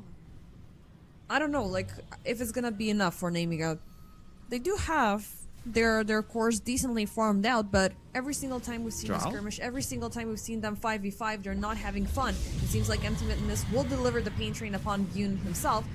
Thankfully, he's not forced out to pop the BKB, but he's gonna run off and hide. Okay. The shot on Darkseer actually is pretty good. The slow apply that left behind the surge actually pretty strong. He almost buy enough time for the teams to connect to follow up with the extra burst and damage to kill the Drow. I think But they still, learned that's- their lesson. They fell for Emptiness, you know, Yeah. playing with their attention for quite a while. Oh, Drow kind of out of position here. But they're gonna go for it. They jump in the second they find the Drow, but is it gonna be good enough? Nefrit jumps in, nice connection. He keeps up the pressure upon Stoic, but the magnetized damage doesn't seem to touch anybody. Look at all these BKBs across the teamfight being popped out. Lenny keeping up with the chase. Young G, as he got pushed out way out of position, he's gonna get the side. Yoon, he broke off. Can he turn around to fight? They're looking at the Necro. They're trying to drop him down to 0, but look at Mikey hitting things from a side. Nefrit is gonna get completely obliterated, and Necro will just heal up back to normal. I mean, the the status innate ability is doing its heavy lifting alongside with all of the items. Yeah, and Taras just deliver back to full health again. That's a pretty close fight for Nemiga. If the Undying managed to get the Tombstone stave to counter the Reaper side, the moment the Reaper come down, that would be nice. But Undying was just slightly out of range. Oh no, the vacuum wall. You don't reveal yourself, buddy. Second they see you, they instantly jump in. Syntax, as times and times again, they will find her, dig her out of the tombstone, and it will be a GG forced out as Syntax. They drive this series into a game number 3. Beautiful execution, beautiful aggressive play from start to finish. Nemiga, for a second time, they get an insanely meta pick, but this time they are definitely failing to deliver just because everything composed around the Drow Ranger did not work out, and it was, I mean, completely depleted in the early stages of the game. They never saw mid-game, let alone having a late game as things would have progressed. Yeah, the Necroforce just getting out of control. He got like 11 minutes radiance, and then he just farm from camp to camp, and he just get his net worth skyrocket. It just at the point that at some point they're trying to kill him with with the 4-man gang. That's the only time that he died, and that's not enough. And they need to kill him more with the Earth Spirit rotation and early Spirit Vessel. But also like Young G is not having the good start, getting bullied a little bit in the landing phase by the Lina. And throughout the game, Necroforce just having a really good time, just farm, and came in at the second round of the team fight after they used everything on the Lina and just clean up and just outlive, outregen all the damage from Nemiga. And it's a great Necro last pick, and also Nemiga to have the good damage and good tools to deal with that. Yep, I mean, they definitely brought in 2 very controlling heroes on 2 lanes, and I don't think that there's anything better when you have these, you know, very stably scaling damage dealers that have a huge impact at the start, they have huge impact in the mid lane, and later on they just skyrocket out of control. But I would give my MVP to Emptiness, because he's the one that stuck things all together. He's the one that, I mean, the supports as well, like they had a whole bunch of insane defensives, a lot of insane snowballs, Tusks as always. Like a good Tusk game means that somebody is dying every single time he throws something in the air, but Emptiness was just that mini Enigma getting all of the things combined. Youngji was not able to move, and he did, you know, get into their head by the end of things that, okay, this guy's gotta die, but I can stay here long enough because I have a Shivas, I have a Guardian Greaves, I even have a wand if things go haywire, and you're gonna waste 25 seconds of your time for trying to kill me. Yeah, that's true. And so far, looking at this Nemiga lineup, the only reliable damage outputs is coming from Drow, but he don't have the space to do the good damage. He constantly getting pressure, getting gone on by the Ducks here. And I do agree with you. I remember there's a fight. Drow Ranger just getting totally zoned away by the Ducks here alone. And without Drow Ranger at the front line, there's no way they'll be able to kill the Necroforce. Not sure if it's a bug currently that I'm looking at the stats side that I sent you, but going through the overall stats for Syntax during the Masters, they have one of the most diverse hero pools that I've seen being played out, and we are indeed like treating this as a group stage with the play-ins and before, so a lot of that data has been gathered, but they play so many heroes, they play so many combinations, so either if they get choked out, and again, it was game 1 mistake that they didn't ban out the Lone Druid, but based on how they played things out and how creative heroes that they brought into the mix, I do believe they could have a chance at a 2-1 victory. Yeah, I guess so too, but I guess we'll find out after the break. After the break. Jinx? Yeah.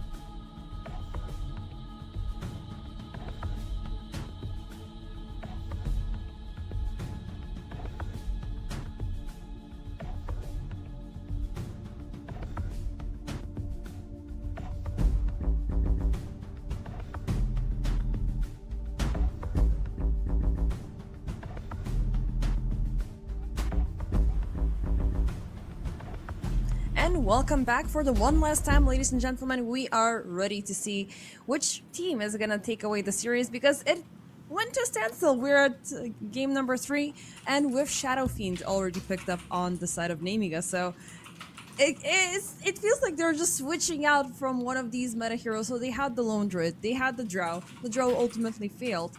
Will the Shadow Fiend have a little bit more of a success rate now that it's been instantly added up with both Centaur and Jakiro?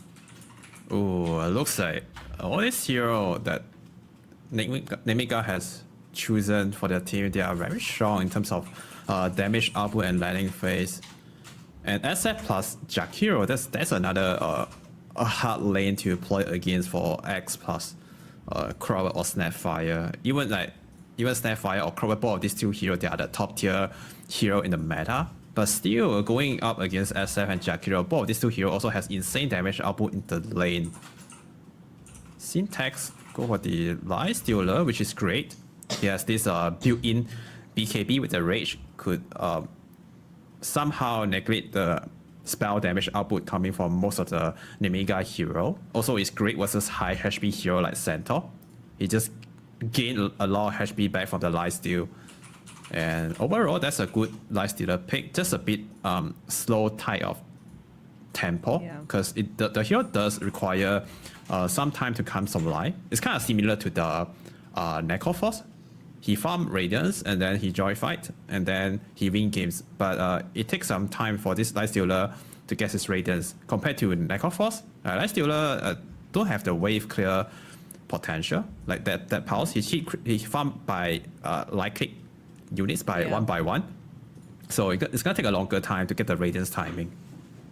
Yeah, but I mean, I would rather compare him to a Spectre trying to farm off her Radiance rather than the Necro, because I mean, Spectre does have a little bit of an extra to aid her out, but it is your best incentive to punish the Life Stealer early on, because it's a lot tougher for him to get into a good farming state and then focus on those bigger items and going for those big commitments. I am looking for something to provide for the delivery, so we're not gonna see a Pango. Ember has been banned out, so what is if you're going down the taxi service route for the Life Stealer and those infest bombs, who do you want to bring? I'm looking at Slada here. That's the traditional old school infest boom combo. He moves around really fast in the river, and then he also built Blink, allowed Life Stealer to do the infest boom more effectively. And also, he's going for the Bad Rider. That's not bad too. Bad Rider also a great taxi for the Life Stealer to get on top of the target. So is this going to be interesting switcheroo, because right now this is gonna be conflicting with the Snapfire positioning. I was looking at her as a support during all of this time, but then I completely forgot that she's also a decent candidate for both offlane and for both mid lane. But Batrider is going down the same role as well. He's a good mid laner, he's a good support, he's a good offlaner, and I would rather put him in a lane to proactively punish DSF because he's got the range, he's got the sticky napalm charges, and that's gonna toughen things up for him a lot. Okay, and Void Spirit. Yeah, Nemiga go for the safer pick. Doesn't matter is the Bad Rider or the Snapfire mid. Void Spirit can do kind of okay because he has a lot of mobility spell that could allow him to keep the distance away from the Bad Rider. And it looks like it's gonna be the Bad Rider mid. Bad Rider, I guess that's one of his. If I'm not wrong, that's one of his Grandmaster tier hero on the player. And we're gonna see a very interesting matchup, the Void Spirit versus the Bad Rider. In terms of like trading or like landing potential, Bad Rider should have the advantage because normally the hero that have no way to dispel the sticky napalm will struggle. Yeah, and Void Spirit, he has mobility, but he still can't like deal with the sticky napalm stack, so he will struggle a little bit in the lane.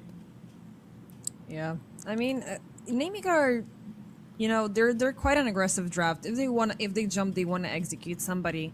But you did mention trading, and we do have Emptiness as the axe facing off against the an SF. So do you want to regardless, let me just double check. I do believe it's gonna be a Snapfire and an X combination.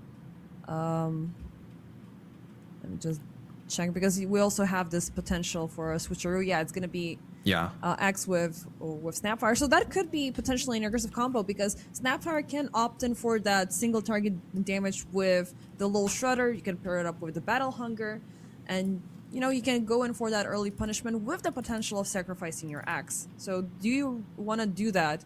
Because as of getting out of control, it's gonna be a very big problem for you. For battle. Yeah, that's true. And X and Snapfire, that both of these two heroes have some kill potential, but it's not gonna be easy. Also, it depends on which side, the SF side or the X side, who hit level 2 first. Whoever hit level 2 first, they will have a higher kill potential in the lane. And normally X wanted to bully the support with the Battle Hunger, but Jakiro also a pretty good trading hero against the Snapfire because of the Liquid Fire and the Dual Brave combo. It does a lot of damage. We'll see. And I really want to see, you know, the later portions of the game, you know, especially for Team Syntax when they get the Life Stealer alive. And the fact that they have placed so much accent on this Batrider, there is this high potential that we could see a Scepter Batrider, which, you know, always has this special delivery of 2 targets into somebody for the killing.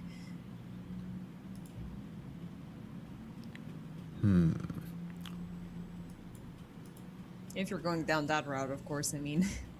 I don't know, who do you think is going to win this? I would like to say Nemiga, but after the last game performance, I have no idea anymore. But looking at the rank just now after the game, overall Syntax, they have average higher ranking, average higher MMR, and also they have the momentum from the last game.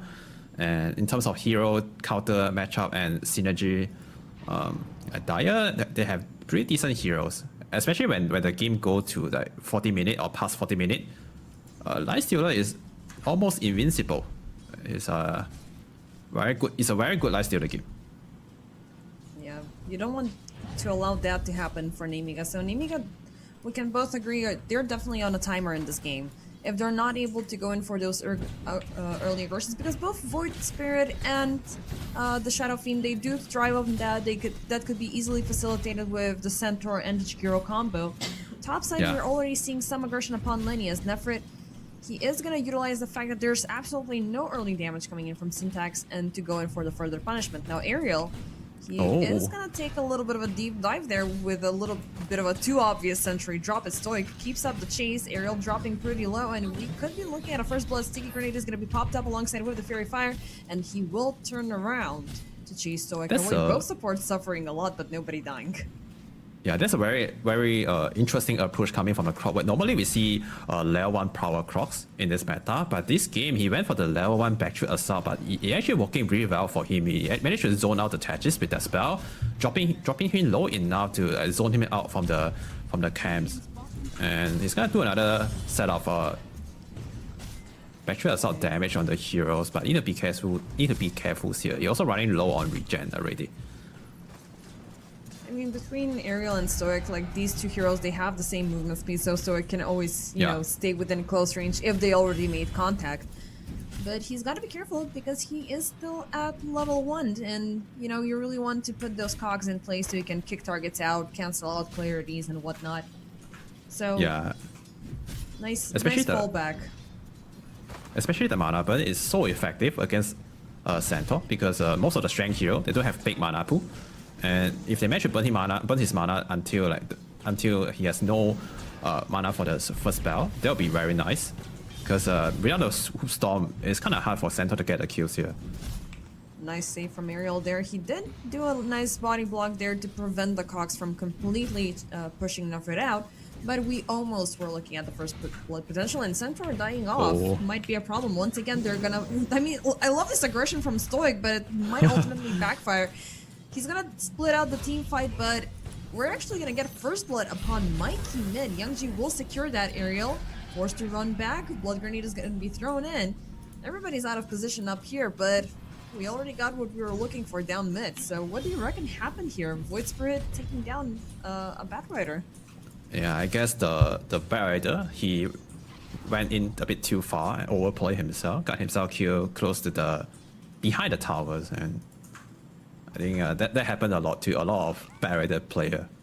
When they see a lot of sticky napalm charges on the target, they wanted to dive and go in, but sometimes it happens too much. They overplay themselves and got killed by the towers. Yeah, they're not like a Viper, you know, whose innate is, you know, punishing heroes that have a lower Yeah. HP. So you gotta count your blessings. You must not overextend. It would be rather better for you to, you know, drop in yet another stack, or, you know, to keep up with the right click punishment rather than overextending.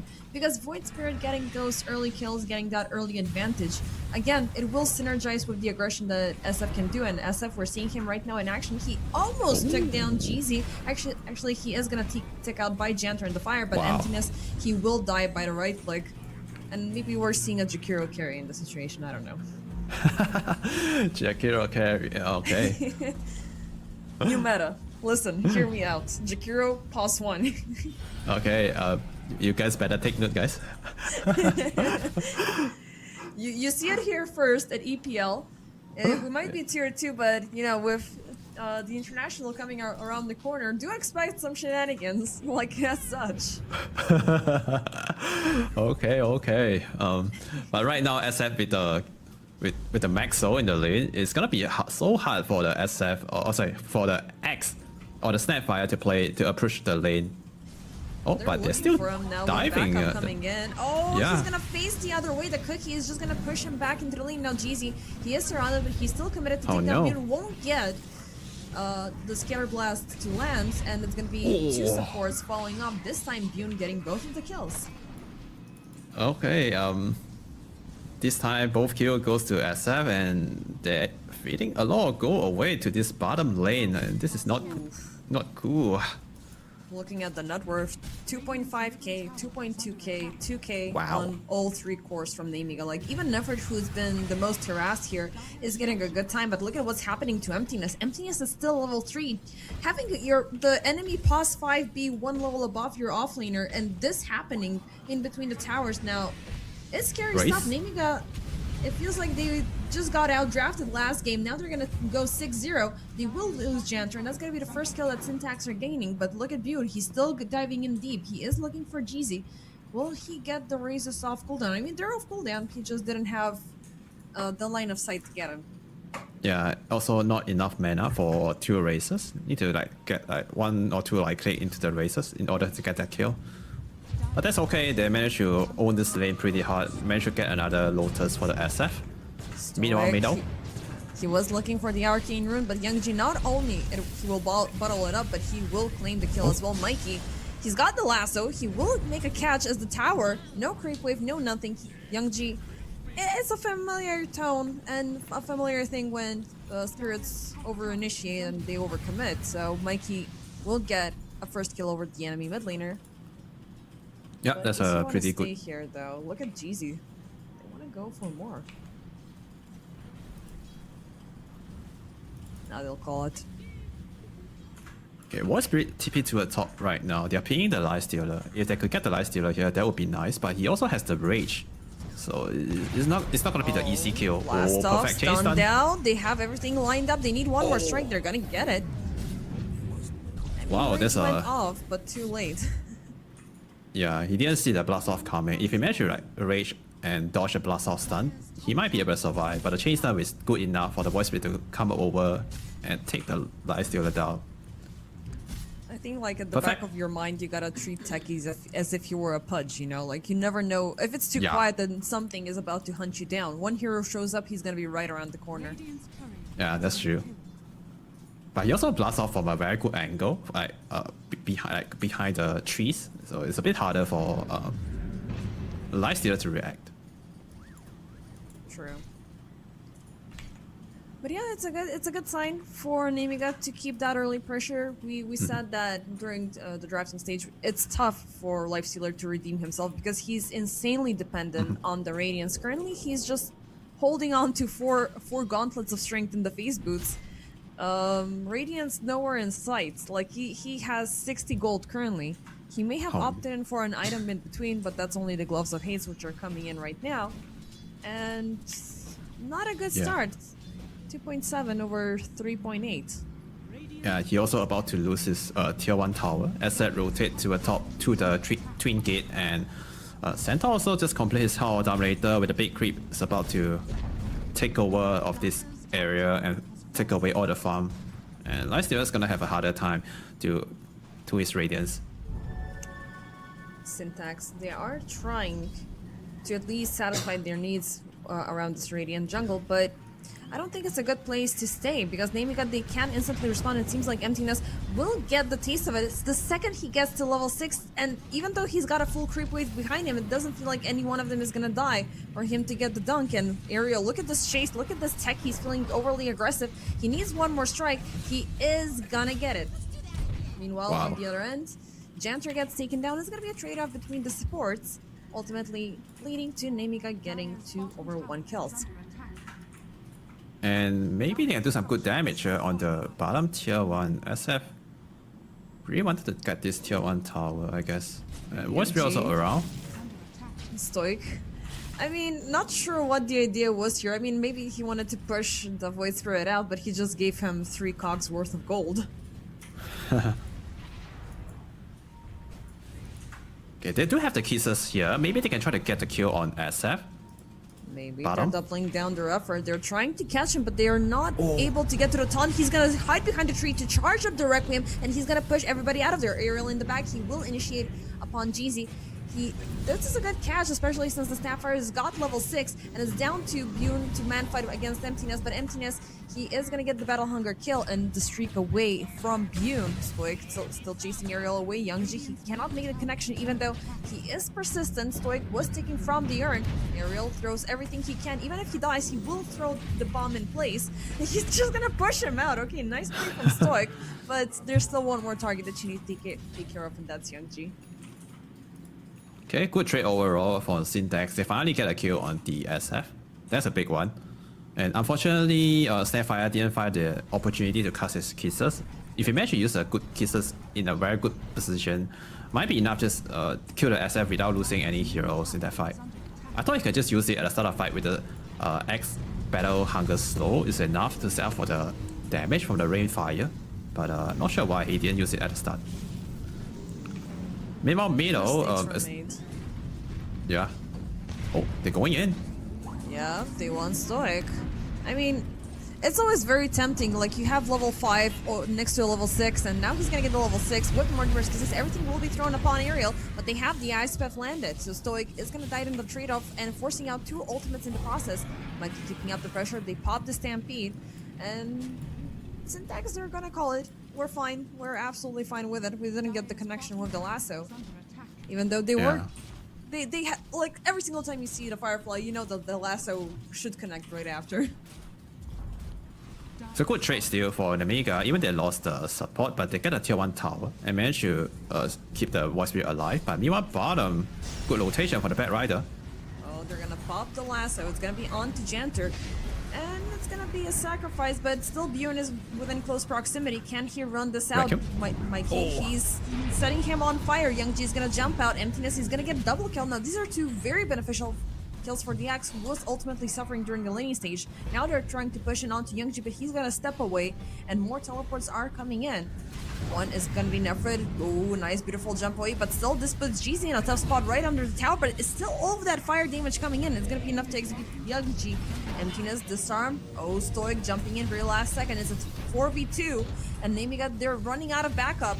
Ariel, Wow. will perish. Nefrid, Mikey's done a terrific job of burning him down, even though very close to losing his life. And will TP out, but oh no, the cancel with the Ice Path.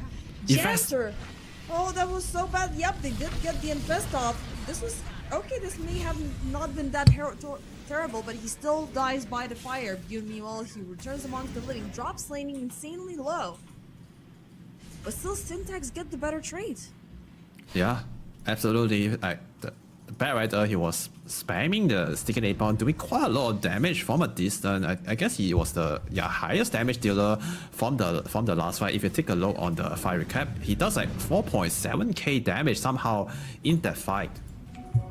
And I think they need to respect the damage output from Bat Rider in the long fight. They also need to kite the sticky napalm. Oh, a free kill. Oh, died to the neutral. Free for the map. But Yeah. this is gonna be a bad position for Jeezy, so now he's gonna be trading off gold to Gyun. But yeah, I'm still looking at the board though. Sticky Napalm was cast 16 times.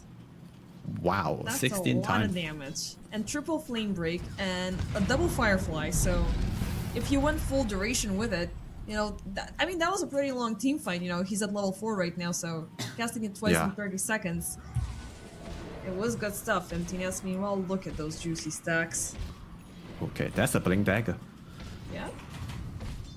He can finally start playing the game upon his own will. You know, this was an axe that was ultimately suffering, like he was stuck at level 5. Janter was chasing him down one level above him. Okay, now they need to make a move with the axe because since he bought this first item Blink, they also need to make sure the Blink first reveal is gonna work because he has no others item. So if this Blink rotation didn't work out, he has not a lot of ways to play the game. He has no farming potential. I kind of worry for Syntax X, the off-lane X. Let's see what happens here. Then I have a question to ask you. Okay. Because something about the Jakiro. Nice, beautiful lasso. They will catch Nefert, but he is still alive. Nice hook shot, but it's going to be ultimately Stoic lockdown. Well, temporarily, and the Cogs Nefers will still suffer. Mikey running about. They will catch the Bat Rider. So far, 1-for-1. And Stoic, he's gonna get burned down to smithereens as well. And Youngji's still keeping up the chase. He wants to add more to the kill count as Ariel joins in with a sticky grenade. Nice cookie, but GZ will need to accept the fact that he's gonna die. Now, for the big question, Nemiga, fire they up. just leveled the macro pyre onto the Jakiro. This Jakiro was stalling on the big ultimate for quite some time. Why do you reckon that's the case? Like, what benefits are you getting from the rest of the spells that you would rather put them in than the big ball of fire or line of fire, basically? That's a good question. He actually saving the skill point until, I mean, he's not leveling up the fire, I mean, the macro pyre until level 10, right? And that got me kind of curious. That got me curious too, because normally I feel like level up the backup pyre earlier is okay because having a spell that could just push out one wave without the hero committing in that position, that's pretty good. But maybe he preferred the lower cooldown or higher damage output from the dual brave and the liquid force combo. Maybe that's the case. I mean, that is, you know, I guess it's the more aggressive play if you know that you're not going to get into a team fight now, but, you know, there has been a bunch of skirmishes, there has been a lot of initiations brought in from the Syntax, and at one point I realized, like, there is definitely something missing, and the Jakiro is far from being ultra harassed, as, you know, Jakiros could have a very tough time surviving within the lane, but he's got 4.5k net worth, which is breathing down on Axe's neck. But, Yeah. I guess now he has it, so it's gonna be a lot easier for Nemiga to line up those big ultimates. Yeah. Now you point it out, I just realized there's no macro pyre in the previous fights. Okay, mid lane, we might see a gang on the Bat Rider. The supports, they are coming over. Okay, maybe not. I mean, aside from the Void Spirit, we still don't have those pesky Blink Daggers. The Centaur is still missing out on his, because his Yep. item priority is getting the Lotus first, which I do appreciate, but it still doesn't give you that oomph, that jump in, that harassment that is gonna synergize with the Void Spirit as well. Yeah. I just realized that Void Spirit somehow is the bottom network hero on the map. Here we go. If they get a Lifestealer kill here, it's gonna be a good network boost. Oh, they G missed the blast. jumping in. He's gonna pop the Rage a little bit too soon, but it's gonna be enough of duration to go with the TP. Yeah, they need to start with the blast off instead of the Void Spirit. But nice try from Youngji. At least they kick him out of the lane. I think he thought that he had the shard already. No, actually the Aghanim Scepter. Because then at one point the Resonant Pulse will be silencing heroes. Now it's just way too early of a reveal. Yeah. Okay, they found a freebie on Snapfire. Yeah, absolute freebie. I mean, GZ was looking for maybe, you know, getting some information, getting a word off. But he's got nothing, and so far, Syntax, they do have a decent amount of vision on their portion of the map. Nemiga, they don't have anything aggressive aside from their own heroes. But I heard a hook shot. No, it's just the Clockwork running away because he doesn't want to get caught up by the Centaur. Yeah, that's okay. And right now, I feel like the game state is gonna if the game keep going with this pace, slow down and all the heroes they are hitting creeps and farming, it's gonna benefit a bit to Syntax because they still need time for Lightstealer to come online, and Lightstealer is the win condition for Syntax is a real carry that's gonna like 1v5 in this game. So giving him more time is just allow him to like get to the point with the ultimate form with 6 slotted.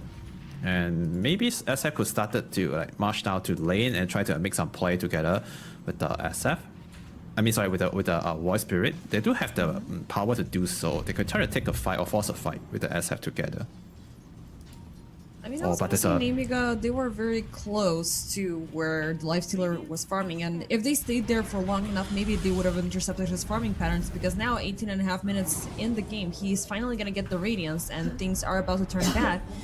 Instead, we are seeing a team fight happening mid, as Youngji will jump in a little bit too aggressively, but Team Syntax, they're not willing to tango.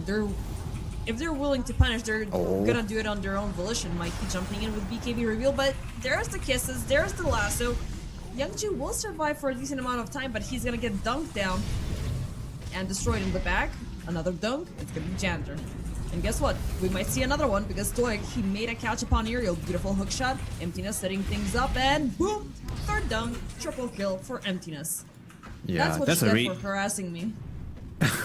Yeah, that's a good play from Syntax. And once we thought he's safe, he thought he can just go in and out with the shield rune. But there's also a BKB on the Bat Rider. He just ran in with the BKB and using the lasso to delete the Void Spirit. He also has enough sticky napalm stack to do the damage. Bottom, X getting caught. Nice find. Stampede is going to be used up, but it's tough to get that damage going because the Blade Mail. Oh, this is a bad call. Still, they will get the kill with the double edge. But that was some scary stuff, especially since the battle hunger is still ticking. It's a noble sacrifice. You did die, but you did force out the SF to be, you know, thrown back into the fountain and walk back into the lane. And this is all downtime that the Lifestealer is definitely enjoying, because you're looking at the 8k right now in terms of his net worth. I do recommend checking it again at about 6 minutes. Yeah, now with Radiance, his net worth's gonna speed up a lot. And they are about to take some like tower, some map control, maybe the Tormentor if they want to. But they need 4 heroes to do the Tormentor here at bottom. Middle. Or back it's just Mikey farming, a very risky farming pattern. Yeah, he has a BKB, that's why he can do this. And he know that he won't die to the full combo if he could press his BKB. Though, they fine axe. At the very least, you know, this guy's not gonna move a lot, so if we already got the lock onto him, he's not gonna blink away. Blink is gonna be around the corner for the Bat Rider as well, so I do anticipate that Syntax are gonna go for these more, you know, in-your-face aggressions, as we do see a triple man smoke coming in. They know that Nemiga might use this chance to go into the Roche pit because Axe is gone, but they still have the kisses, they still have the hook shots, they still have this big ultimates that they can commit. They don't have the Lifestealer in play, but they might as just wait him out, but still the hook shot will be committed. The Mortimer's kisses the lasso, they're catching the SF, and he is burning down in an insanely rapid fashion until he bursts. Stoic will be dying in a trade-off, but this will put a halt to Nemiga, as now they don't have any damage output to commit for Roche any further. GZ, Resonant Blast. Rung G is gonna walk away, Roche will kill Jandr. Cookie forwards, they're gonna miss out Flame Reed, they're gonna push him even further, but that's already 2 targets dead. Meanwhile, Aerial tries to TP out, mission success, but Syntax will take it over from here because Roche is almost dead. Yeah, Void Spirit is watching, he wanted to go back in, at least I stopped them from getting this free Roshan. Yeah. Last one in 30 seconds. Also the Infest though, and they will jump in with the Infest bomb. As Mikey... I mean, we kind of overlooked, you know, because I think we're thinking a little bit grandiose regarding the taxi services, but having Mikey, having the Clockwork as well, it does work on on short range, but it is effective, especially when the enemy is actively trying to contest you. Yeah, that's a pretty good fight from Syntax. They stop the road and they get some big kill on the SF, and now they have the Aegis on Lifestealer. Oh, Attempts were being made to catch Emptiness, but instead it's gonna be the Lifestealer baited into the Ice Path as he loses life number 1, as he was already quite low. But this should prevent Syntax from feeling overly aggressive. yeah. Maybe SF need to consider getting a BKB as his next item, because the team fight it was pretty easy for Syntax. Crowdwood and Starfire, both of these two heroes, they can throw spell from a long distance, and they can just commit with a hook shot and then use a kisses to do a lot of damage and maybe bait out some of the BKBs here. But without BKB and SF, just so hard to enter the team fight. There's a lot of things you need to watch out. The power crocs and the Bat Rider slow and even the frame break knockback is kind of annoying for SF also. Yeah. But instead of going for a BKB, first off it's gonna be the Silver Edge brought into the mix by SF. Now, it does break the Feast. It does break the counter Helix as well. But Yeah. it's just translating into damage. In Nemiga, they don't really big need call. to strengthen up that part. They need to work on Nefrit, who currently is under siege, getting caught up into the cogs with the Mortimer's Kisses. And Stampede is gonna go through, but he's still burning. He's caught up by the urn, and actually it's the Distillers that is helping out, and who eventually it is gonna be the Rocket Flare that takes him down. The trade-off is against Stoic, but he gets 2 in return. And now Janter trying to... Well, not sure what he's trying to do here. It is going to be a successful Glimmer TP out. Yeah, as we can see from the last fight, just one set up into the kisses, just equal to a kill. And even a hero like Centaur with so much HP, he still died to the kisses combo, and without Pi or BKB or any source of like escape or survival ability during the first approach of the fight, because of the kisses. It's so hard for Nemiga to take a team fight, and they are losing all this fight because of they have no good way to deal with the kisses damage. Nope. I mean, this is where I would have been voting for, even though it's, you know, the double... It's not always a good idea to line up on the same mechanics, but I would have appreciated seeing the Centaur Blade Mail just a little bit sooner, because you know that you're gonna be the main target who's gonna soak up, so why not throw some back at the enemy? Emptiness is doing that. We saw what was happening when he was trying to 1v1 versus the SF, who almost died during the skirmish. And I don't know, like, I don't like the fact that Nemiga are prolonging, because they know what kind of a beast the Lifestealer can be. And ever since he got the Radiance, and I did say we're gonna see in 6 minutes where he gets to, he's still at top 4, but that currently translates into a completed Sange, into a completed Armlet. He's gonna go in for the Yasha, and afterwards, he's gonna work on the durability in addition to the attack speed by getting the Assault Cuirass. And that is something that is already gonna be a very big problem for the Shadow Fiend to burst down. Yeah, absolutely. He's slowly getting there right now, and SF still farming on his Silver Edge and BKB. Oh wait, hold that top lane. Jakiro is gonna get caught. Oh, beautiful catch. Nicely done. This time the Glimmer will not save you, buddy. You need to show that party trick once. Now we're gonna have a dust. Yeah, they also give a kill to the X for the down, but allow him to get the extra permanent armor. And right now, 7.5. Yeah. Oh, SF showing the mid lane. Need to be careful here, because at this stage of the game, we shouldn't just anyhow show and farm in the mid lane, because mid lane now is the kill zone, and without a proper good backup, it's kind of risky to farm in the mid wave. For sure. And plus, we've seen what's been happening in the past couple of minutes. Syntax are getting win after win after win. They are still missing out on pushing that tier 1 tower topside, which is gonna grant them, you know, some additional money. But, you know, they have Nemiga in a tough spot. So, I'm not sure, like, if Nemiga want to push, if they want to fight, if they want to wait out for a miracle to happen. It's a tough call. What would you do here if you were Nemiga as a team? there's not a lot of objective left on the map, and SF just complete sewage. They can try to go for some pick off, but Life Stealer is not easy to kill. So, and Bat Rider has BKB, so they need perfect chain stun to kill him. And X also not the best target. I mean, it's okay to kill the X, but they also need like a better kill target. X doesn't worth a lot of gold. Bat Rider is hard to kill, Life Stealer is hard to kill, but they can just settle down by killing the supports or the X, and then slowly to get some map control back. But besides that, there's not a lot of things they could do on the map. MG, he shows himself up top, but ultimately that is bait because we know Nemiga are being smoked up from behind. Still, Grandma will not take the invitation as she blinks away. Pops the defensive dust. Axe gets caught up into the river. They didn't overcommit for the kill, which is good news for Nemiga, but they gotta look for more. They gotta find the remainder of Syntax. They do have vision up top, so they are gonna try to utilize it, but same could be said for Syntax, which is a little bit deeper into the trees. Neelix never completes the jump. They're stoic, caught up. They're trying to push him out with a flame break, but it's not gonna help out. Mortimer's is flying in, but they don't have a full lock on a target. BKB with the infast bump is gonna be committed, but they lost two targets already that are there to secure the front line for Syntax. Okay, that's a pretty good pick off on Nemiga. They get 2 kills, which is the good kills, the Axe and the Crockword. And they also use the Stampede from the Centaur to kite the BKB from Bat Rider. That's a big win. Managed to get the kill and get out safe. Might be able to get a tier 2 here in the middle. After the tier 2, they should be able to take control of the Dire Triangle. And now it's looking better for Nemiga.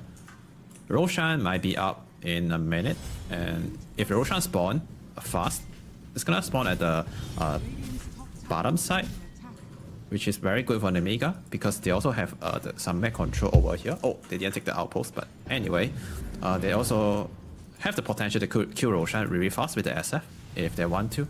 But looks like that's not the case now. They're actually leaving the area and waiting for the 30-minute Roshan on the top.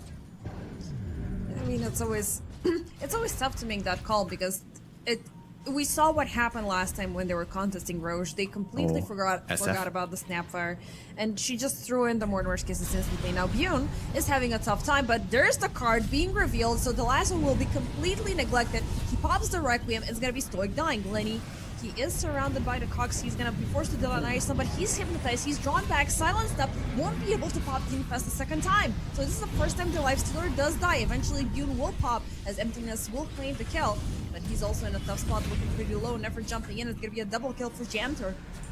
Up top, Mickey and GZ are residing. The Mortimer's Kisses are flying in. Mikey, he's gonna get a kill off Young Jizz. His aggression will overcome him, and GZ gets the Scatter Blast to take down Jamter, ultimately leading this into an equal team fight.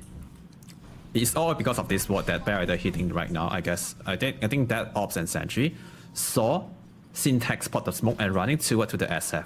And that's why the Centaur could just come in at the nick of the time, using the Workhorse to save the SF during the first initiation from Bat Rider. It looks so good at the start for Nemiga, but the X blink in with the BKB and Blade Mail and somehow solo kill the SF, and also the Void Spirit chase to the Bat Rider and somehow got himself killed also to the Firefly. And all of a sudden, it doesn't look good anymore for Nemiga.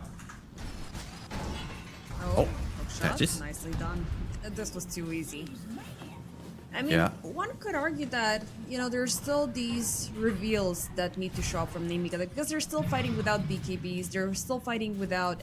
I mean, there's only one Aghanim Scepter that we saw already, and that was HYDRA, right? Which already made a huge difference in those pesky lassos that instantly take somebody out and, you know, serve towards the Life Stealer for dinner.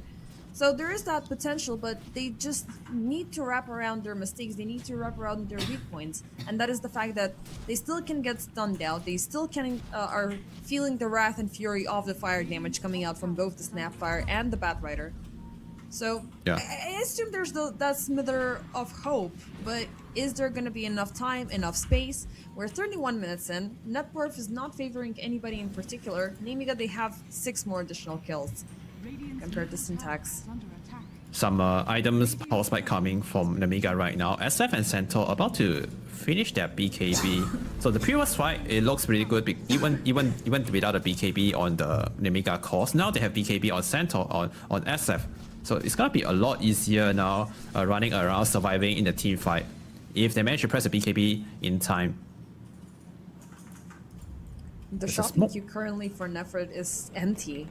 And given the fact that we've gotten used to seeing these centaurs prioritizing hearts and whatnot, like, do you think it's a good idea to go in for a late heart, or you want to go in for something that can, you know, keep the fight in check, keep things controlled, amplify the entire team?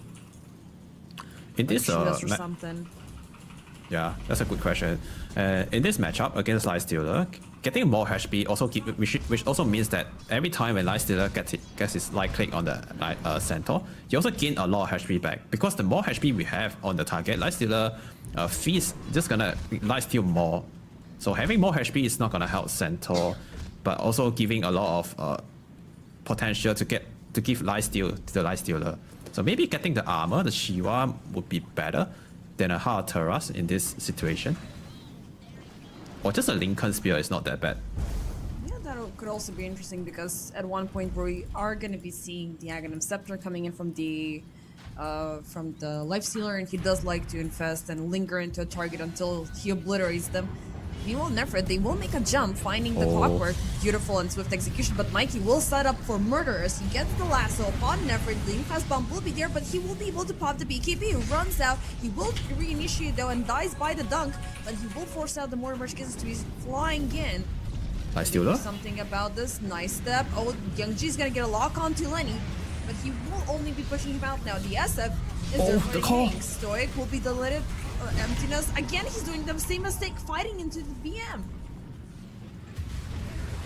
What the hell, Janter? Nice ice path. He did throw the Macropire already.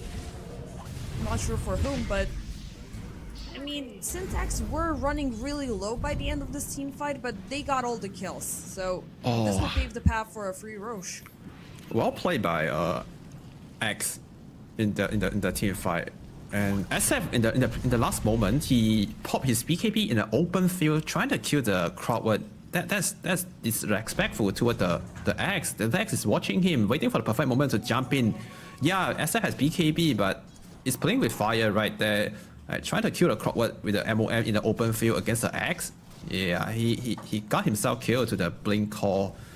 And I feel like that's the huge mistake coming from the SF right there. And because of that, BKB. The BKB is still at 9 seconds. Yeah, he didn't use it, and Oh yeah, he didn't. Yeah. he just playing with fire. I'm not sure why he do that.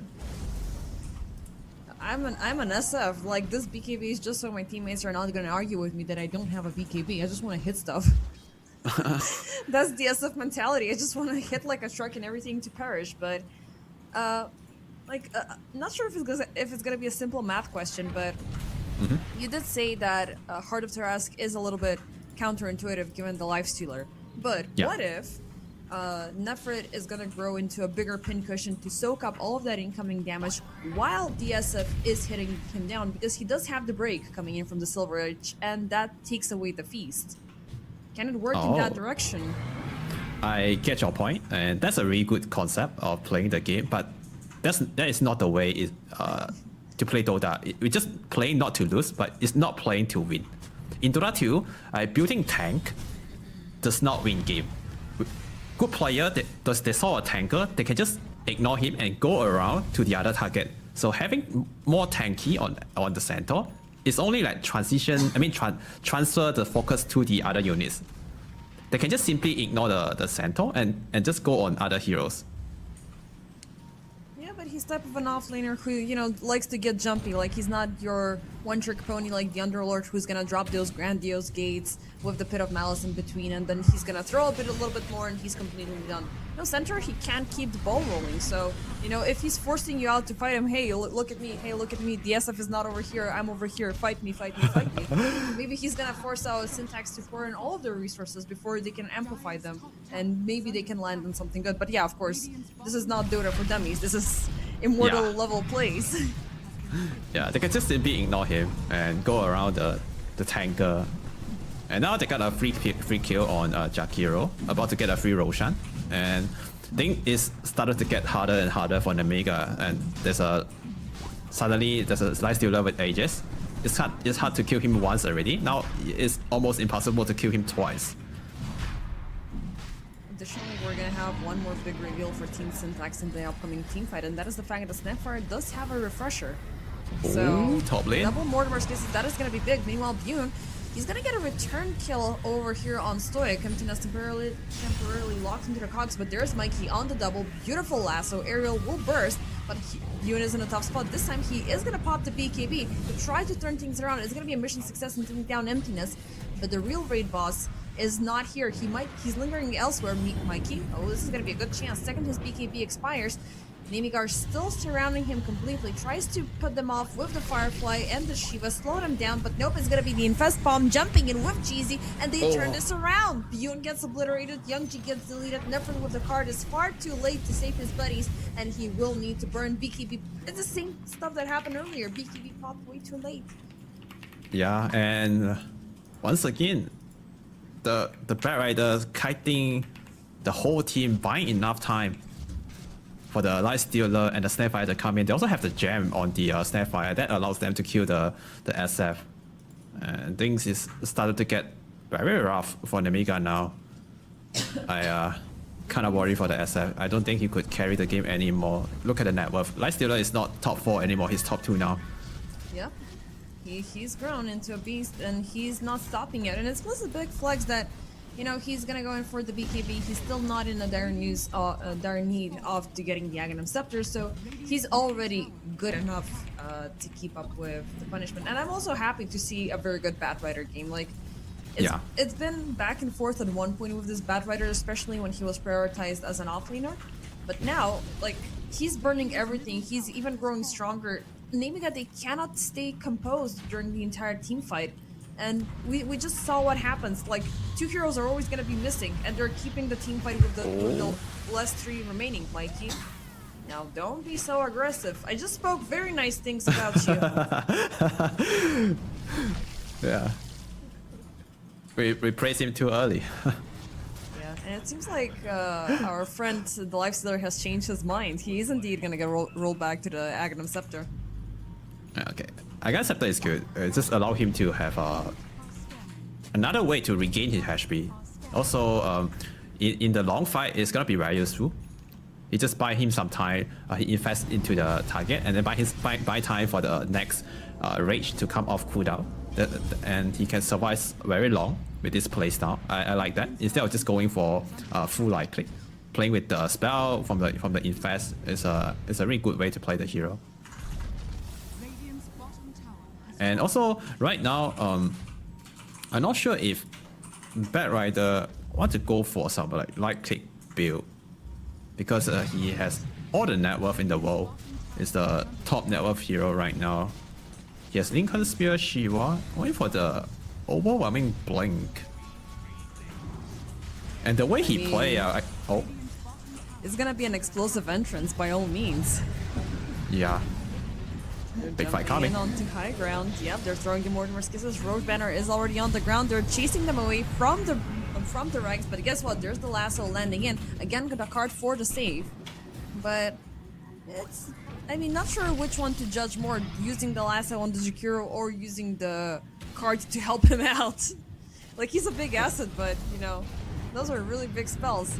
Hookshot will keep up the pressure. Oh, beautiful hookshot. SF is in danger now, pushed in back, and he's just gonna pop. No buyback, no nothing. Kisses are flying in for the second time. They're gonna latch onto Janther. They're gonna lose Stoic in the process, but Nemiga, they have nothing else to offer here. They don't have the damage, they don't have the control. They're slowly losing racks, and this Lifestealer is still standing with the Aegis intact. Yeah, 50 seconds left on the Aegis, and SF has no buyout. Another lasso come in. Another save.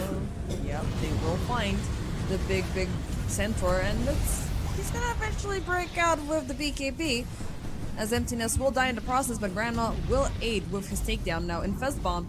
This might be a scary one because he's gonna walk all the way to the tower, but to the fountain, but it seems like he's gonna die before that. All the tips for this Lifestealer, everything for the Snikes. Yeah. he heals so much after he purchased a scepter and he invests on the target. It just gives him so much regen when he was inside the target, and it's almost impossible to kill him now. Unless they have perfect chain stun and silent to stop him from using the rage or the infest. I mean, But I guess it that's feels not the case here. Wishful thinking. They will jump in the second the H6 expires and he's trying to heal up, but is it gonna be enough? He's here running through all of it, and again he's gonna find an infest carbonation chamber, and that's gonna be within the Jakiro as Janter gets bursted out. It's only Young G left remaining on the defense lines, and Jakiro is gonna call it GG.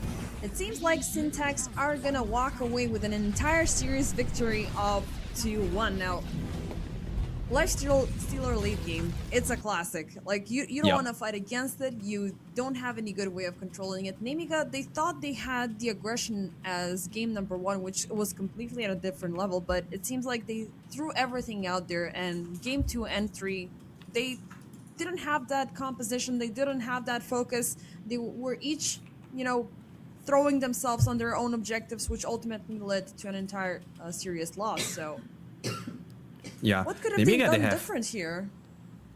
Nemiga, they have such a good landing fate. We can see at the early bottom lane, SF and Jakiro, they are playing behind the tower, totally shut down emptiness, the X, in the early game. And at some point, X, he has like very late dagger, it's like around like 10 minutes something. And that's the only item he has. But before that, I feel like Nemiga didn't snowball the advantage. When they are winning, they didn't manage to keep the advantage, and also they feed away some of the big streak to the Bat Rider. And there's one fight the Bat Rider just outplay most of the Nemiga heroes, and some of the movement from SF is kind of questionable.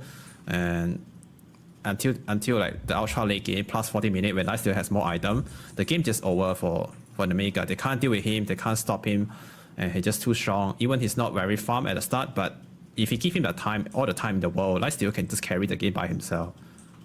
Yeah, I mean, it pretty much ended up being in that scenario. Like, he was, the second he got the Aghanim Scepter came in quite late. He was able to withstand even without it, but Yeah. you had that quick reset every single time. You jump into a strong hero, and he already had, as you said, Nefrid, the Centaur, which is the ultimate hibernation chamber for him to completely reset, and the Centaur was not able to stand against him. Now, there might have been an issue with item prioritization as well here, because I got used to seeing the Heart of Trask way too much, which does give you that impact as a Centaur, but I don't know, it feels like Nefrid failed on this hero just a couple of times, or Nemiga as a collective thought that they could extinguish Syntax before they had the chance to flourish. Mikey was definitely a shining star in all of 3 series, just playing these heroes absolutely amazing, completely on point, and facilitating for, a spirit-like aggression to arrive, and then everybody else just to follow up.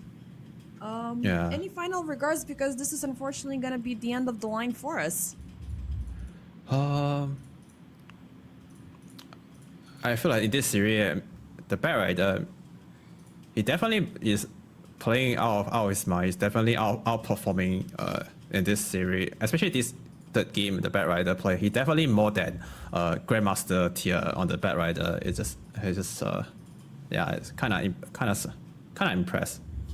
Impressed by the way he play, and well played by both teams. But sadly, there's only one winner, which is Team Syntax. Congrats to them. Yeah, it's a solid victory, and I hope they keep it up across the entire group stage. And I should remind you that First Blood was indeed drawn by Mikey as he took down Young G. Getting that solo mid lane kill, it's always a very great opener, and it's a very scary sign on how events will unfold furthermore. And to the public, as your keen eyes definitely figured out that there is, some reschedules. We did announce that there is not going to be a game right after this. There is indeed an unfortunate disband, because it feels like Team Bald Reborn are doing this all over and over again. Like, they're ready to play, they're ready to fight in 2 minutes before they're actually supposed to show up. They're going to disband. That's as far as I know. But Hoodwink will jump in as a substitute within the group stage C. So that's going to be Rubicon, Rabel, Mangekyou, Enclave, and Asdecor. Names that we have heard here at EPL. And I really do hope they live up to their team name and not allowing any Hoodwinks to pass into it, because that hero is still super toxic. Yeah, it is super toxic hero. It's it's so fun to play. Also, it's so annoying to play against it. You can run around in the trees, and then he has this short cooldown, long range burst damage with the sharpshooter. Is the concept of the hero is just so broken. Yeah, and the worst part is it has a escape mechanism, you know, and then it has the spell Yeah. amplification and a little bit of something, you know. You get to level 2 of the Hoodwink and it's already a pain train for you to deal with during the laning stage. But yeah, without any further ado, so for tomorrow we are anticipating 4 series. So it should be Nemiga versus Power Rangers, No Hoodwink versus PugChamp, PugChamp once again versus KW. Amaru for the first time shall appear tomorrow versus Team Gens. As for us, you can thank you very much for sticking around for these wonderful 2 series. We're gonna call it a day, and I hope you have a beautiful evening.